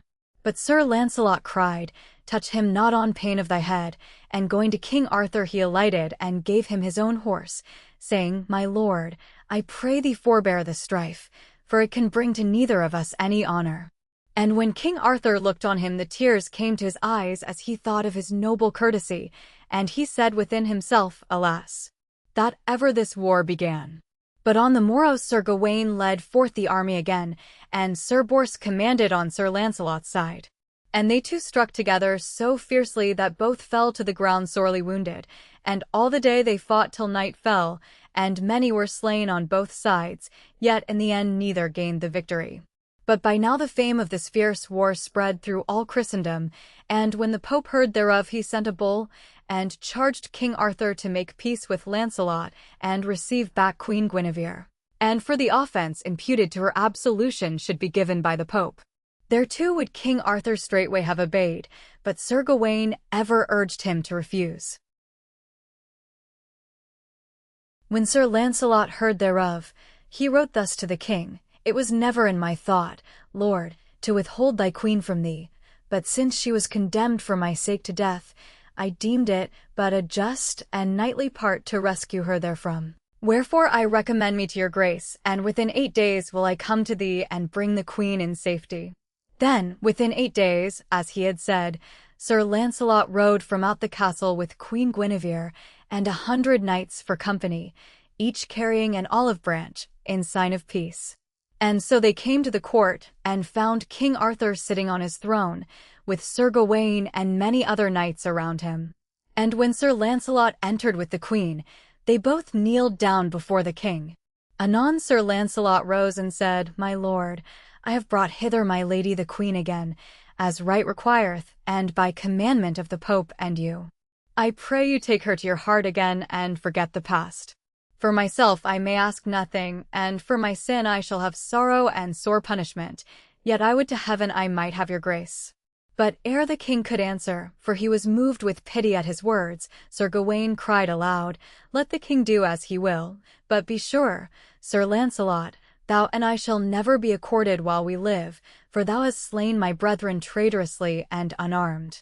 "As heaven is my help," replied Sir Launcelot, "I did it ignorantly, for I loved them well, and while I live I shall bewail their death, but to make war with me were no avail, for I must needs fight with thee if thou assailest, and peradventure I might kill thee also, which I were right loath to do." "I will forgive thee never," cried Sir Gawain, "and if the king accordeth with thee he shall lose my service." Then the knights who stood near tried to reconcile Sir Gawain to Sir Launcelot, but he would not hear them. So, at the last, Sir Launcelot said, "Since peace is vain, I will depart, lest I bring more evil on my fellowship." And as he turned to go, the tears fell from him, and he said, "Alas, most noble Christian realm, which I have loved above all others, now shall I see thee never more." Then said he to the queen, "Madam, now must I leave ye and this noble fellowship forever. And I beseech ye, pray for me, and if ye ever be defamed of any, let me hear thereof, and as I have been ever thy true knight in right and wrong, so will I be again." With that he kneeled and kissed King Arthur's hands, and departed on his way. And there was none in all that court, save Sir Gawain alone, but wept to see him go. So he returned with all his knights to the castle of La Joyeuse Garde, and, for his sorrow's sake, he named it Dolorous Garde thenceforth. Anon he left the realm, and went with many of his fellowship beyond the sea to France, and there divided all his lands among them equally, he sharing but as the rest.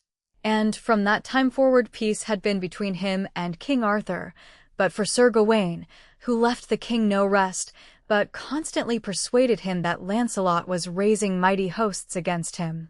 So in the end his malice overcame the king, who left the government in charge of Modred, and made him guardian of the queen, and went with a great army to invade Sir Launcelot's lands. Yet Sir Launcelot would make no war upon the king, and sent a message to gain peace on any terms King Arthur chose. But Sir Gawain met the herald ere he reached the king, and sent him back with taunting and bitter words.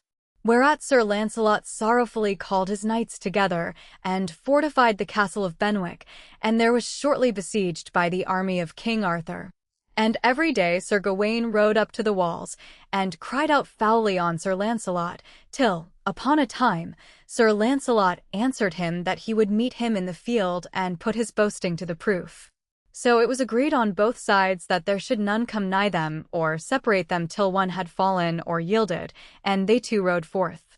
Then did they will their horses apart, and turning, came together as it had been thunder, so that both horses fell, and both their lances broke. At that they drew their swords and set upon each other fiercely, with passing grievous strokes. Now Sir Gawain had through magic a marvellous great gift. For every day, from morning till noon, his strength waxed to the might of 7 men, but after that waned to his natural force.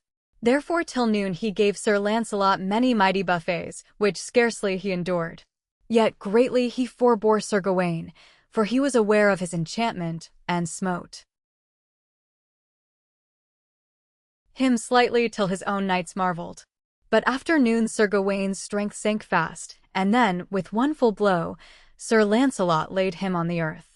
Then Sir Gawaine cried out, "Turn not away, thou traitor knight, but slay me if thou wilt, or else I will arise and fight with thee again some other time."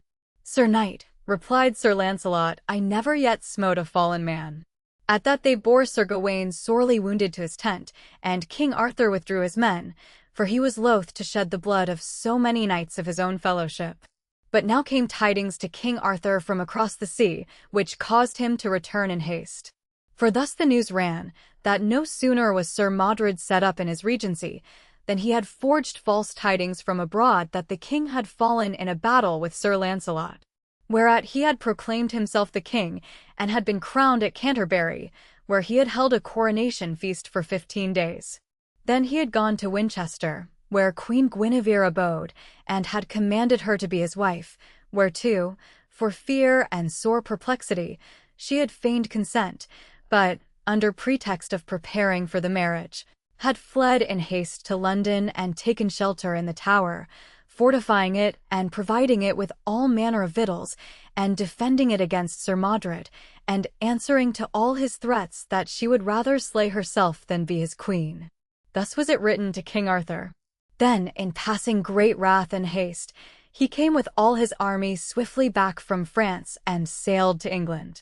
But when Sir Modred heard thereof, he left the Tower and marched with all his host to meet the king at Dover.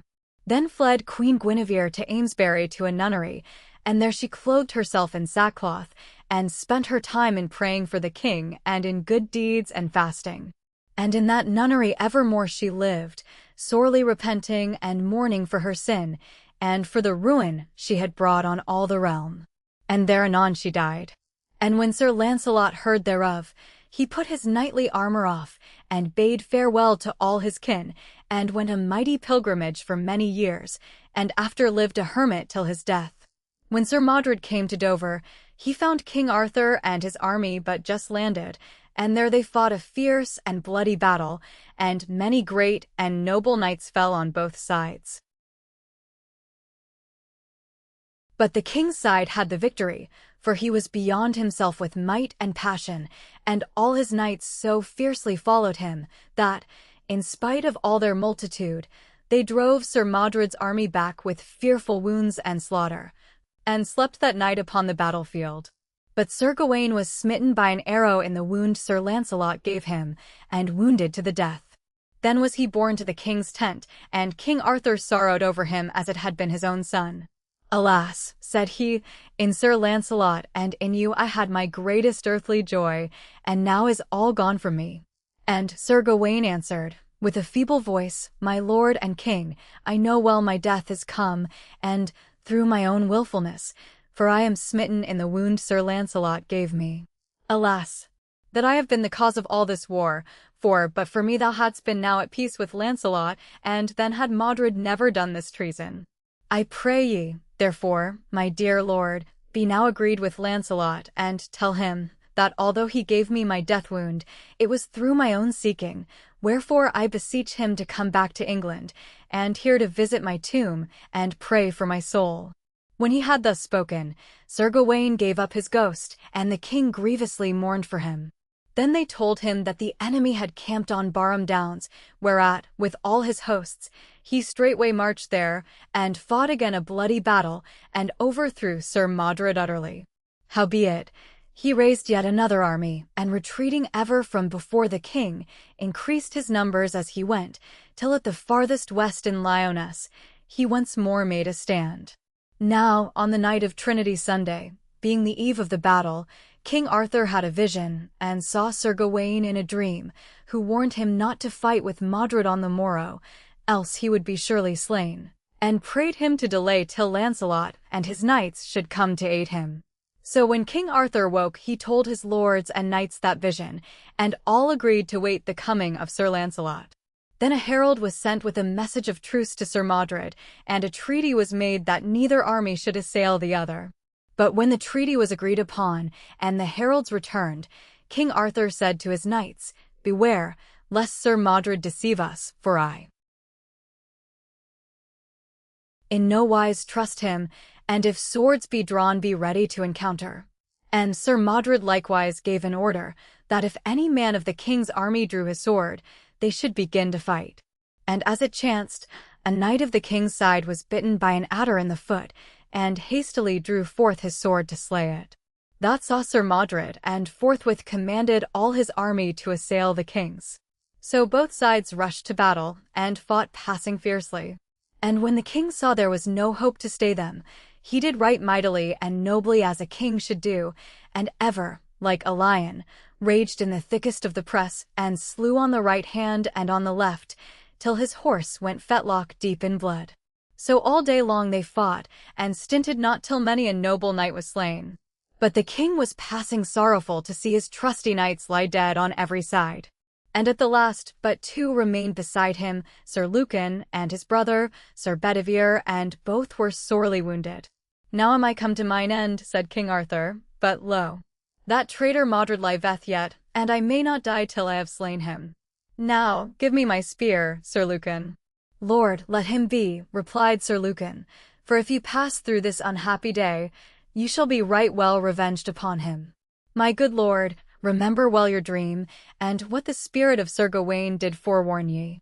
Betide me life, betide me death, said the king, now I see him yonder alone, he shall never escape my hands, for at a better vantage shall I never have him.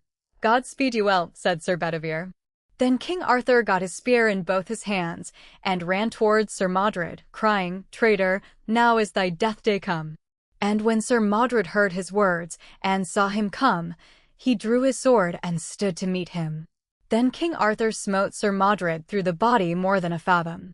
And when Sir Modred felt he had his death wound, he thrust himself with all his might up to the end of King Arthur's spear, and smote his father, Arthur, with his sword upon the head, so that it pierced both helm and brainpan. And therewith Sir Modred fell down stark dead to the earth, and King Arthur fell down also in a swoon, and swooned many times.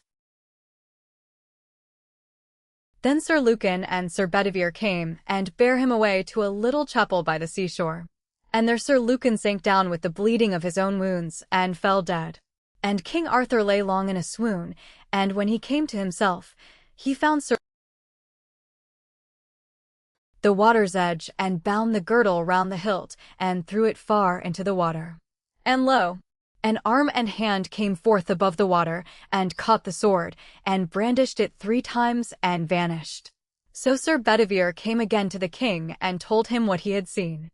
Help me from hence, said King Arthur, for I dread me I have tarried over long. Then Sir Bedivere took the king up in his arms, and bore him to the water's edge. And by the shore they saw a barge with 3 fair queens therein, all dressed in black, and when they saw King Arthur they wept and wailed. Now put me in the barge, said he to Sir Bedivere, and tenderly he did so. Then the 3 queens received him, and he laid his head upon the lap of one of them, who cried, Alas, dear brother, why have you tarried so long, for your wound hath taken cold? With that the barge put from the land, and when Sir Bedivere saw it departing, he cried with a bitter cry, Alas, my lord King Arthur, what shall become of me now ye have gone from me? Comfort ye, said King Arthur, and be strong, for I may no more help ye. I go to the Vale of Avilion to heal me of my grievous wound, and if ye see me no more, pray for my soul. Then the 3 queens kneeled down around the king and sorely wept and wailed, and the barge went forth to sea, and departed slowly out of Sir Bedivere's sight. The End.